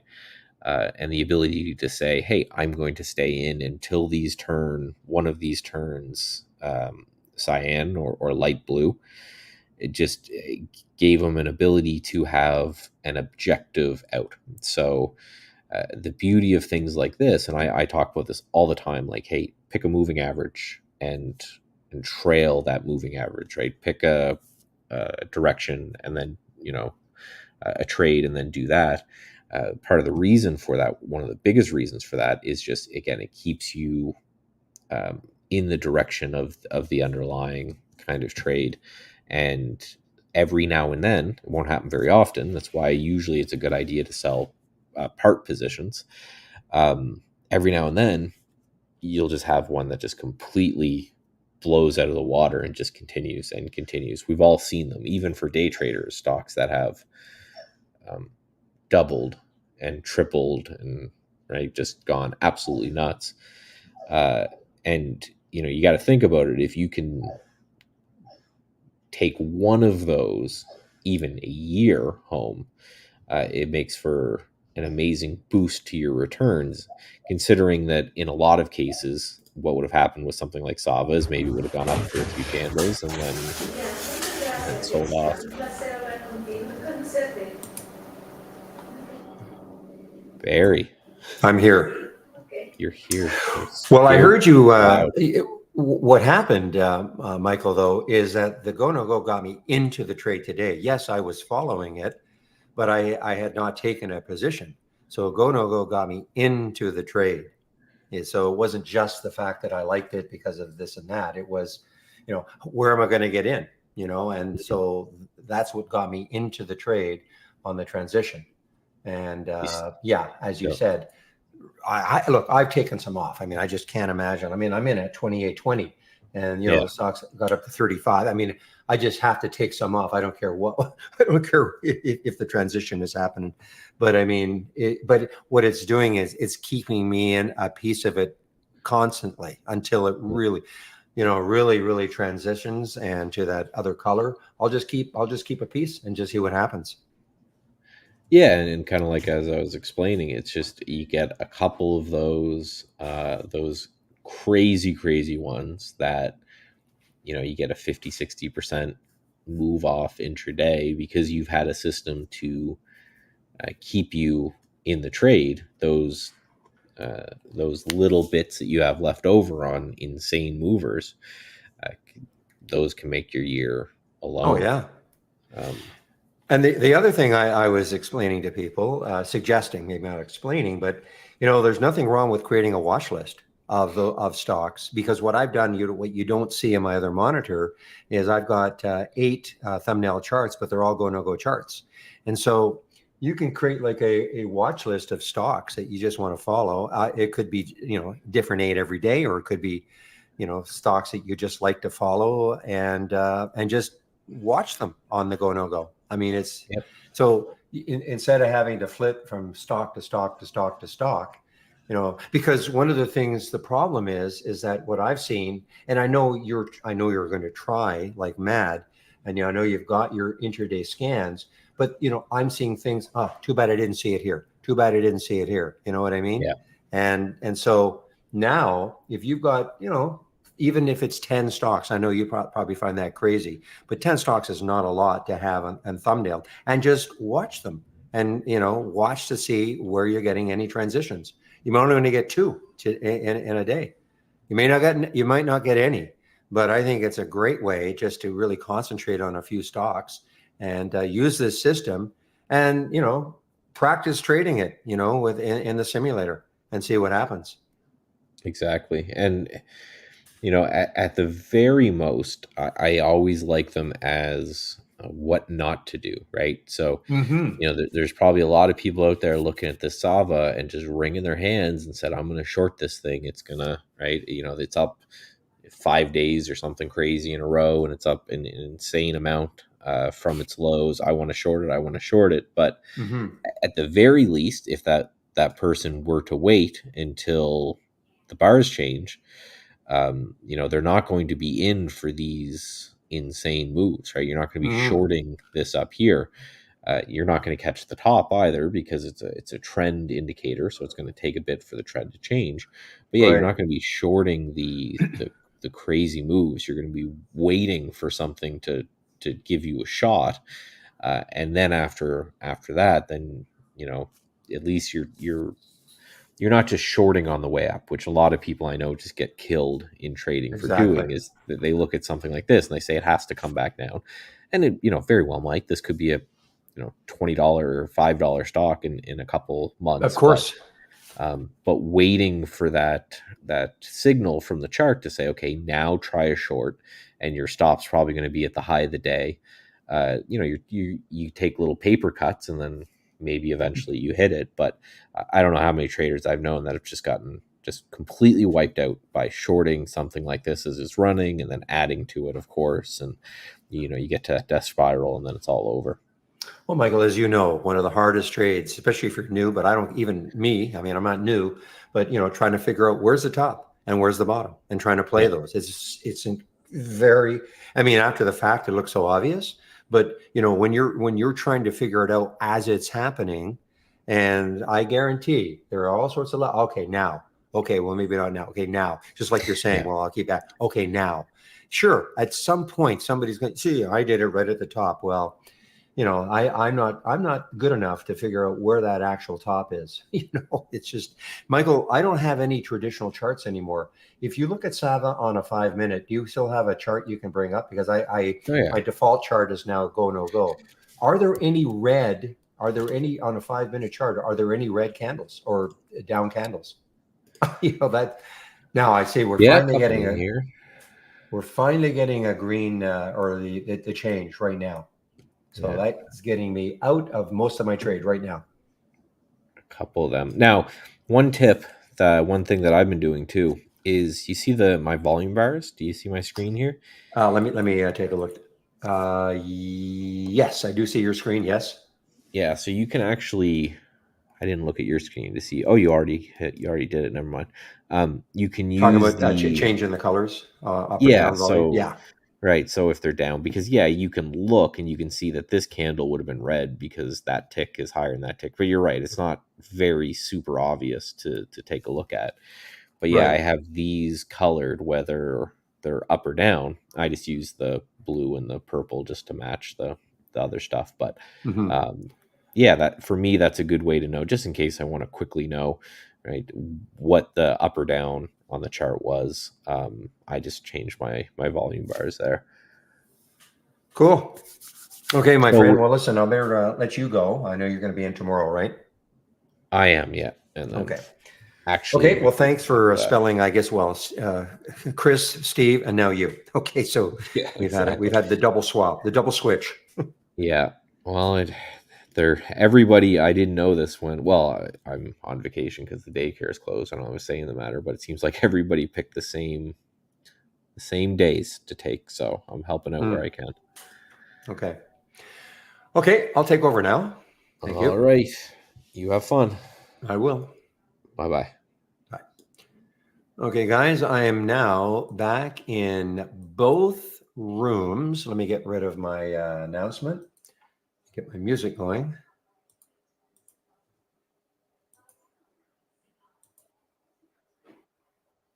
Okay, guys, so Sabbath. So see what's happening.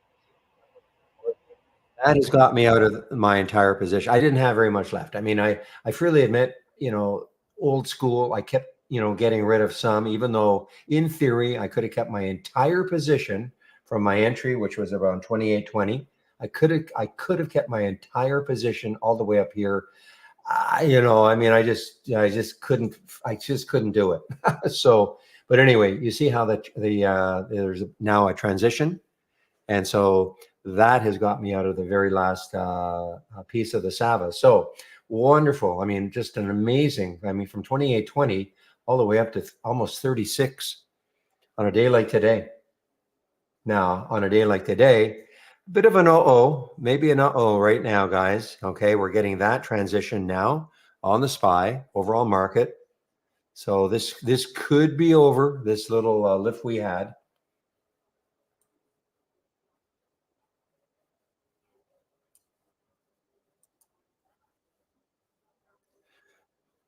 Meanwhile, I haven't traded 10K at all. I know you have a draw, obviously, or some have.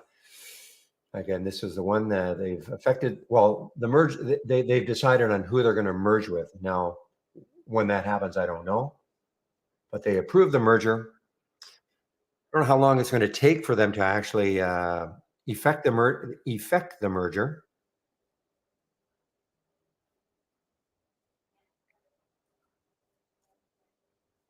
And then this will stop trading as 10K and there'll be a new symbol.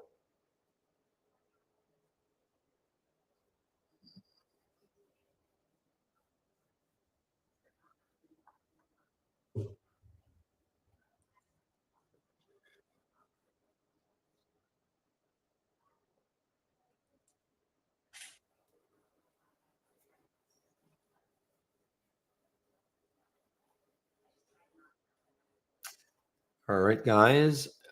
Let's take a look at some of the other ones that are in here. Now, you see the biggest, the losers now, now that the market, like W, okay, Wayfair. Let's take a look at Wayfair. What is it doing? See, I mean, it had the bounce. Actually, this, a tremendous bounce. Still down for the day, even here. Still down for the day. This would have been close to break even. Well, in fact, I guess that's where it closed. Yeah, so it got right up to the close of Friday, and then it stopped.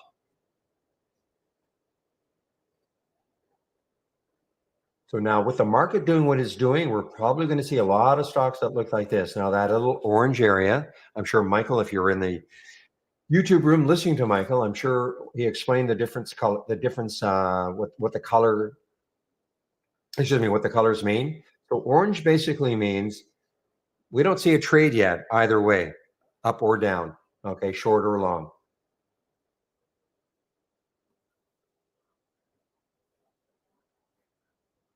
How does it look now? Serve, okay. My guess is going to have changed. Oops. Yeah, so I mean, right there. So right there, you had the transition around 1458. Okay. So that would have been a sign to, at least lessen your load. How's that? Doesn't absolutely mean, get rid of everything, I guess. But I mean, certainly this is your little area of concern. And you can see, I mean, it's basically mimicking the market. Okay. Basically, these are 5-minute charts. So basically mimicking the market. The market started to move down a little bit earlier than this one, but starting to mimic the market.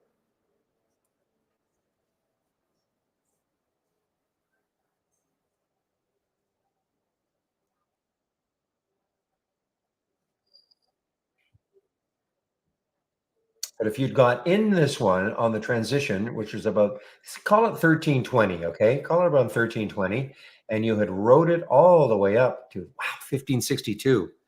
I mean, that's another amazing. It's like the Sava, really. And you had ridden it all the way up. I mean, when you start getting to this, I would have been taking some off. I know it's still blue, but and now here is where I'd be really getting a little antsy, saying, okay, maybe I should light my position by a lot.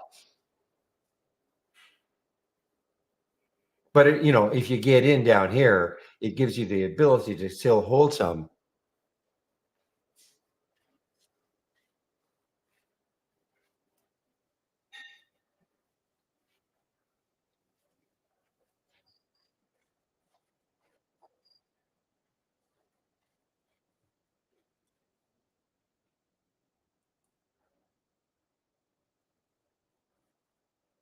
Look at this. So look at this little pop here.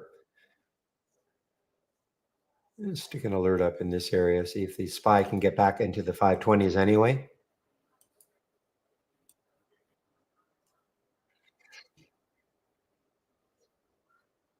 SMX. Okay, William talking about SMX.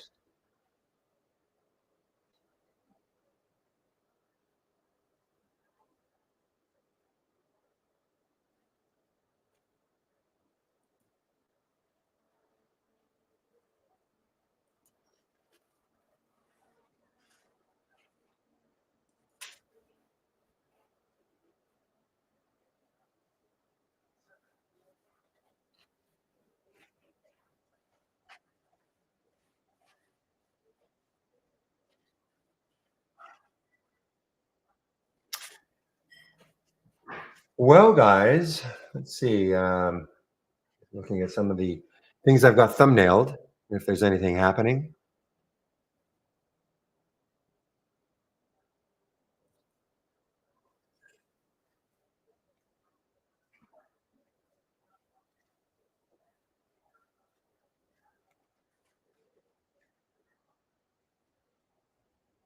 So flow, I'm looking at flow here, and it has not bounced with the market. Okay, flow has been basically down all day. FLO, Flowers Foods Inc. And if it takes out this low here, I mean this could give a nice little short, 22.44. The transition was right here. Now, do they all work immediately? Not necessarily, because the transition was 22.47. It did pop up, not a lot, less than 20 cents before it started moving down again.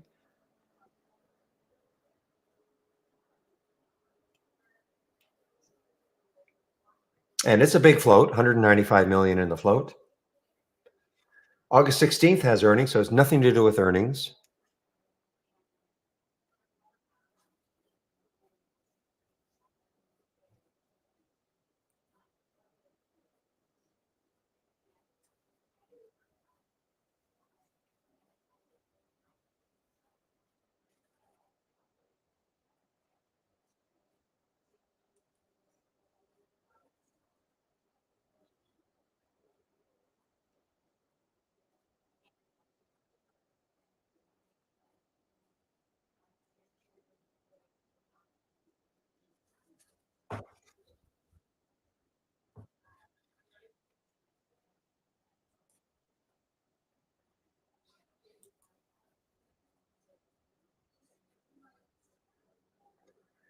All right, guys. Well, let's see. I'll talk a little bit about my homepage.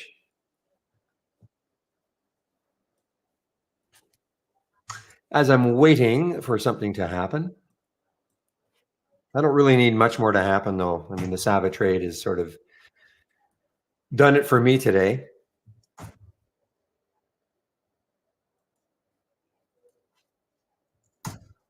All right, so clicking on my homepage link, this is what you're going to see. So if you want to take out a subscription right now, here is a promo code you can use. You'll get 15% off the first month only, or the entire year, using that promo code. And as always, use my code, whatever the code is. It changes from time to time, but whatever the code is, it'll really. Why? Because then the room gets credit for the subscription, and that'll help to keep the room free. It's really that simple. And if you do take out a subscription, you must do the Get Started. 10 short videos covering the important aspects of trade ideas, starting off with the download and install your first startup and login. Toolbar and right-click magic. Like, what is the toolbar all about? And right-clicking on charts and also in your alert windows. What are they trying to tell you? So you can click on that. Important introduction to scans, top list windows, and alert windows. Okay, so all the major aspects covered here in 10 short videos. If you're new to trading, Trading 101, Michael was in our YouTube room. He'll be in our YouTube room tomorrow. And he created this. This is all free, Trading 101. If you're new to trading, just a series of videos that you can take a look at. Stock of the day video. I wonder what I did it today on. So you can sign up for it here, free, of course. Trade of the week is also free. There was no trade this week. Steve suggested keeping in cash. And education section is here, and here are my scans. So if you're looking for my scans, here they are.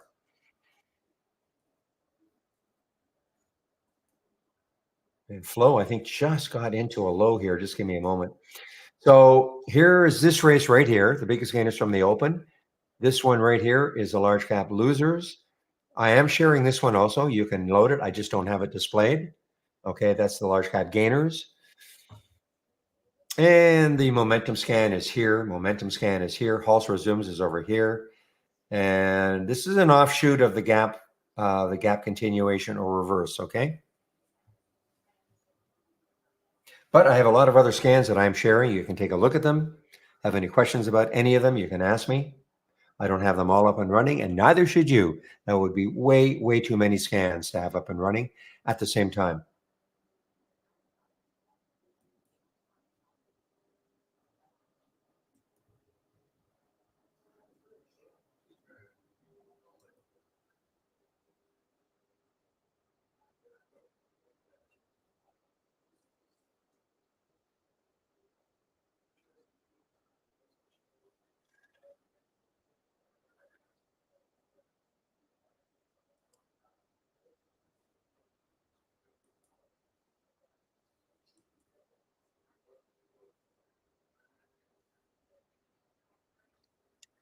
So here's the idea now in the W. So we've got the yellow, we've got the orange, which is basically don't trade me at all. We don't see an advantage going short or long.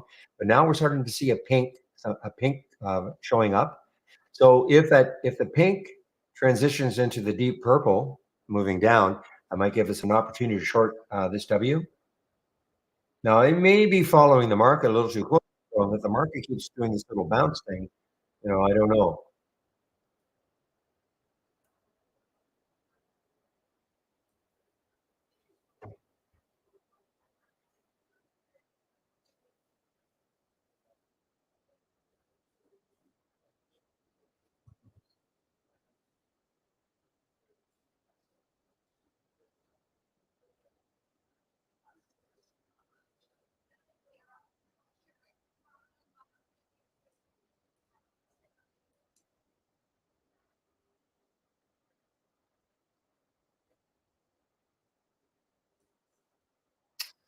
All right, guys. Well, let's see. I'm just, again, some thumbnail charts, but nothing is really happening on my thumbnail charts.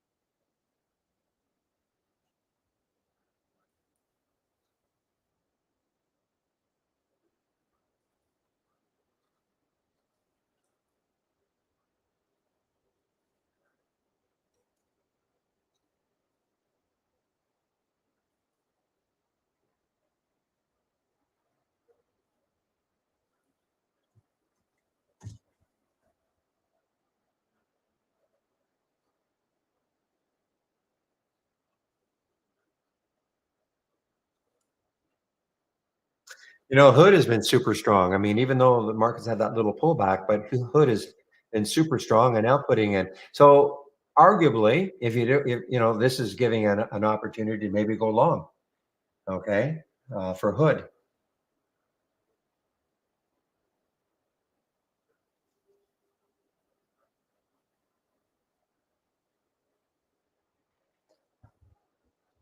And so the question should be also, well, if I'm going to go long this one, where would I put my stop? Now, stops are, I probably would put a stop at the low here, 1640 or so.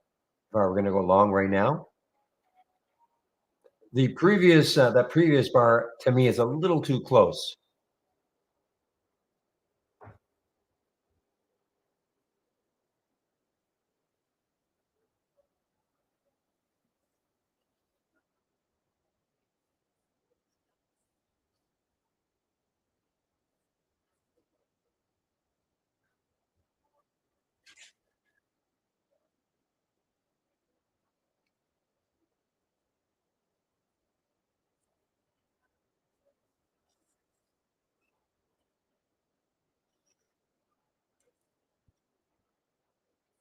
No, I'm out of Saba completely.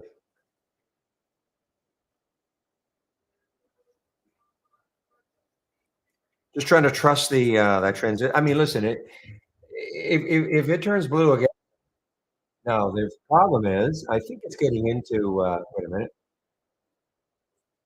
I have to take a look at the monthly chart. I think 32. Well, it broke right through 32, didn't it?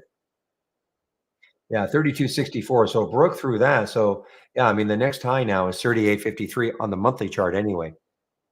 So there is that.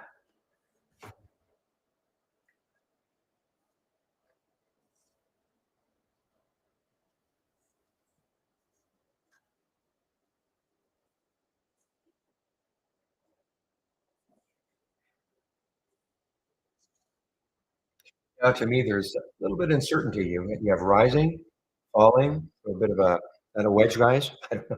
So we'll have to see what happens from here.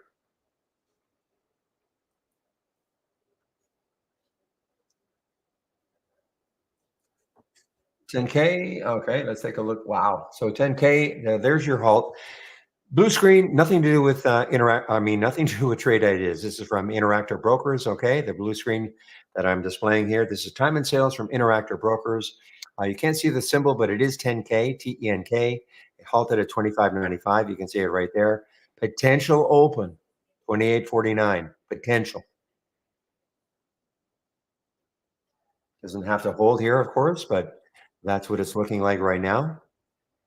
So if you're in this one right now, that's what you want to see. You want to see something above the halt price.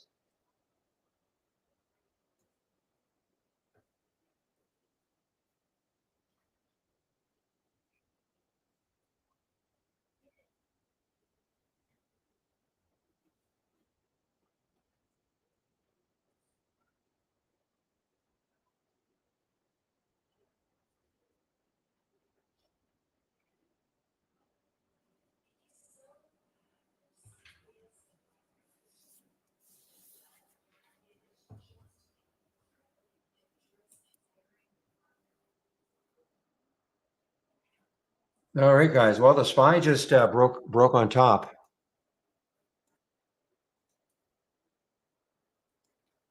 On on top, I had a price alert set up here, so broke a little bit above here. So that's so far the end of that downturn. So far.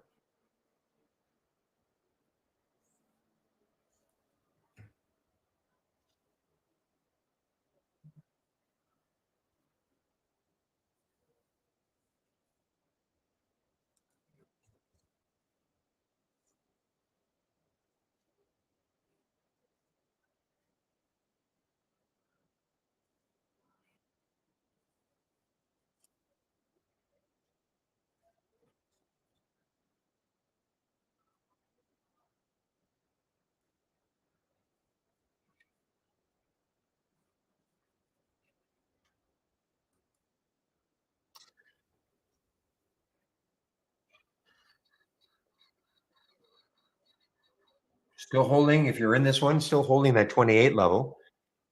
In theory, okay, this does not have to open at 28, but at least it's so far above the 25.95. The longer this goes, though, what time is it? 117.58 is when it was halted. So if this is a 5-minute halt, it should be opening in about 20 seconds. If it's a 5-minute halt, let's see how well that holds.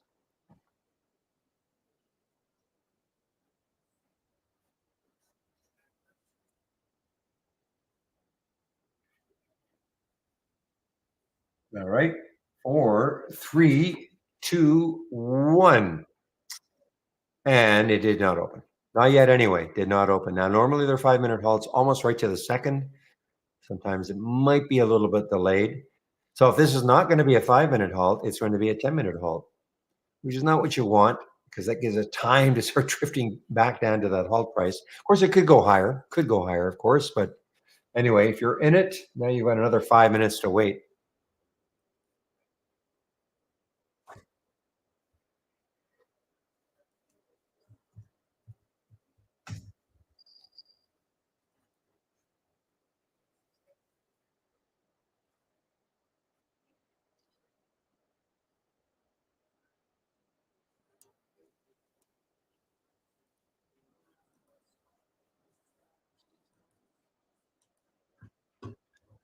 Well, guys, Sava is still doing it.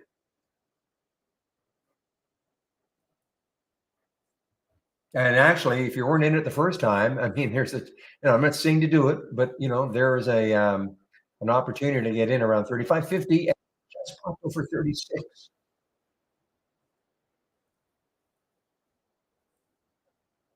Wow. See what I'm saying, guys? You see what look at this. I mean, you had an opportunity to get in here right here also around 35.50, 60.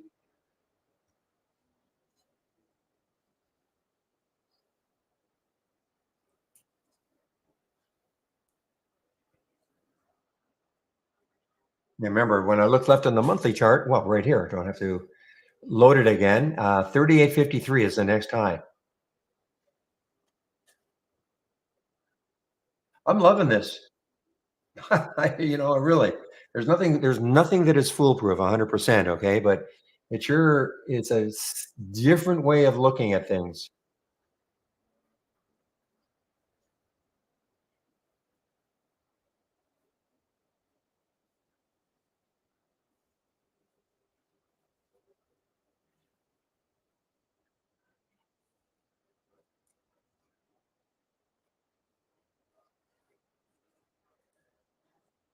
So looking at the SPY, again, another little blue right there. I mean, so if you're into trading the SPY, there's a little transition right there at 520 approximately.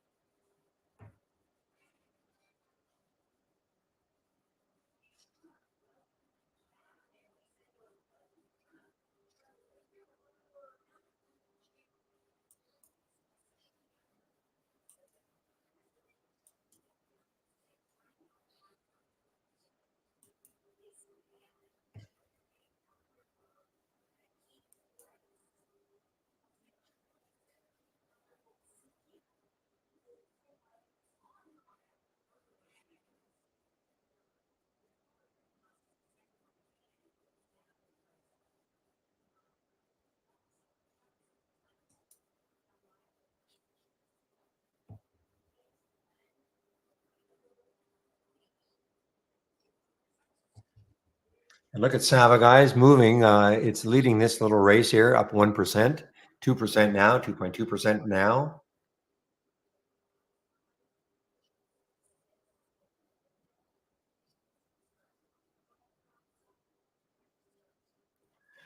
All right, so this did resume, guys. So remember, the potential was 28, so it did not open at 28.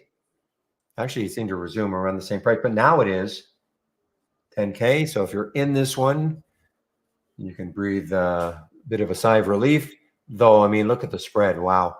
26.50. I mean, hope you got to trade this out. I mean, or do something.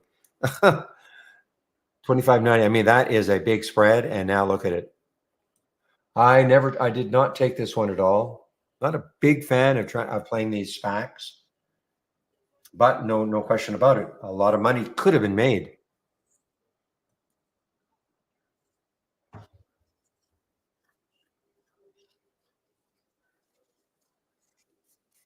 Yeah, I've got it worked out for you, retired Fido, on the Sava.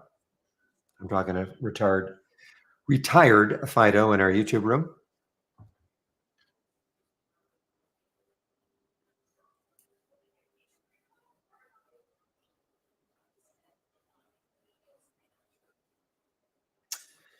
Adagio Medical. Okay, this got halted, I guess, on the way down.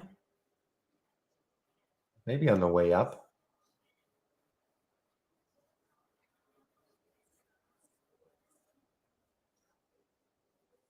Man, Sava.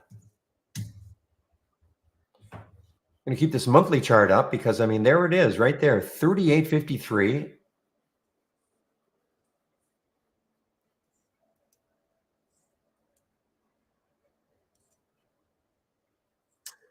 Takes that out. 45. And I'm not saying, first of all, I'm not saying it's getting to 38. I'm also not saying it's getting to 45, but wow. I mean, the room it's got.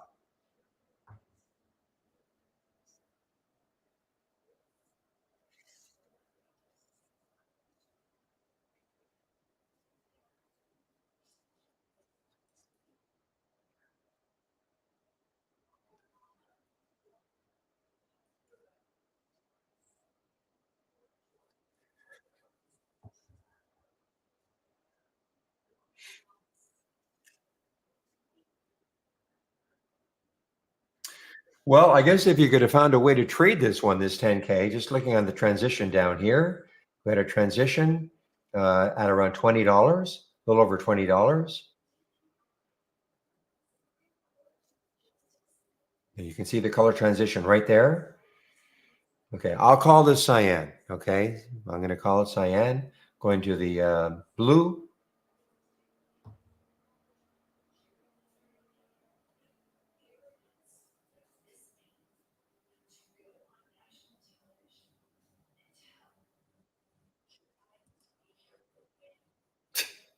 Michael calls it cyan. What do you call it? What do you call it, Pepe? I mean, again, on my screen, it looks like a light green.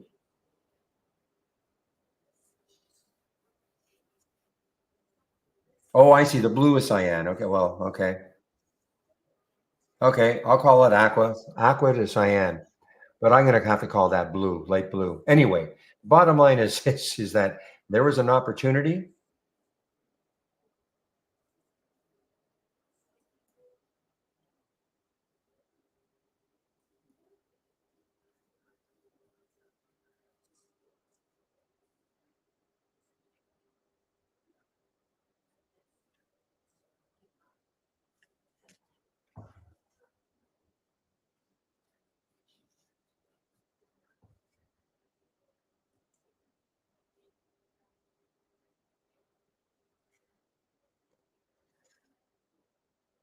Well, I want to be fair.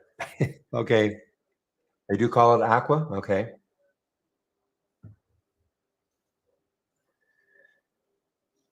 Whatever they call it, I love the system or whatever we call it, even if it's not really truly a system, but a guide.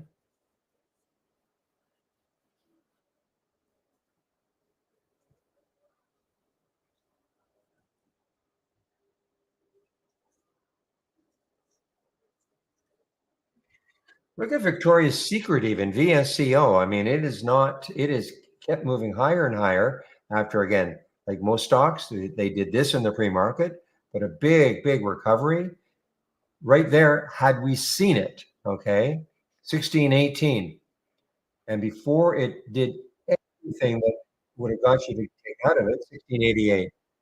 And then when you had a little transition there, and now we're getting in again, 1694 over 17. Where could it go? The next high looking left is 1796. Looks like that's the next, that's on the daily chart. So 1796 for Victoria's Secret.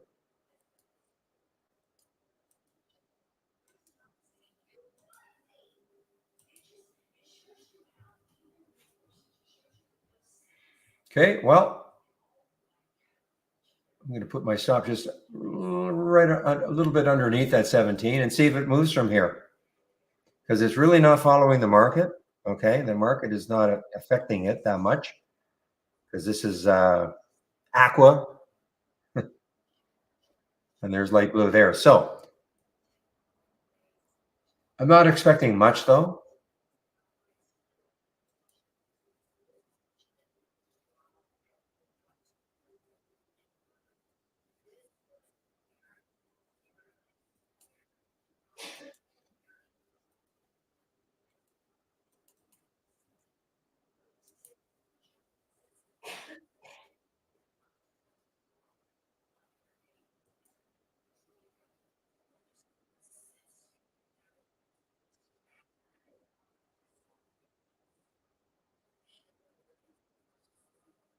So I was saying to Michael, those of you who are listening to me when I was talking to Michael on YouTube, it would not be the worst thing to create a watch list and maybe some thumbnail charts and just watching those charts all day long. Stocks that you think you could either do it one of two ways. You can have the active stocks for today, or maybe like Sava was not well, Sava's active now, of course, but at the beginning of the day, we did not know what was going to happen. But because of my feeling of what happened on Friday, I that's why I was watching it. So, it was a thumbnail chart for me over here. And all my thumbnail charts I've turned into the go, no go charts. So,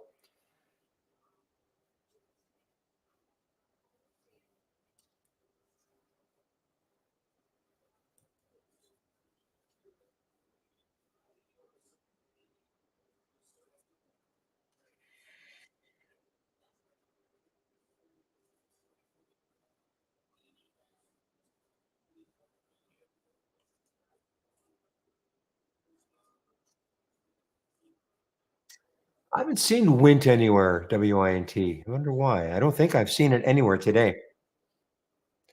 Not Did not win a race. Take a look at WINT. Oh, I know why. The volume is really light. Yeah, very light.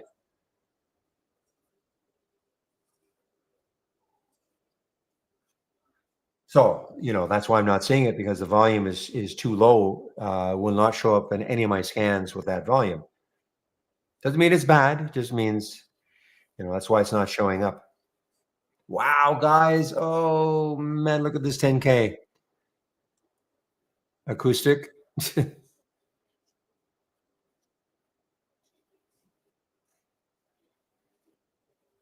Don't look at it.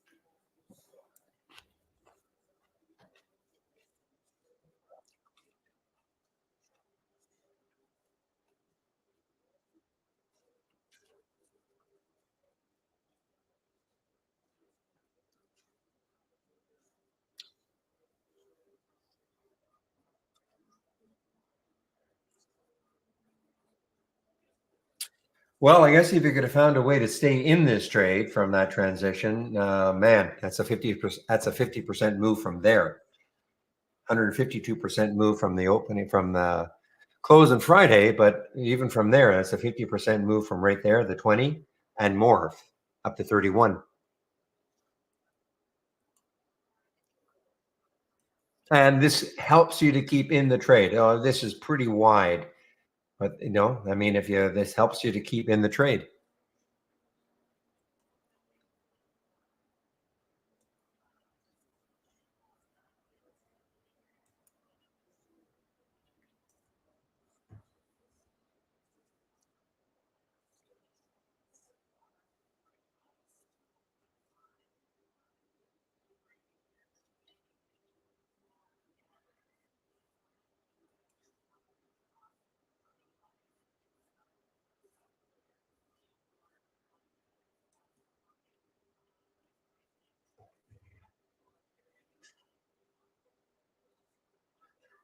All right, keep an eye on the market, guys. I mean, the market is tried up here, but it's starting to drift just a little bit.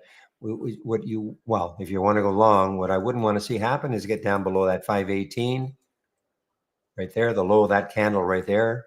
Could happen though, obviously, easily it could happen. Didn't you say that was sort of an important level, William? 518. You said that a while back, or what you thought was an important level.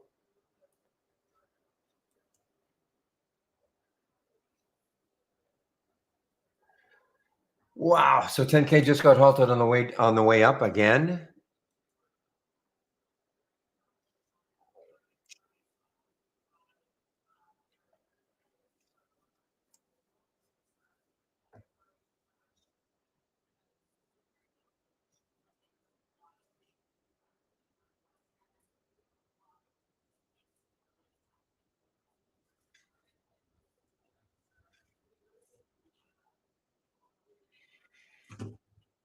So now the potential open for our 10K is in the 33.61. It's halted at 32.95.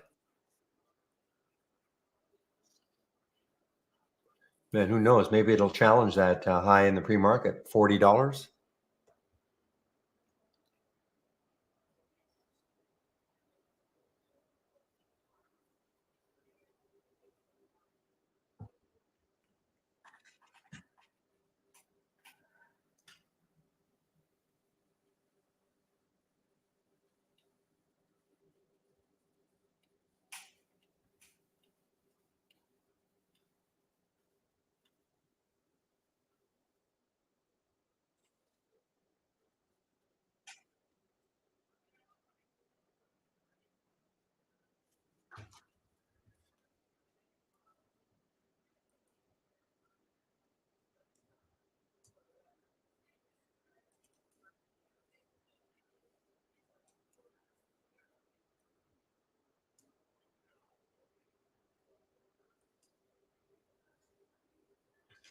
Well, guys, I mean, the ZVRA still has a shot, okay? Maybe later on. I mean, well, later on is almost now, 141 right now.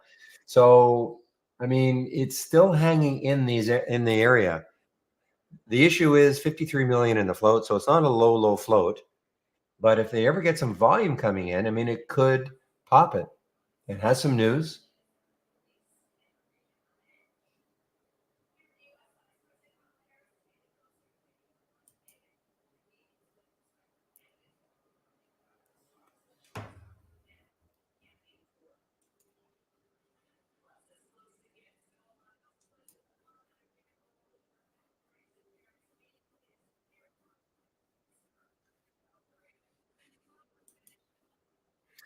All right, Victoria's Secret inching its way up. Again, I'm not expecting too much. The SCO.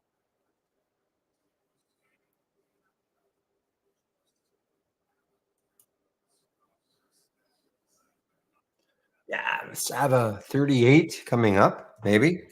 I have to keep this monthly chart up. There's that right there. Look at that. 38.53. It's getting so close.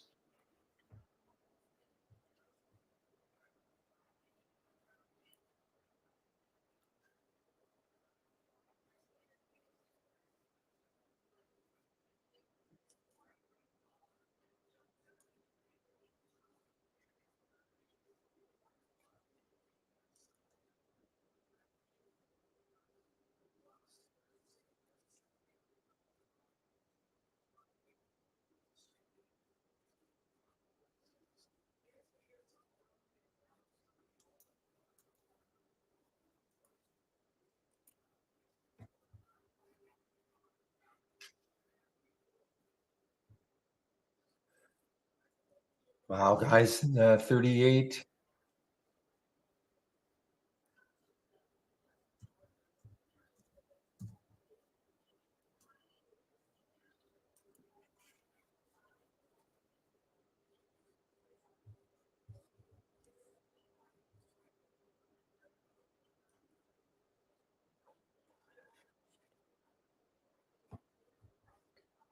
Well, Alex, I think, I mean, if you're listening to me, you were hearing me talk about this transition again. So I think Cass or Draw asked me if I were out. I was out right here. I was out. But, I was saying, guys, there's an opportunity right here on that transition. Then I did not get in right at the transition point. I actually waited for that high. But yes, but you can't, I'm not going to tell people to do this. I mean, you just have to look at it yourself. And if it makes sense. And again, why would I do it? Because of the room, because it still has room to keep running. All my normal rules still apply. Looking left, making sure it's got room.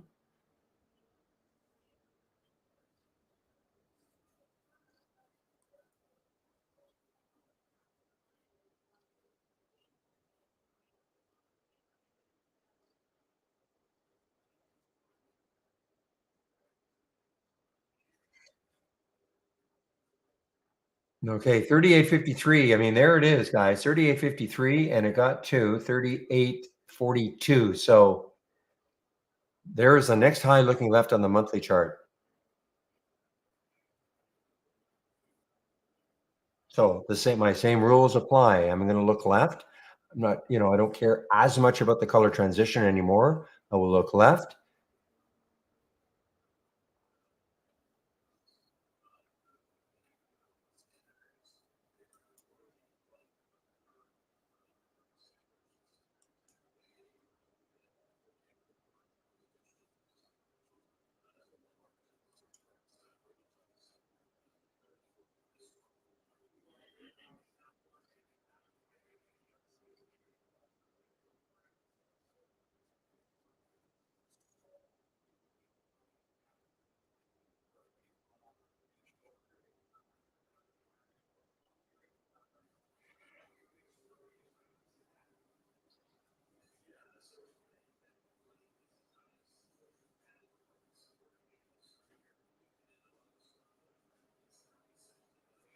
Just watching to see if it really takes this out. I mean, obviously I've taken some off, okay, because I'm always wary of that. But if it takes through if it gets through this 38.50, then I mean the next high is 45. Not saying it's going to get there.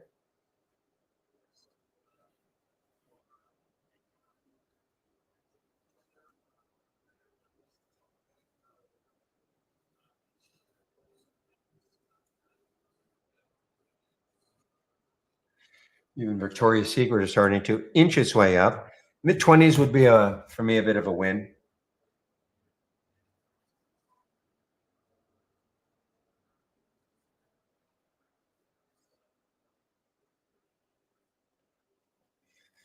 Whew. 147. So I have another, say, 40 minutes left, guys, in the room. I'll always stay later if there are questions, but usually head off anywhere between 2:30 and quarter to 3. William says he'll keep the room open till 4 anyway. Maybe later, but it's up to you guys. If he's just going to talk to himself, post to himself, he's not going to do it. So, and there are some any interesting earnings plays this afternoon after the market closes. We're still in earnings season in a big way.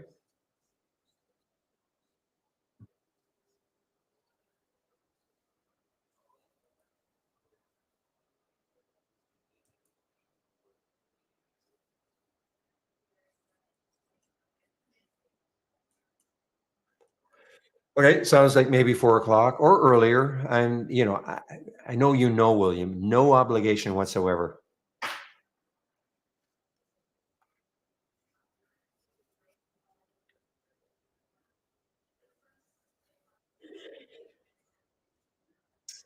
I mean, arguably, this has turned into my favorite day in terms of a big gap down and then a recovery.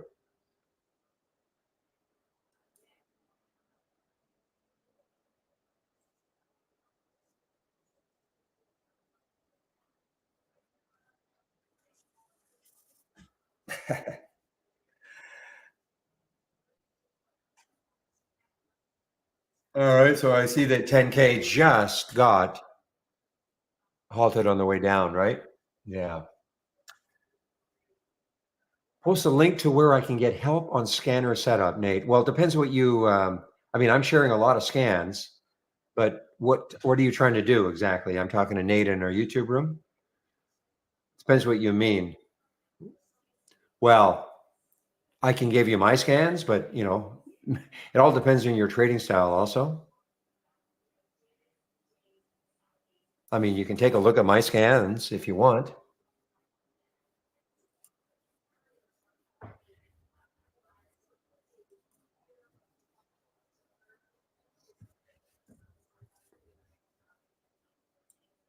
But just because I like my scans doesn't mean you're gonna like them the same way.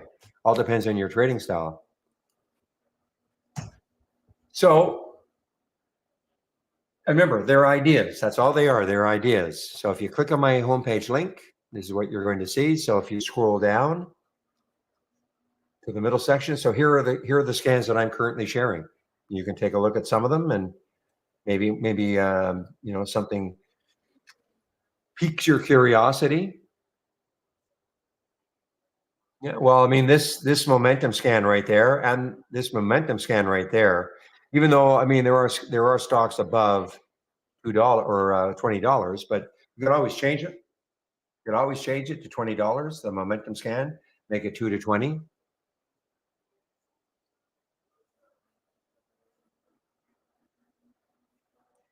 But this is certainly a momentum scan.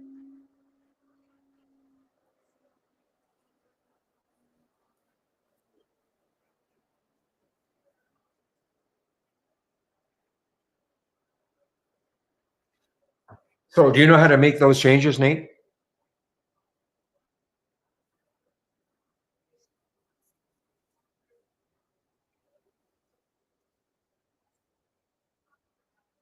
I mean, if you took that momentum scan, okay, and all you would have to, okay, are you listening to me? All you have to do is add those filters. Change the price range to 2 to 20, put a max float of 20 million, relative volume of 3. I mean, it's real simple. So if I'll just break this one out.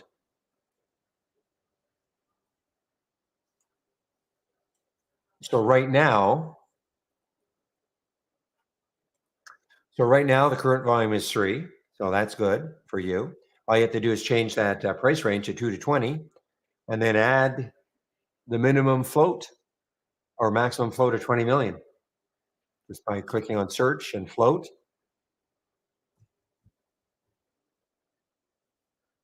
Add that filter and make it 20 million. Now, if you don't want any of these other ones, no, that's fine. But this gives it the momentum, of course. These two right there. So all you'd have to do is take this momentum scan and change the price range and add that float.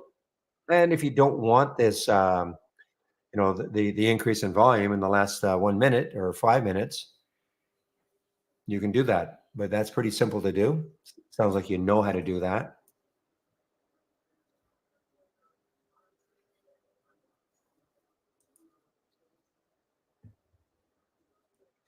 You'll see that most of the stocks that are in here have a low float. Okay, most of them. Anyway, just by the nature of a scan like this, okay, because it's looking for stocks that are really moving. How does a stock move? A lot? Well, usually it means it's going to have a low float. So that's why I don't put a float filter in here, but you're certainly welcome to do that.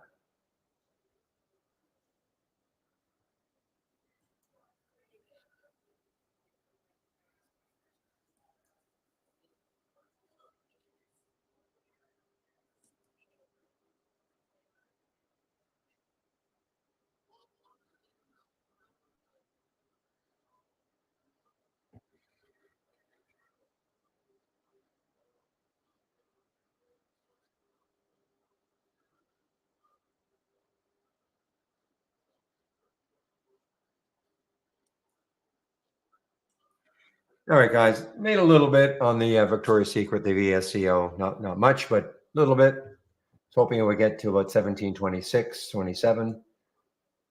So I'm out of that one.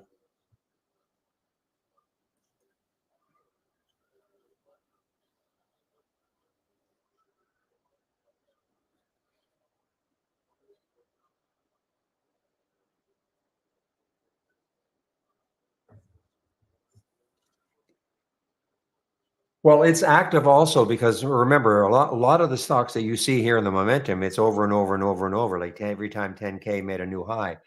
So there is that. So it's not necessarily that there are a lot of different stocks in here.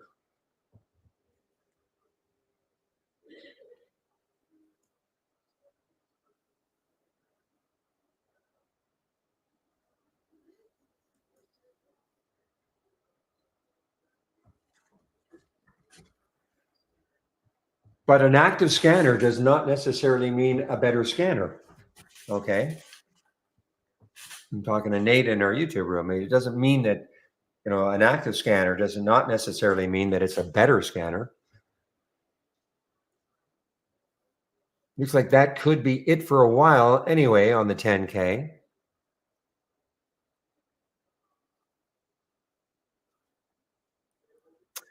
Doesn't look good for these. There are shorts available. I didn't think there were shorts available for this one, the ZVRA. There are almost 1 million shares. I don't know if they just became available.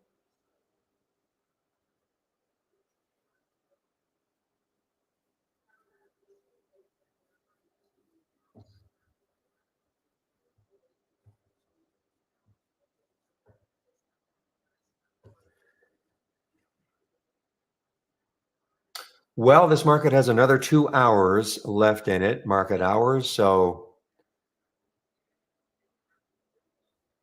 can at least hold in this area. I mean, that's to me anyway, that 518, if it gives that up, look out below.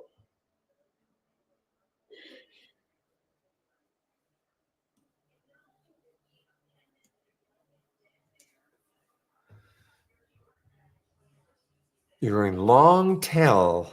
Is that tellurium or something, or tellurian? Yeah, long tail. So you're going to go long tail at 91.6. Okay.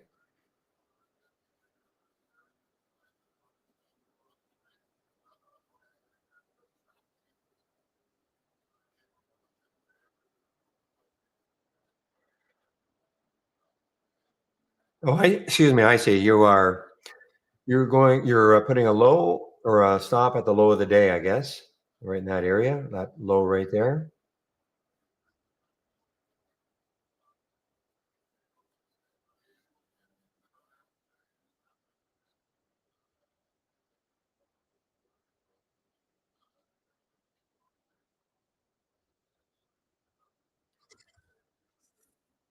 Well, we do have a post-market channel, Nate. Nate, you can take a look at that. You know that, right? Have you looked at our post-market chat after hours channel? Talking to Nate in our YouTube room. That'll certainly show you the stocks that are moving.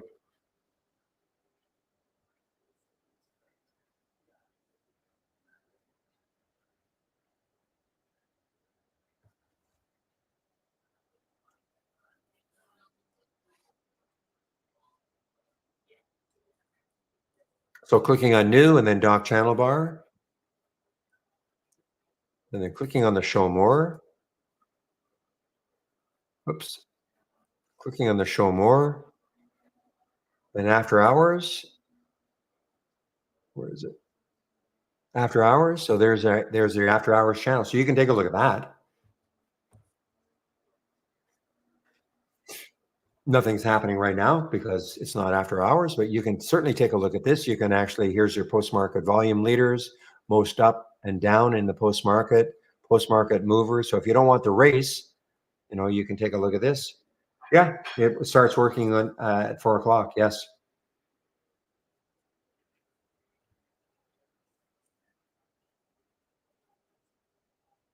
Okay.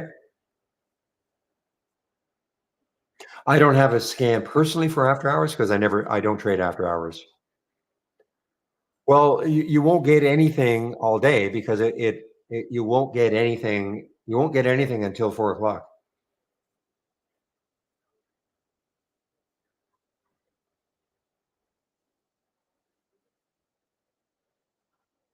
Okay. So when you say you're going to let it run all day, you won't get anything. I mean, this is blank, as you can see.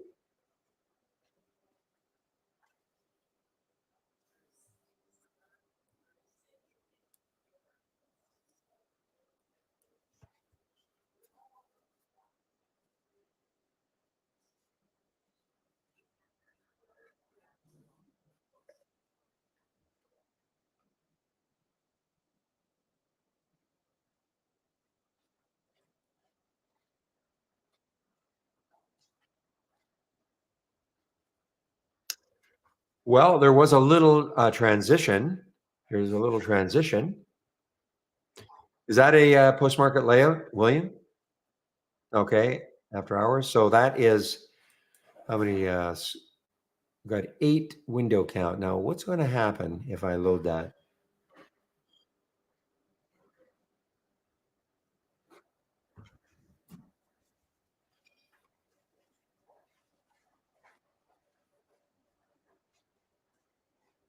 That's not a docked window, is it? It's not a dock layout, is it? Not docked. Okay, so I can't load it because my thumbnail charts are not docked because that slows down my system. And I've got other things on my other monitors that are not blocked. But so Nate, I can give you a link, and this is what William uses in our room. This is another, but you can take a look at our after hours channel. I'm sure it's going to be pretty good. It's going to give you enough of what you're looking for. But this is a layout, but understand that's a layout. So whatever layout you've got up and running, make sure you save it to the cloud. Okay, make sure you save your layout. But you can run this. I guess you can open that at 4 o'clock and see what you think. Maybe it's better than ours. I don't know.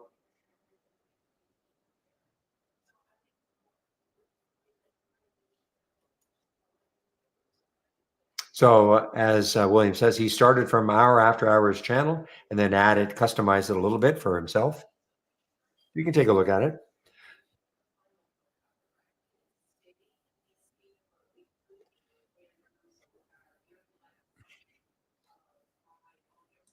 Okay, guys, that's an uh-oh. Here's an uh-oh for the SPY. And you can see the color transition now. And we're talking deep purple. Okay, we went from light pink to deep purple. This could be it for the SPY today. Teasing us with this nice semi-recovery.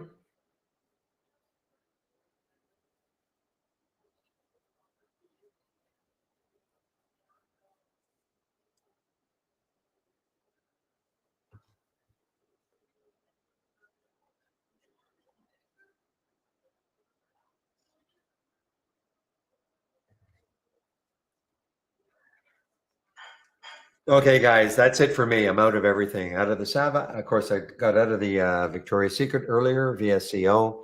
So that's it for me. And with this market doing this, unless I find something I really want to short, let's see how much further down it can go.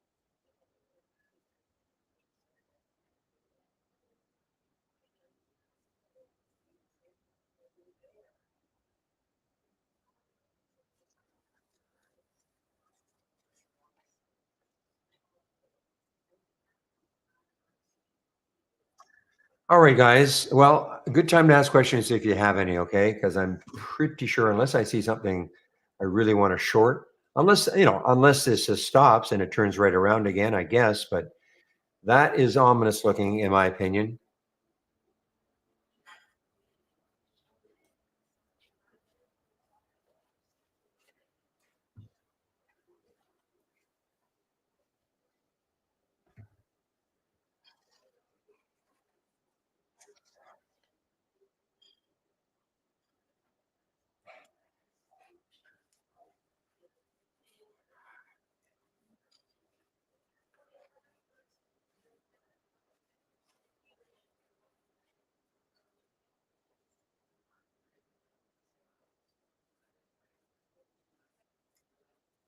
Obviously, the Dow was down more than 1,000 points earlier. I'm seeing it's down 965 now. So obviously, it was down more than 1,000 points earlier.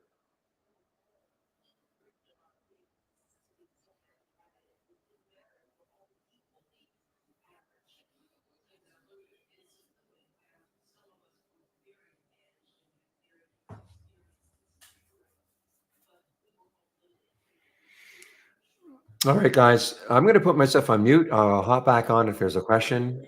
Okay, I'm going to put myself on mute.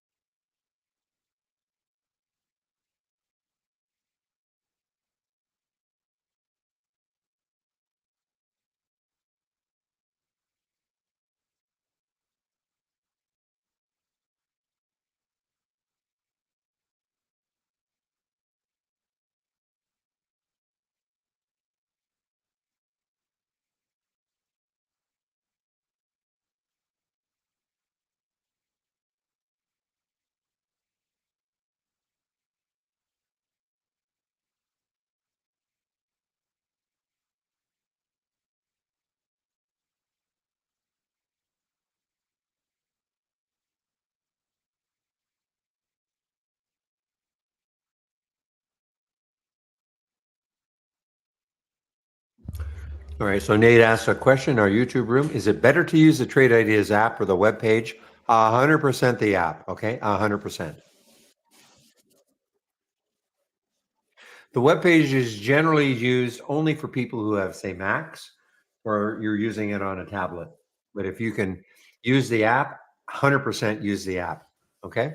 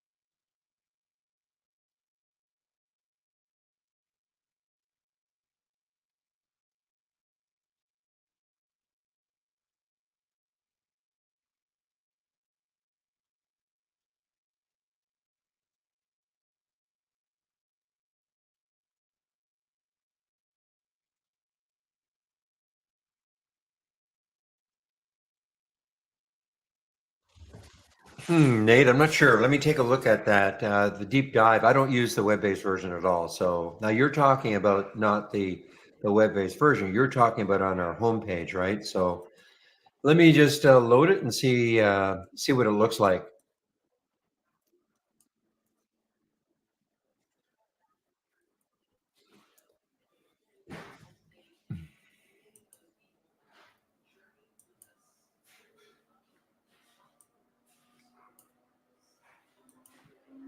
All right. So you're talking about this, right?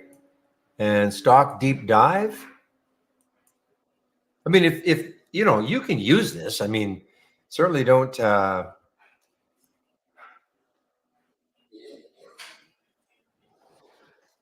I see. This is. Oh, this is. Oh, okay. Here they are. I guess competitors. Okay, so this is.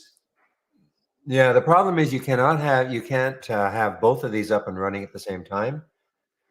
So what is the deep dive even trying to do here? This to me just looks like a single stock window. I don't know, like, what is it trying to do? I don't even see really what it's trying to do. It's just, to me, it just looks, I mean, if I put MGOL and I take a look at this single stock window down here and this one here, like what is it doing? Okay, well, you can have all that here in the single stock window. Yeah, and the advantage, quite frankly, is that you have no control over what you're seeing. Okay, this is the information that you're going to see. These are just filters, okay? In the single stock window here, these are filters also, but you can put the filters you want. Okay, so it's a new single stock window. Okay, this is what it looks like. Okay, obviously very similar to this, but you cannot adjust any of this. But all these are filters. So if I configure columns, so these are all. So basically you've got control of what you see in that single stock window. Okay,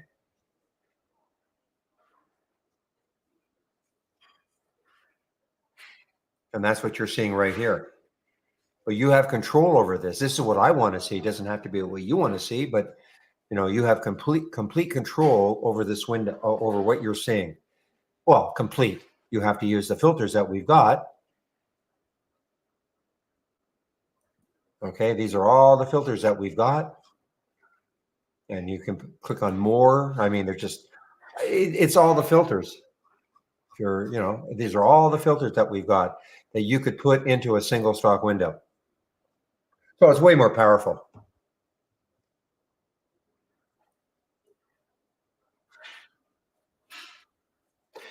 Nothing is going to tell you if a stock has breaking news. This is not going to tell you if a stock has breaking news, okay? We have news, but it's not necessarily breaking news like in the second. Okay?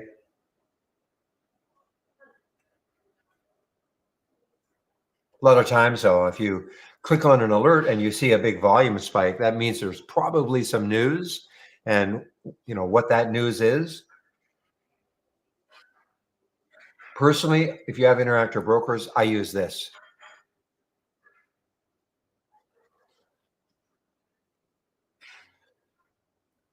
It still won't let you know. Okay. I mean, we have news here. Okay. We do have news here. I mean, it's nothing different from what you were looking at. Okay. We do have news here, but it's not like it's, some of these pay services that charge $150, $200 a month, for the breaking news. It's not like that at all.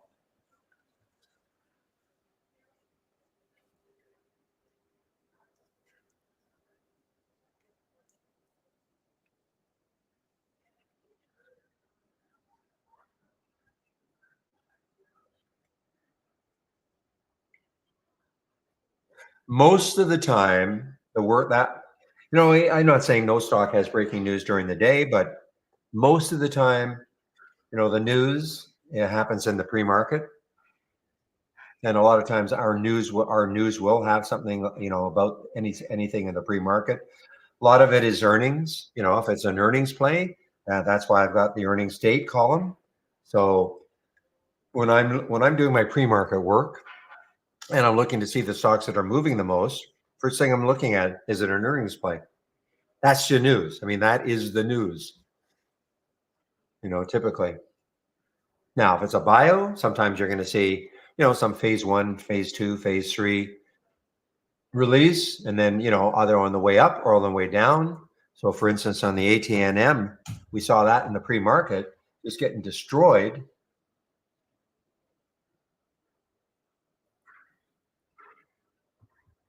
And we did have that news, so if you had clicked on that in the pre-market, you would have seen that the company received an FDA request for additional studies, okay, which is bad.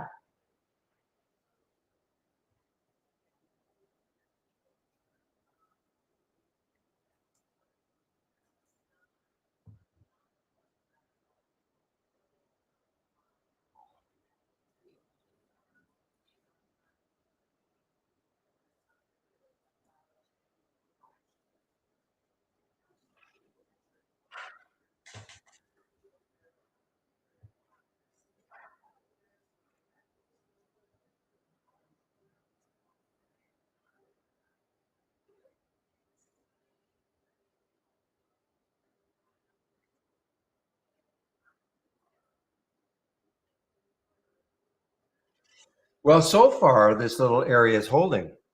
I'm surprised. I really thought that candle or that bar, I really thought that bar would really start to move it down. Now it's still, I mean, not out of the woods at all, but I'm surprised this is holding so far.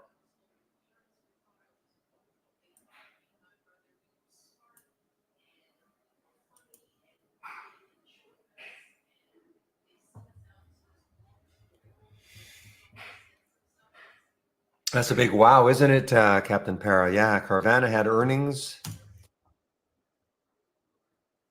right here, got up to 153, 154. Nice recovery, though. I mean, like a lot of stocks today, nice recovery.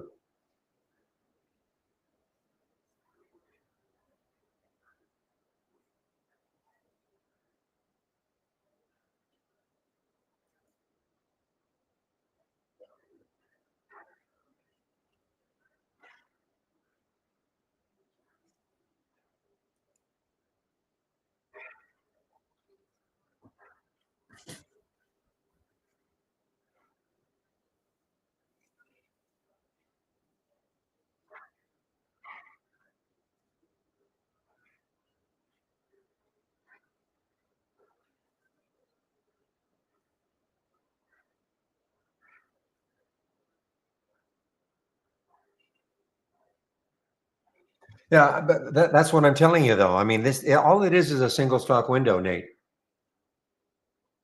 The news tab does not show you that. I mean, it's the details that you're looking at when it shows all the latest news. When you say news, I mean the float volume, and this is in the single stock window, and that's customizable for you.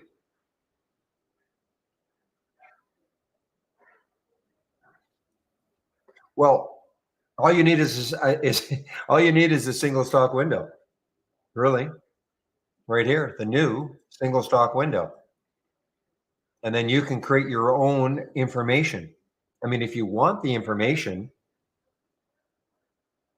let me just bring up that window again.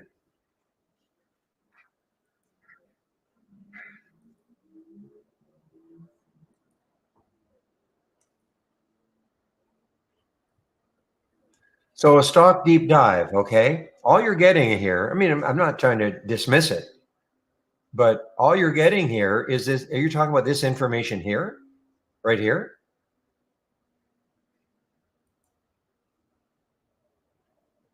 Okay. If you're talking about this information right here, all these are just filters that we've got. You know, the float filter, the earnings date, the short float, etc. You can.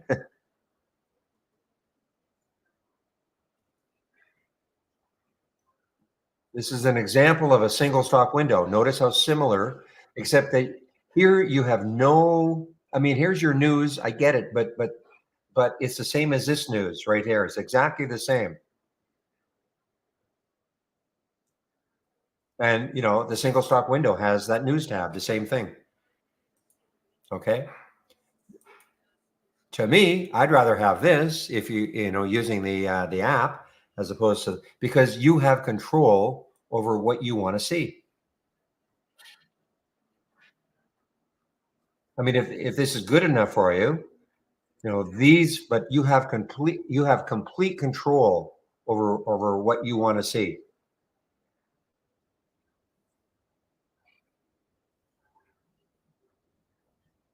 Okay.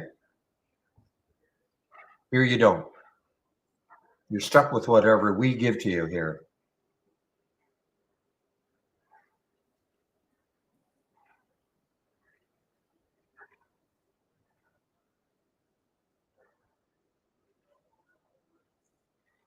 Okay, makes sense. So that's the single stock window.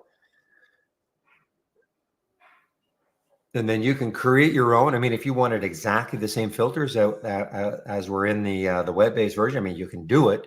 My idea, though, is that you'd probably want to customize it a bit.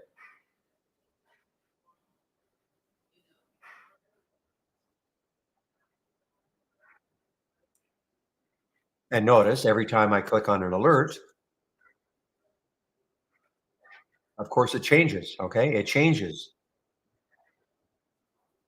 So every time I click on a symbol, it'll change. The symbol, the single stock window will change. So it's all right here.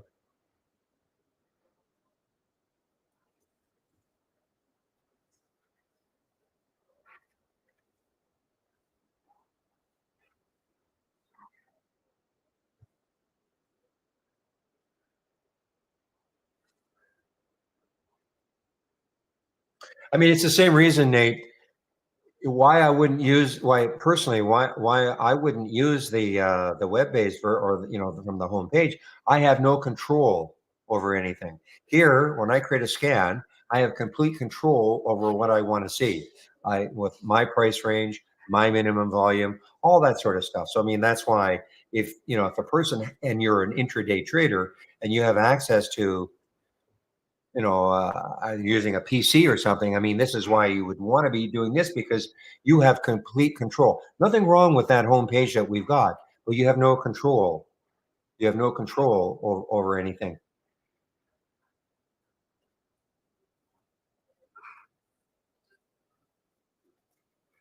Oh yeah, well then you don't. Yeah, all you need is that. It sounds like all you need is that single stock window, and you can create your own filters. You can take mine. I mean, you can take mine. It's on my home page, but this is what you're going to see. You may want other things.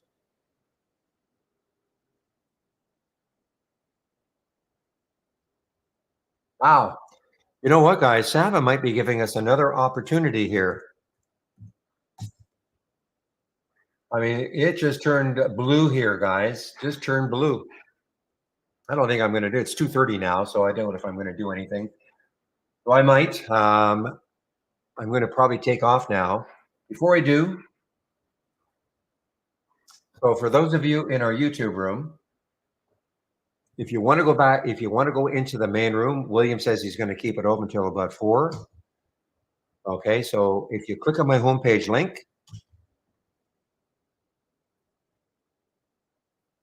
and at the top, oops.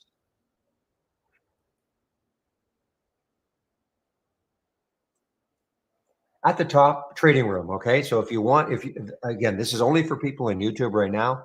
If you want to go into the main room, which will be open till about 4, you can do so. You just have to click on this. There's no screen sharing, and I'm not on the mic anymore, but there's still a lot of traders in the room. Okay, so you can click on the trading room, and that'll get you into the main room.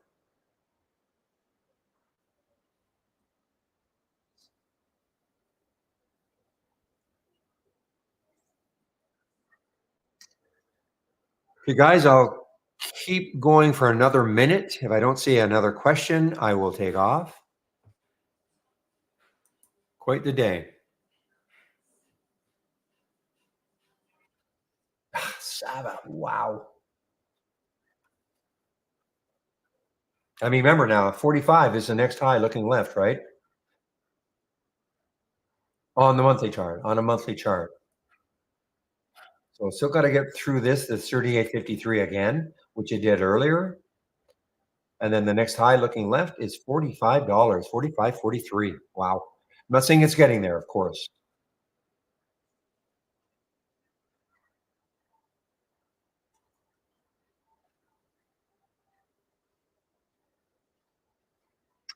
All right, guys, I don't see any questions. So, well, what will tomorrow bring? That's a big question, guys. Will we at least maintain this gap? Not gap, but that recovery, bit of a recovery.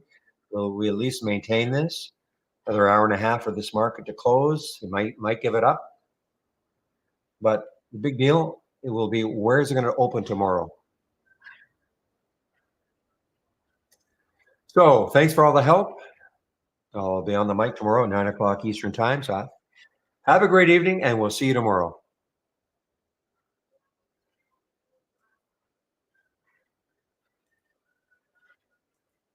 And YouTubers, I must shut you guys down completely.